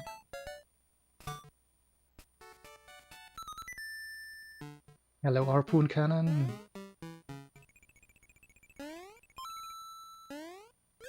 I shall try. Good to see you again.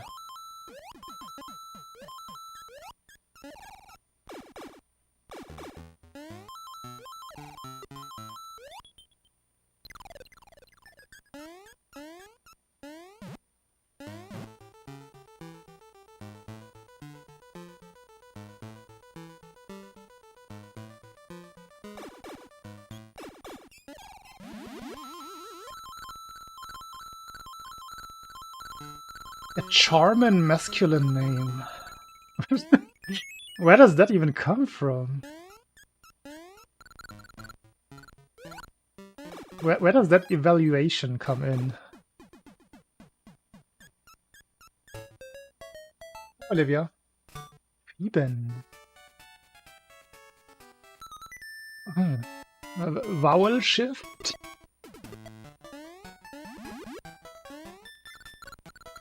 I don't know. What other languages went through vowel shifts? Ah.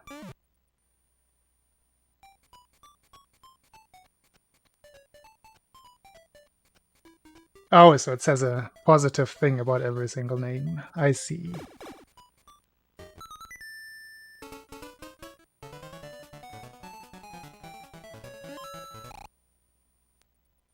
Dead Mario. Come on, one last one. It's getting late.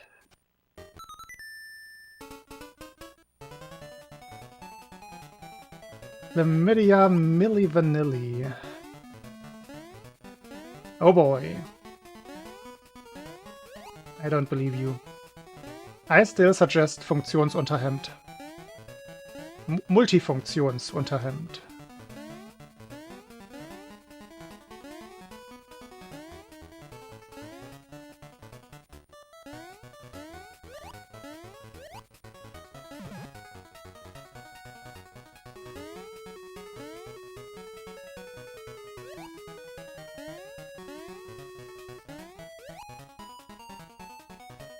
Or another nice one is Gummistiefel. We're on clothing words. Gummistiefel is very German to my own ears.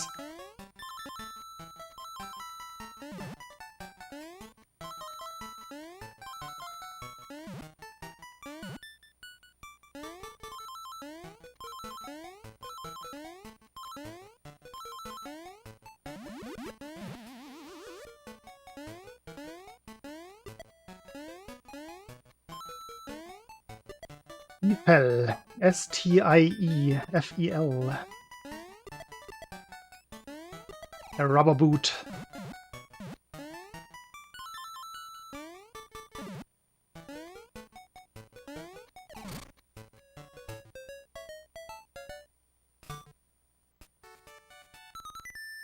Genau. Genau is actually the most likely word that I will accidentally say in German while talking English. It has happened quite a few times.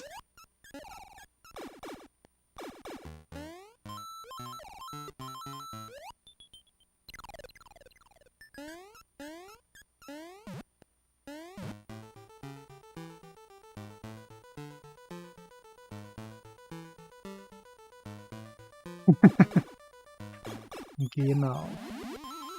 Another one is doch, because it doesn't have a good English equivalent. This is why I'm not even gonna try to explain it right now, because I'm gonna get distracted more than I can take this late in the stream.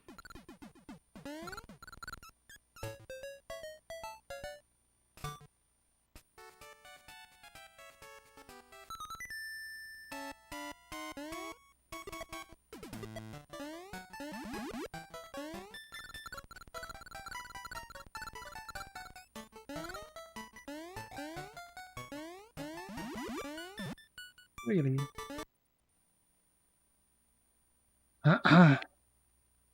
You want to know? Doch.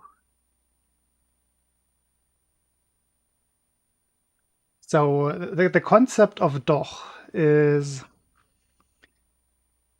if somebody tells you that something is not true, and you want to very briefly say, yes, it is true, you can just say doch.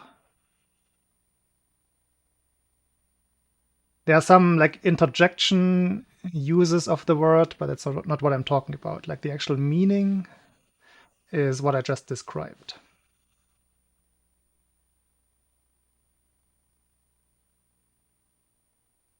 And yes, the CH sound doesn't exist in English, yes. Is to? Nah. It's like nah would be the equivalent, I guess. Nah. Nah, but yes. Like it's that positive aspect of it that only exists in German, I believe.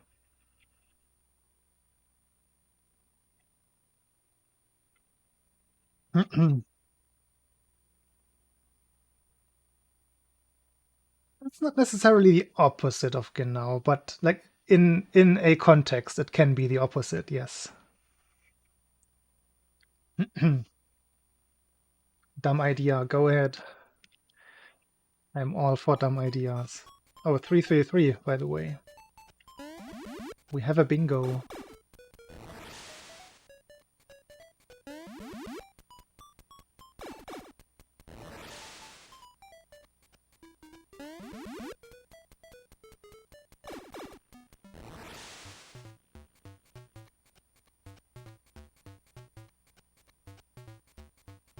A tutorial for learning speedrunning from scratch. Well, you're right on cue. I am preparing something like that for SML2 specifically. Speedrunning's like I'm gonna go into those like base things that you should do, which basically comes down to learn to what's a good word? Just have an analytical view on what you're doing. Figure out where do you want to go and what's the fastest path to achieve that. Not necessarily path, but what's the fastest way.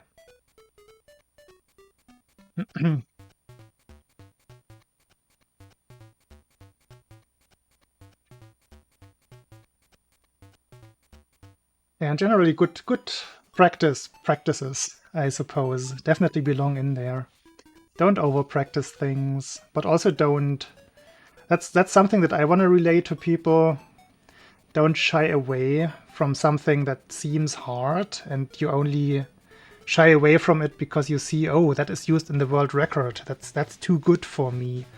Sometimes people have that kind of mindset, and I think it's a very negative thing. And they just go, probably not gonna need this, or I'm gonna be good enough by just winging it. It also depends on your own standards. Like, if somebody just wants to like improve just on their own, that's also valid.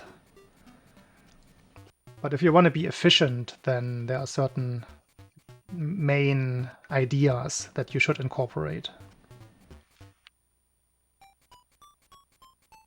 I think nerve control, rage control, I feel like that is... I'm not sure if you can teach that. You can certainly encourage it and say don't get discouraged easily. Don't take things personally that happen in the run. Don't start blaming your hardware for things.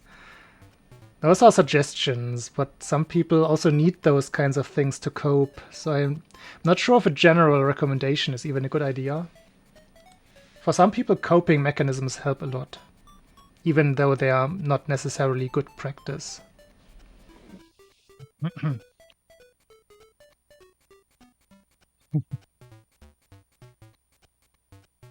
Yeah, but I see that a lot actually. That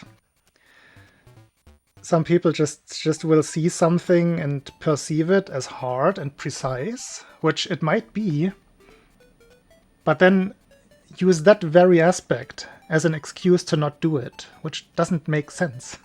Like everybody learns from practice. It's just a fact. If you practice something, you get better. Your understanding also gets better. So that is the analytical part that you just have to get into your system, and then the rest kind of falls into place just on its own.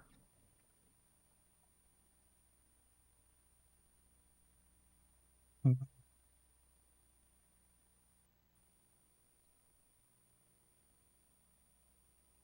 Yeah, I'm not sure if again, I agree with everything you say there, Shroom.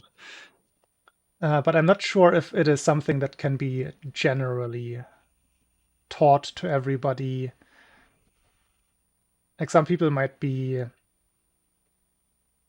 lose some motivation with a mindset like that. People are weird sometimes, and sometimes you have to like cater to the specific needs.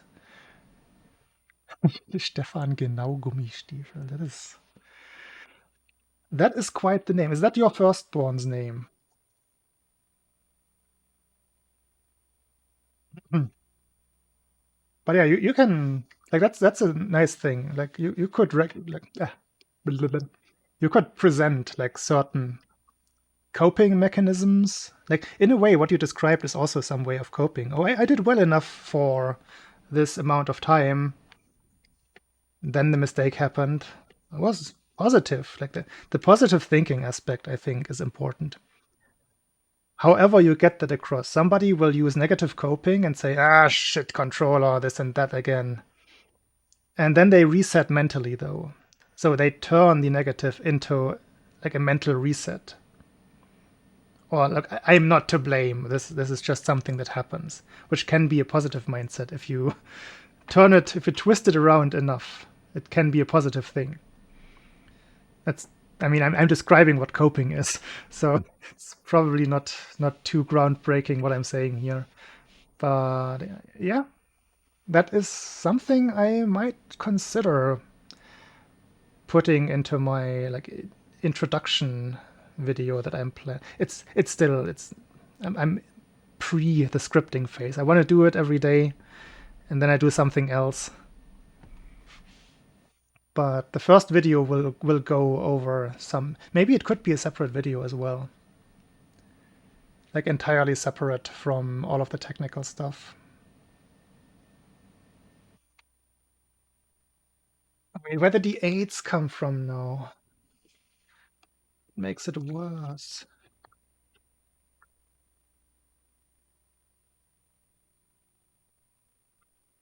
Hmm.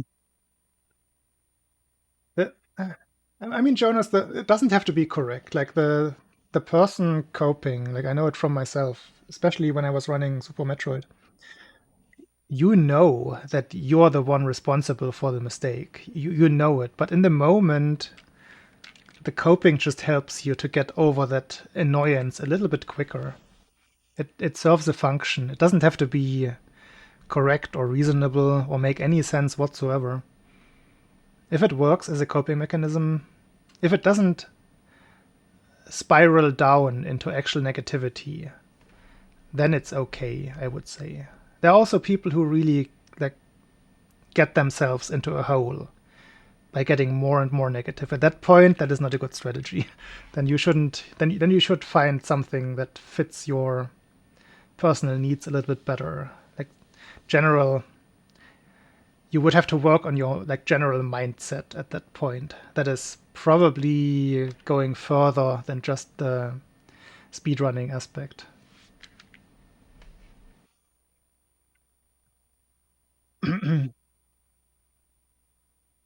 Oh yeah, the content aspect I didn't even consider, but that's also I struggle with. Are there people who specifically? I guess there are who like rants and complaining and shouting streamers. Hello again, Metal Man. Game Boy Player is not necessarily worse, no. They both have their advantages. Game Boy Player, for example, gives you access to the Game Boy Color palette, where you have separate colors for sprites and tiles. That's one advantage. You also get the output at the correct aspect ratio, whereas the SGB2 stretches it to something similar to 4:3. And I put it like back to original for the stream. I like the Super Nintendo controller better, so that's one aspect for me why I recommend or prefer SGB2.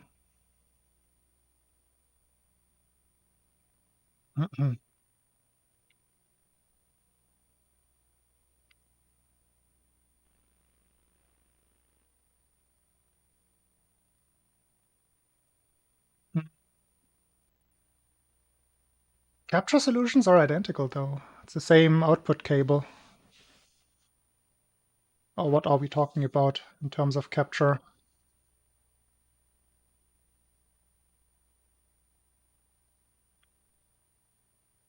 Oh wait, is it? Is it not the same cable? Kind of.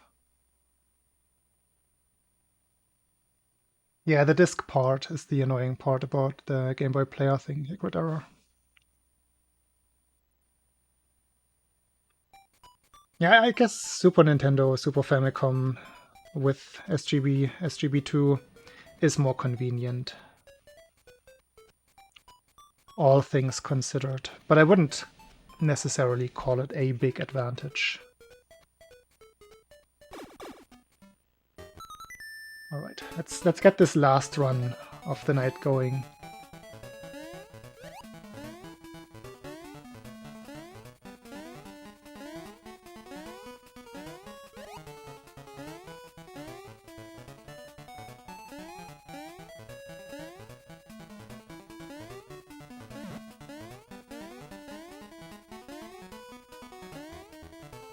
Last runs are often fast runs. That unintentionally rhymed.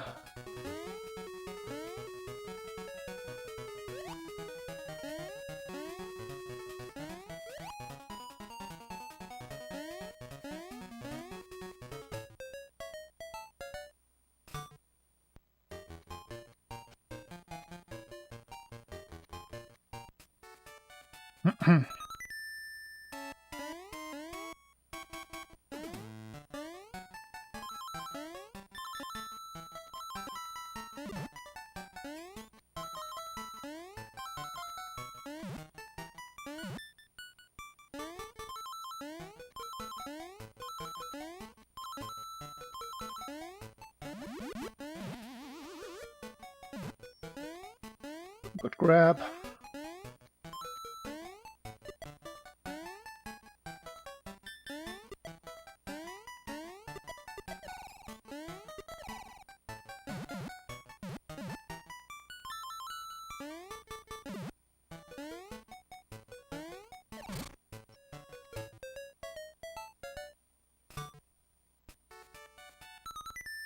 Yeah, good grab, but no corner boosts.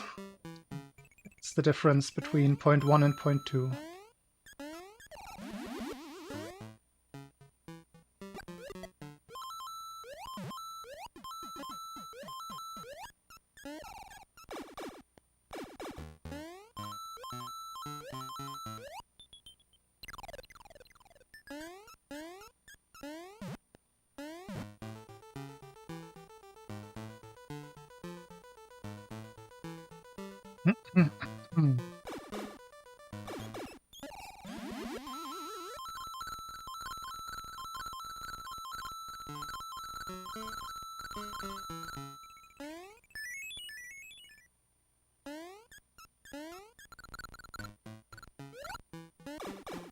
Very good level.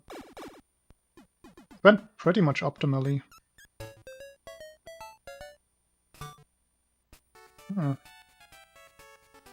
I just pressed the wrong button. Why didn't I pressed A on my cue instead of going left?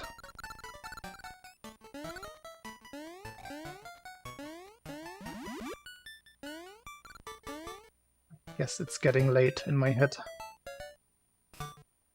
Yep, that's where the time loss comes from.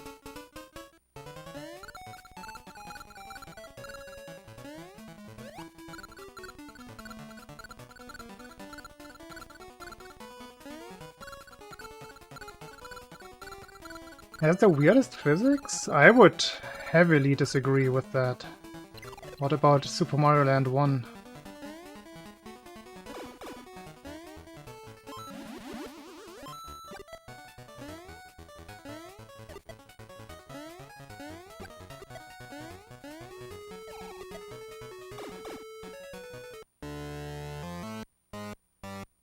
I feel like that one is the odd one out for like everybody.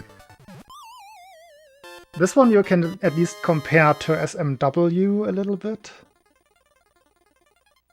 Some SMB3 aspects. SML1 just feels wrong to everybody, whatever other Mario game they are coming from.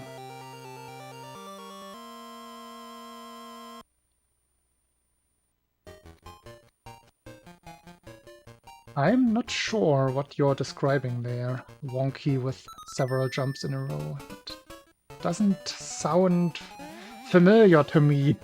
I'm playing this game quite frequently.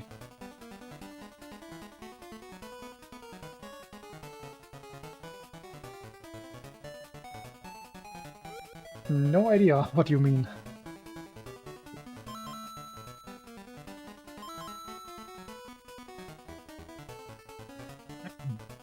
Can't drink too much, I only have a little sip left. Last run.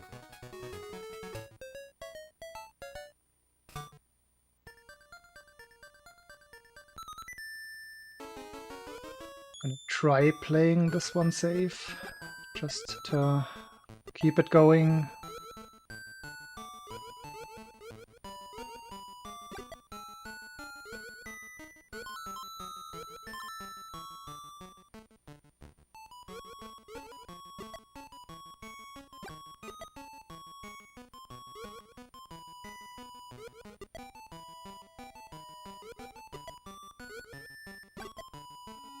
Timing is right. Yeah.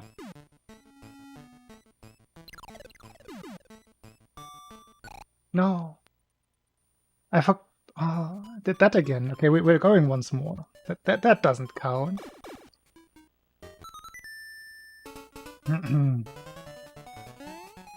I forgot that backup needs 2 jumps over the pits. Brain fart.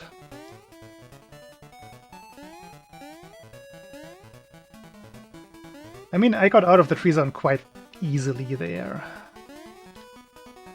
Surely I can do that again quickly.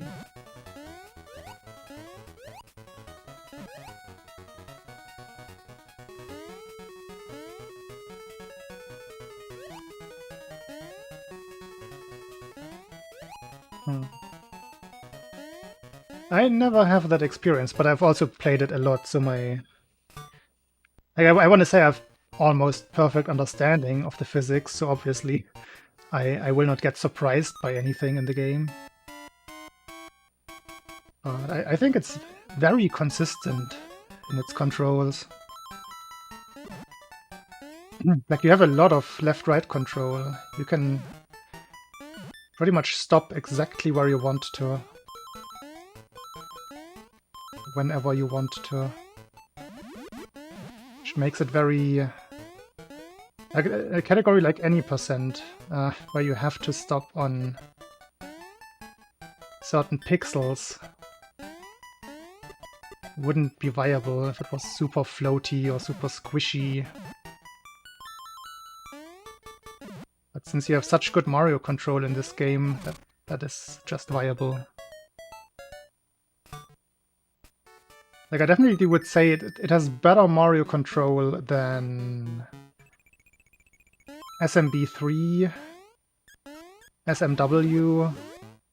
The Marios are a little bit more slidey in those. In this, the control is more precise.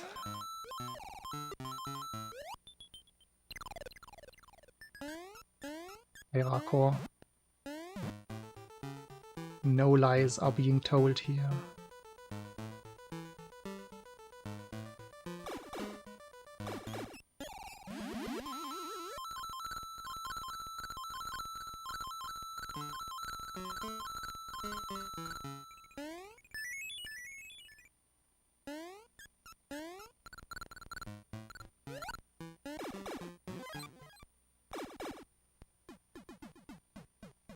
That's what I'm saying. Okay. I didn't see that, just kidding. They're also very different. Because there's no P-speed equivalent in this game.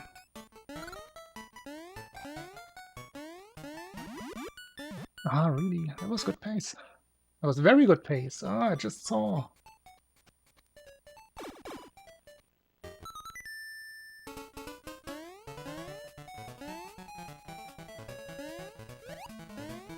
But then again, somebody who prefers SMB3 controls or like mechanics in general will probably mostly think that this game is too slow.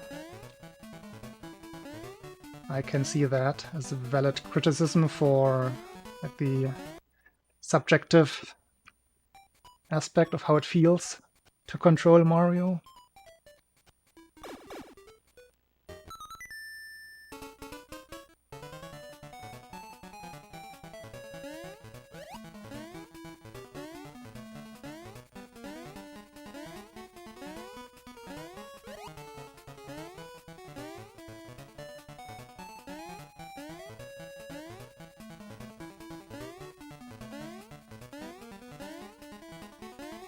Yo, let's go!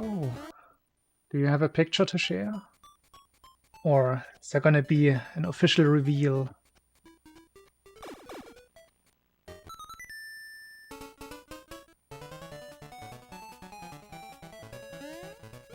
D-speed.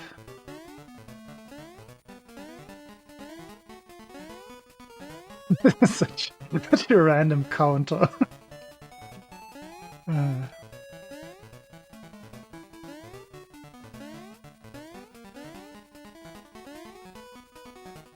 Dude, I guess we are using the counter now. Nope, and we're not using life split when it's crashed. Come back.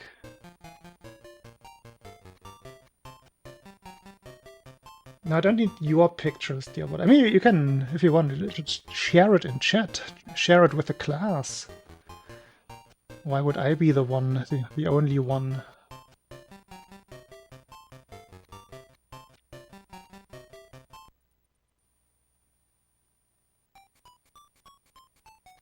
I should probably also restart live split and not just close it and be annoyed by it. Good side, immature, or just post the Discord link.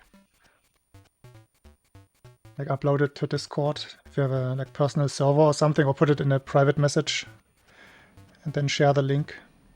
I guess the Discord is the most convenient part, yeah. Crazy, right? Since when does live split crash? So uncommon. I'm pretty sure it has to do with the video component, and something in there goes wrong.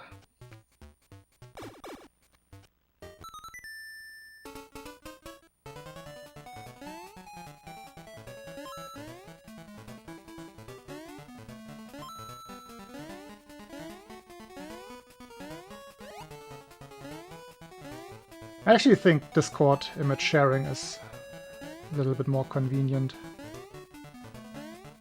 I will have to click it in a second.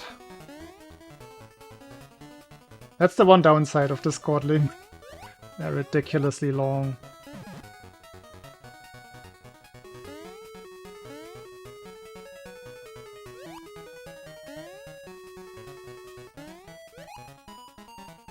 Yo, now everybody else gets to see it first. I should have checked before I started the run.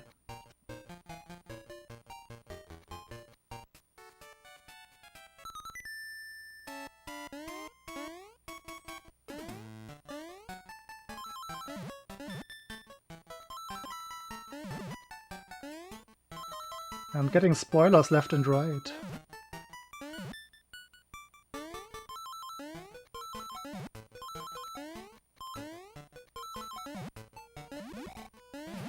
Oops. That is slow.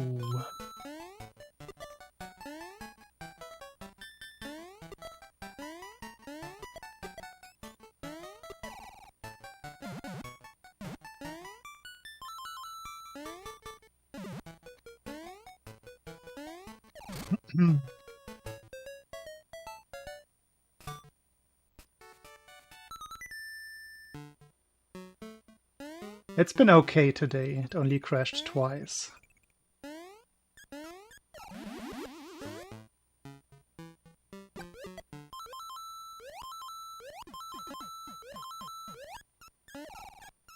I also haven't checked if this is a known issue with this version. So, me not contributing, I should take part of the blame.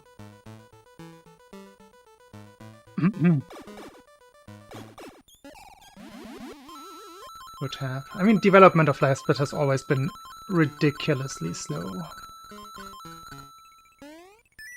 Like sometimes years behind what feature requests were, bug reports, like actual years.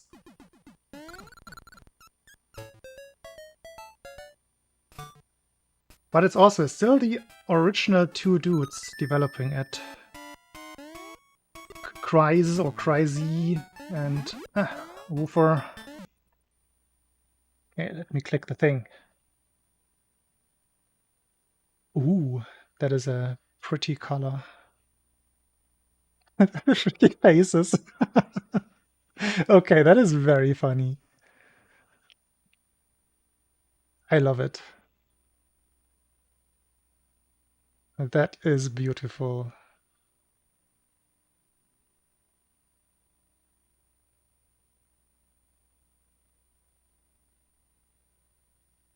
I want to see that in action.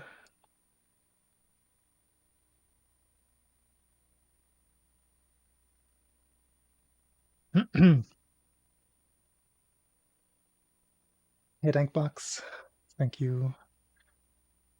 Currently just trying to squeeze out one more run for today because it's gotten quite late.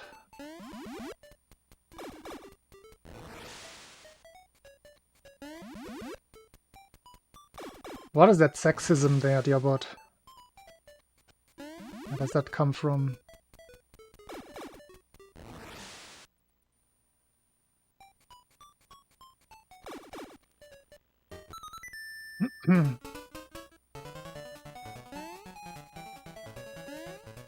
I don't mind Live Split in general.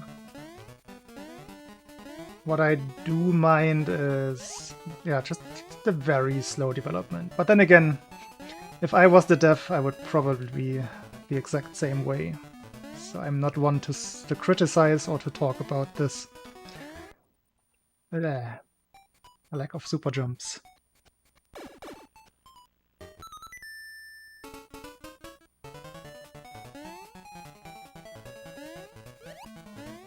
Maybe you could have somebody else to do the counting for you.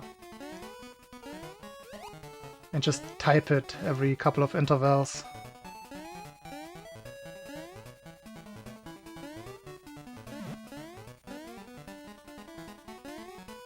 And they can also like replay your PB as a charade.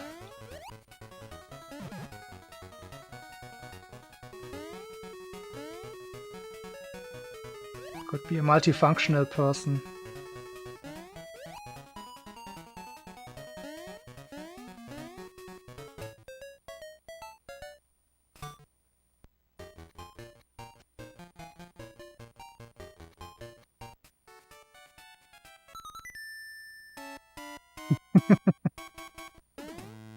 At least they usually boot up by themselves again after crashing. But they might have a problem with persistence. See, there's problems everywhere.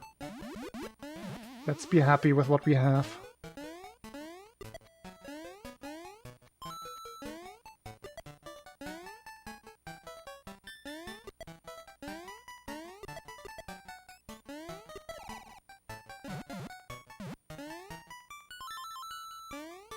Also, the thing about complaining about software, pretty much everybody could just fix it, right?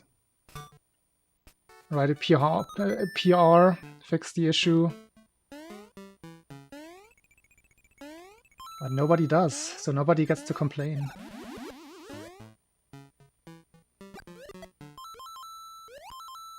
Unless somebody does, and it doesn't get implemented. Then they can complain.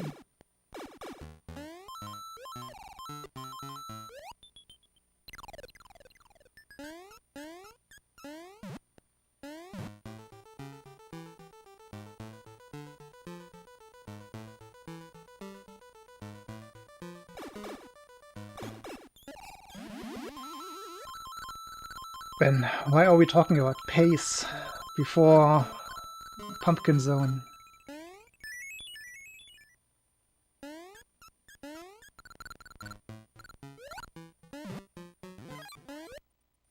Really? That was good pace.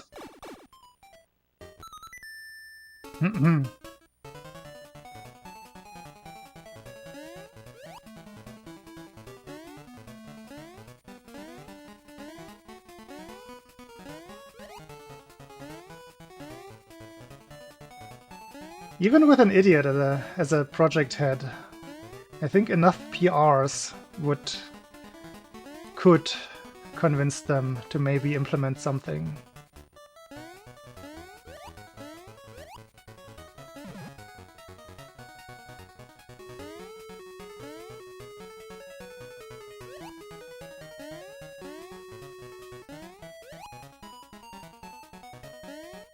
But I've never been happy with the video component integration. I understand it's the easiest way to just use VLC-lib for everything. But something in the pipeline just goes wrong.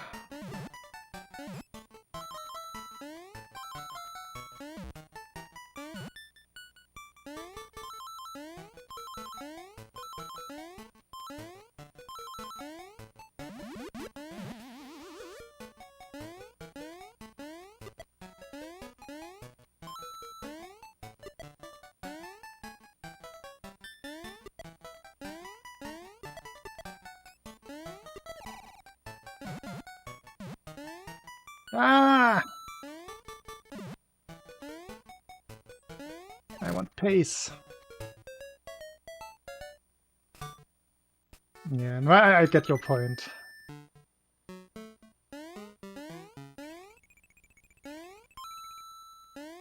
But I don't think we have such a bad case in terms of life split. Whenever I contacted anyone regarding some issues, they were quite quick to respond to things. Usually had reasonable excuses for not doing certain stuff.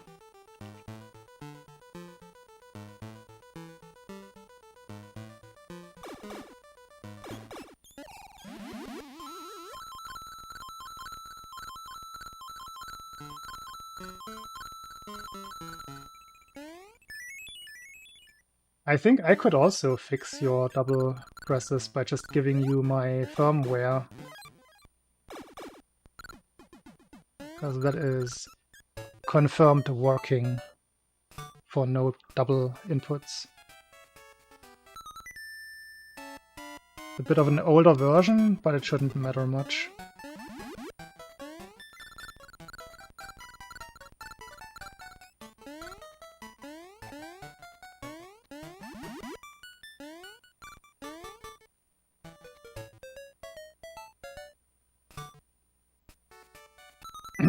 I do believe so. I remember, like, both in terms of the Arduino software, I think I have a slightly different version, as well as the version of my RetroSpy. Because I had to deal with this problem, and for me it was something related to the Super Game Boy 2 polling being twice the frequency of regular Super Nintendo polling. And that seemed to solve the issue. Whether that's directly related or not, it doesn't seem that way, but that's what fixed it for me.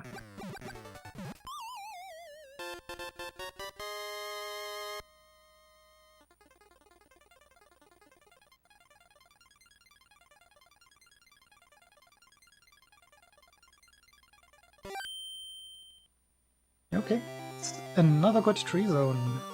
This is the last one now. For real.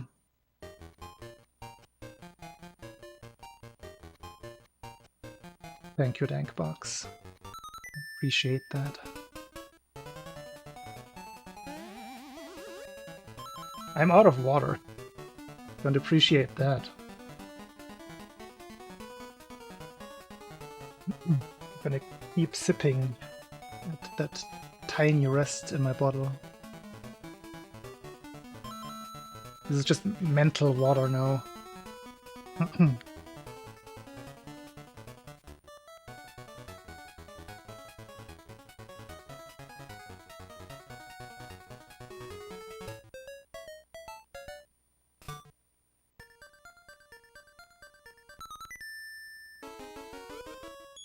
Okay. I gotta keep track of what I'm doing here. What my backup options are. Or just don't need a backup. How about that? I'm so smart.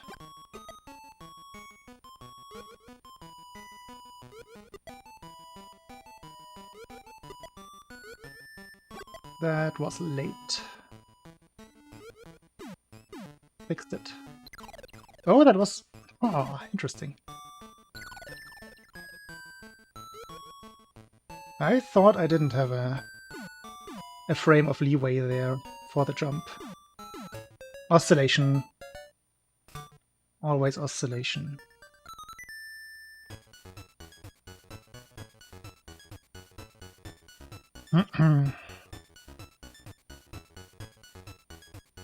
Right.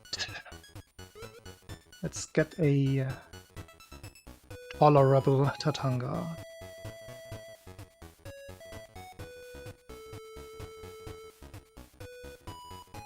I had one albatross in practice, I believe. Did I have one or two? I think it was one. So, by the old rule, I should get one more.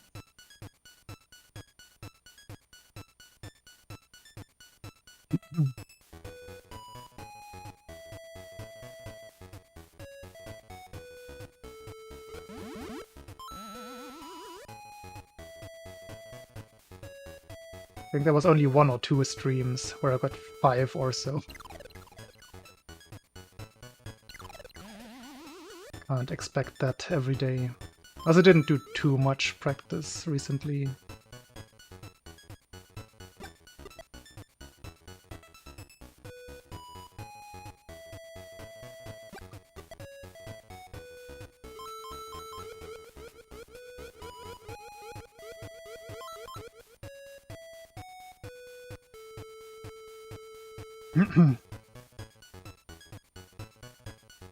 Birds in runs are still rare. Can anybody do exclamation mark count albatross? No, check albatross, sorry. Not count. Check albatross.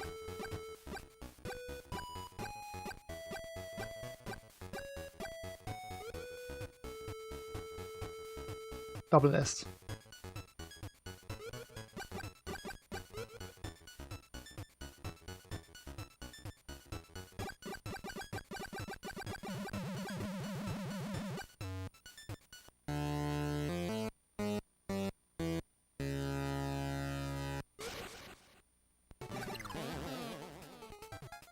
Yeah, 8 is still... I mean, it's kind of... No, it's kind of a big number, now that I think about it. 8, kinda okay. Kinda happy with 8.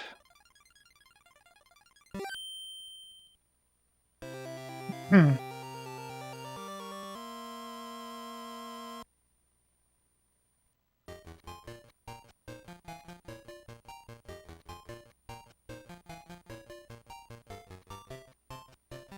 If you had told me I would get 8 albatrosses in a run like 2 months ago, I would not have believed you.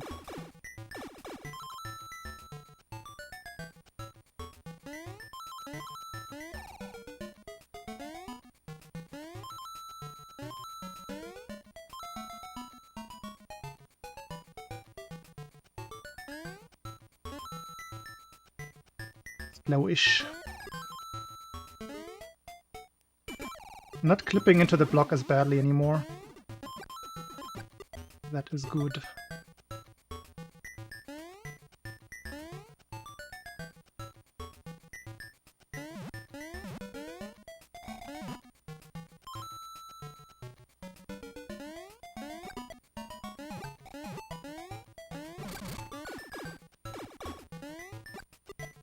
Okay, we have a run.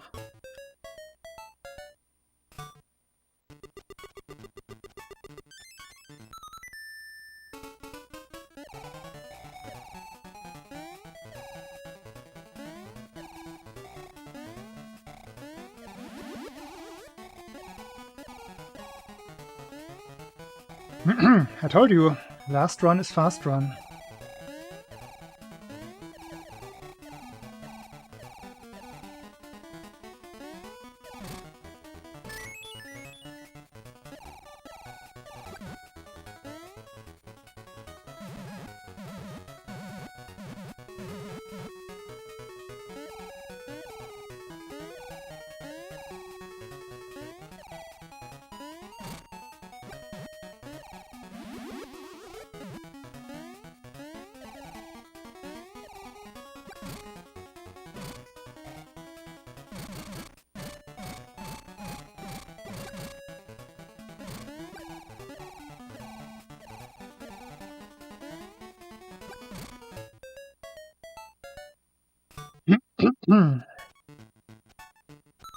Alright. Let's hope I do this well. Let's do this well. Let's be positive.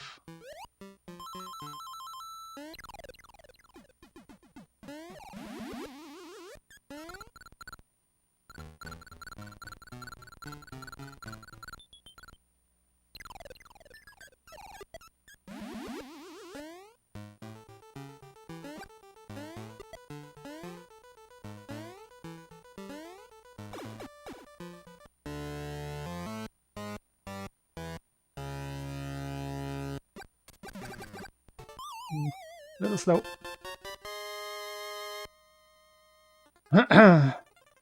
It's a fun backup. It's very worth learning it.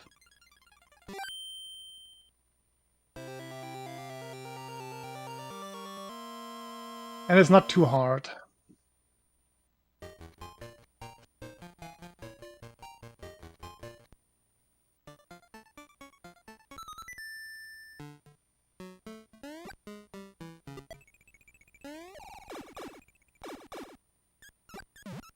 Oh, I got the jump for the first time today.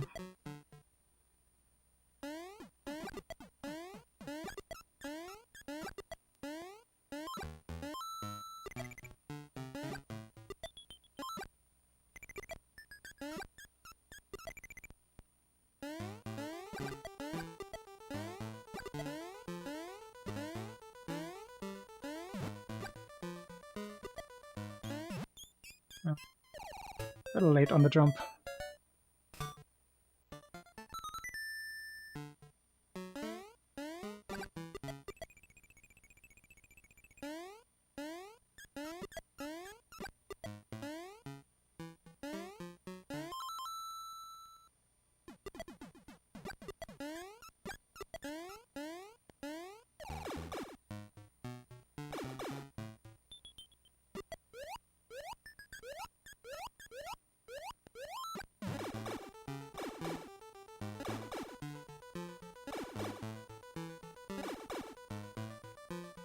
Played it very safe on that last pipe. Ah. Stupid mistake.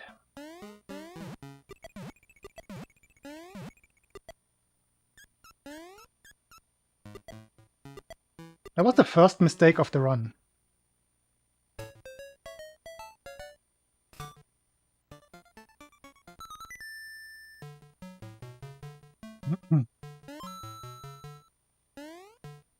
As an actual mistake.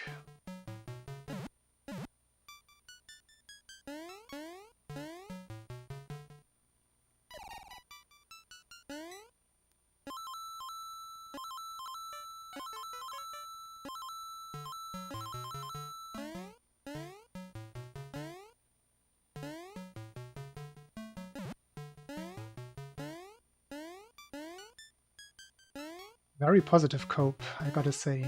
Gotta pat myself on the back.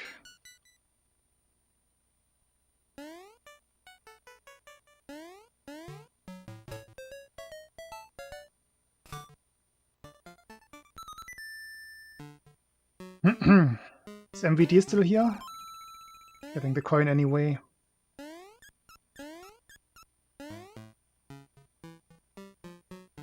A kill is helpful.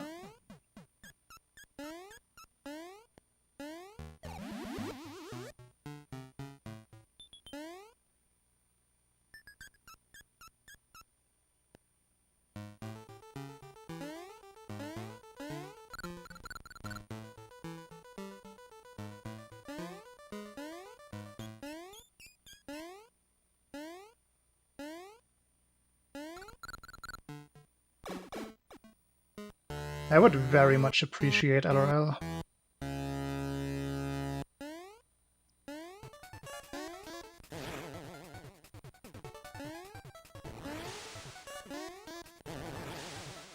And we got the lit thing. No, Chubaloo!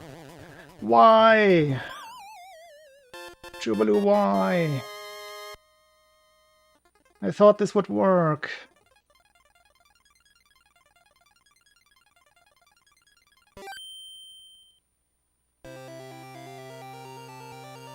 Glitchy lid and shot to the left.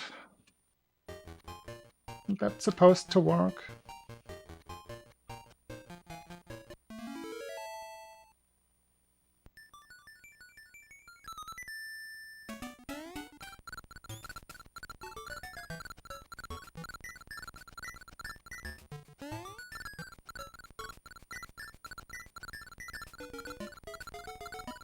We can blame Tuvalu. All good now. That's a good cope. Blame somebody else. Justified or no.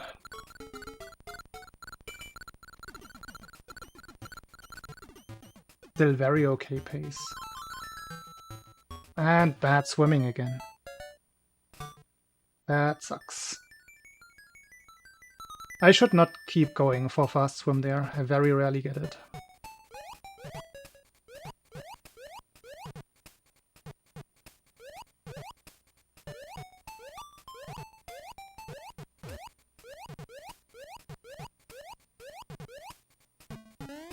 Very good swimming.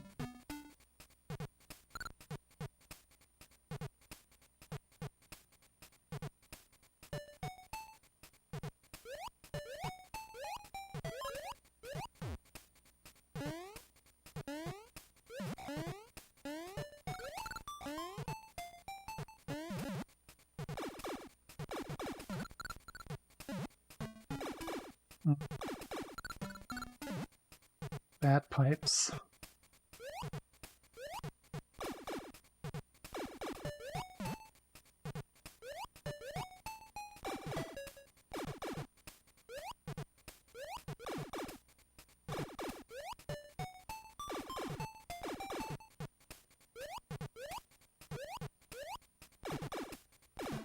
Okay, this is good enough. This is what I need.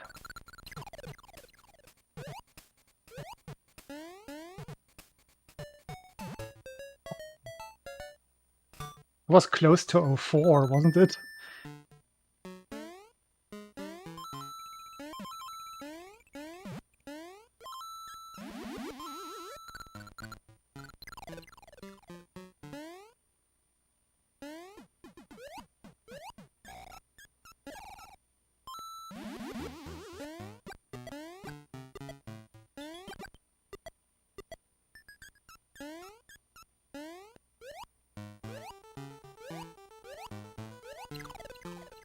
Freaking no! Ah! We're dead. Oh no!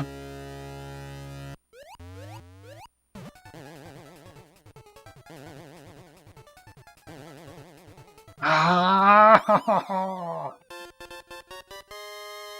Why? That is so rare. I thought I was safe. The 2 quick strokes are usually what I do to get over that guy. Ah, oh, I'm so sorry.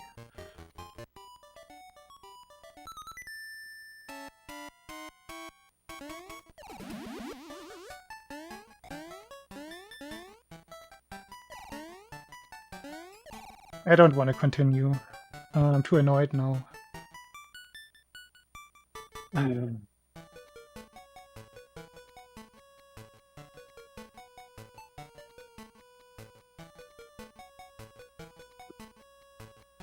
Man! Actually ahead of record! After Turtle Zone. Well, after Turtle 2. With the Bad Witch, same as Ayaka. Oh, I'm usually better at coping immediately. This one really annoys me. Oh, this could actually, yeah, you might be right. Maybe it's a tiny goal split because of the bad exit. Not sure if I looked right, but it looked very close to 504 with a good exit. That would have been big gold and IL record for sure.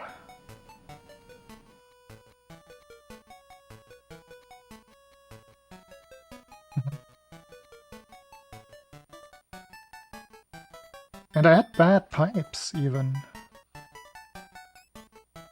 I didn't think I could get so close to 504 with both bad pipes.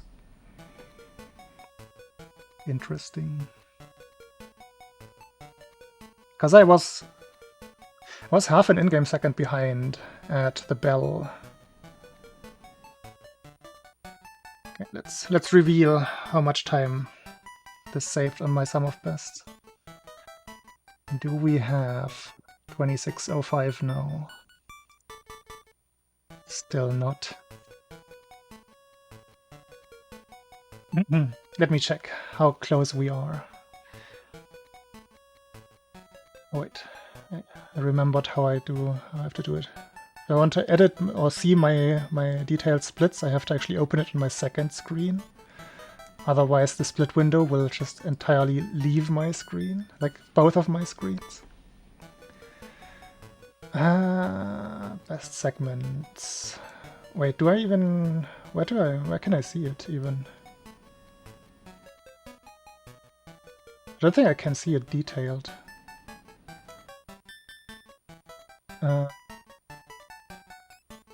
I'd have to change my layout for that, which I don't want to do. It's gonna stay a mystery then.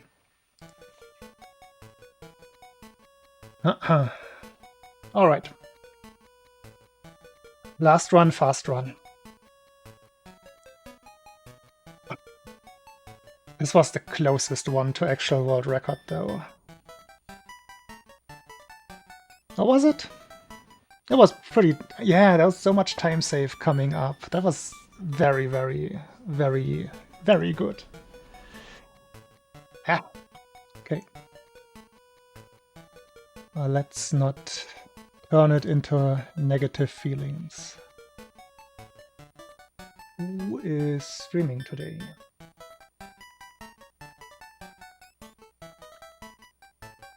Not gonna rate that guy that is streaming SML2.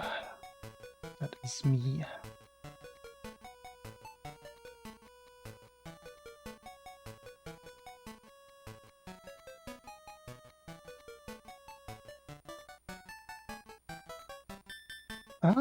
Jet is doing Donkey Kong Country, the triple relay? Do I see that right? Trilogy relay. Oh no, He's practicing for that, I suppose. Or is he? Who knows?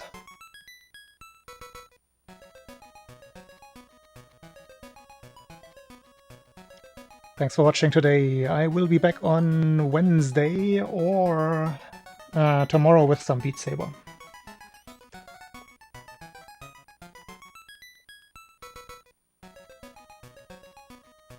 Have a good one, everybody.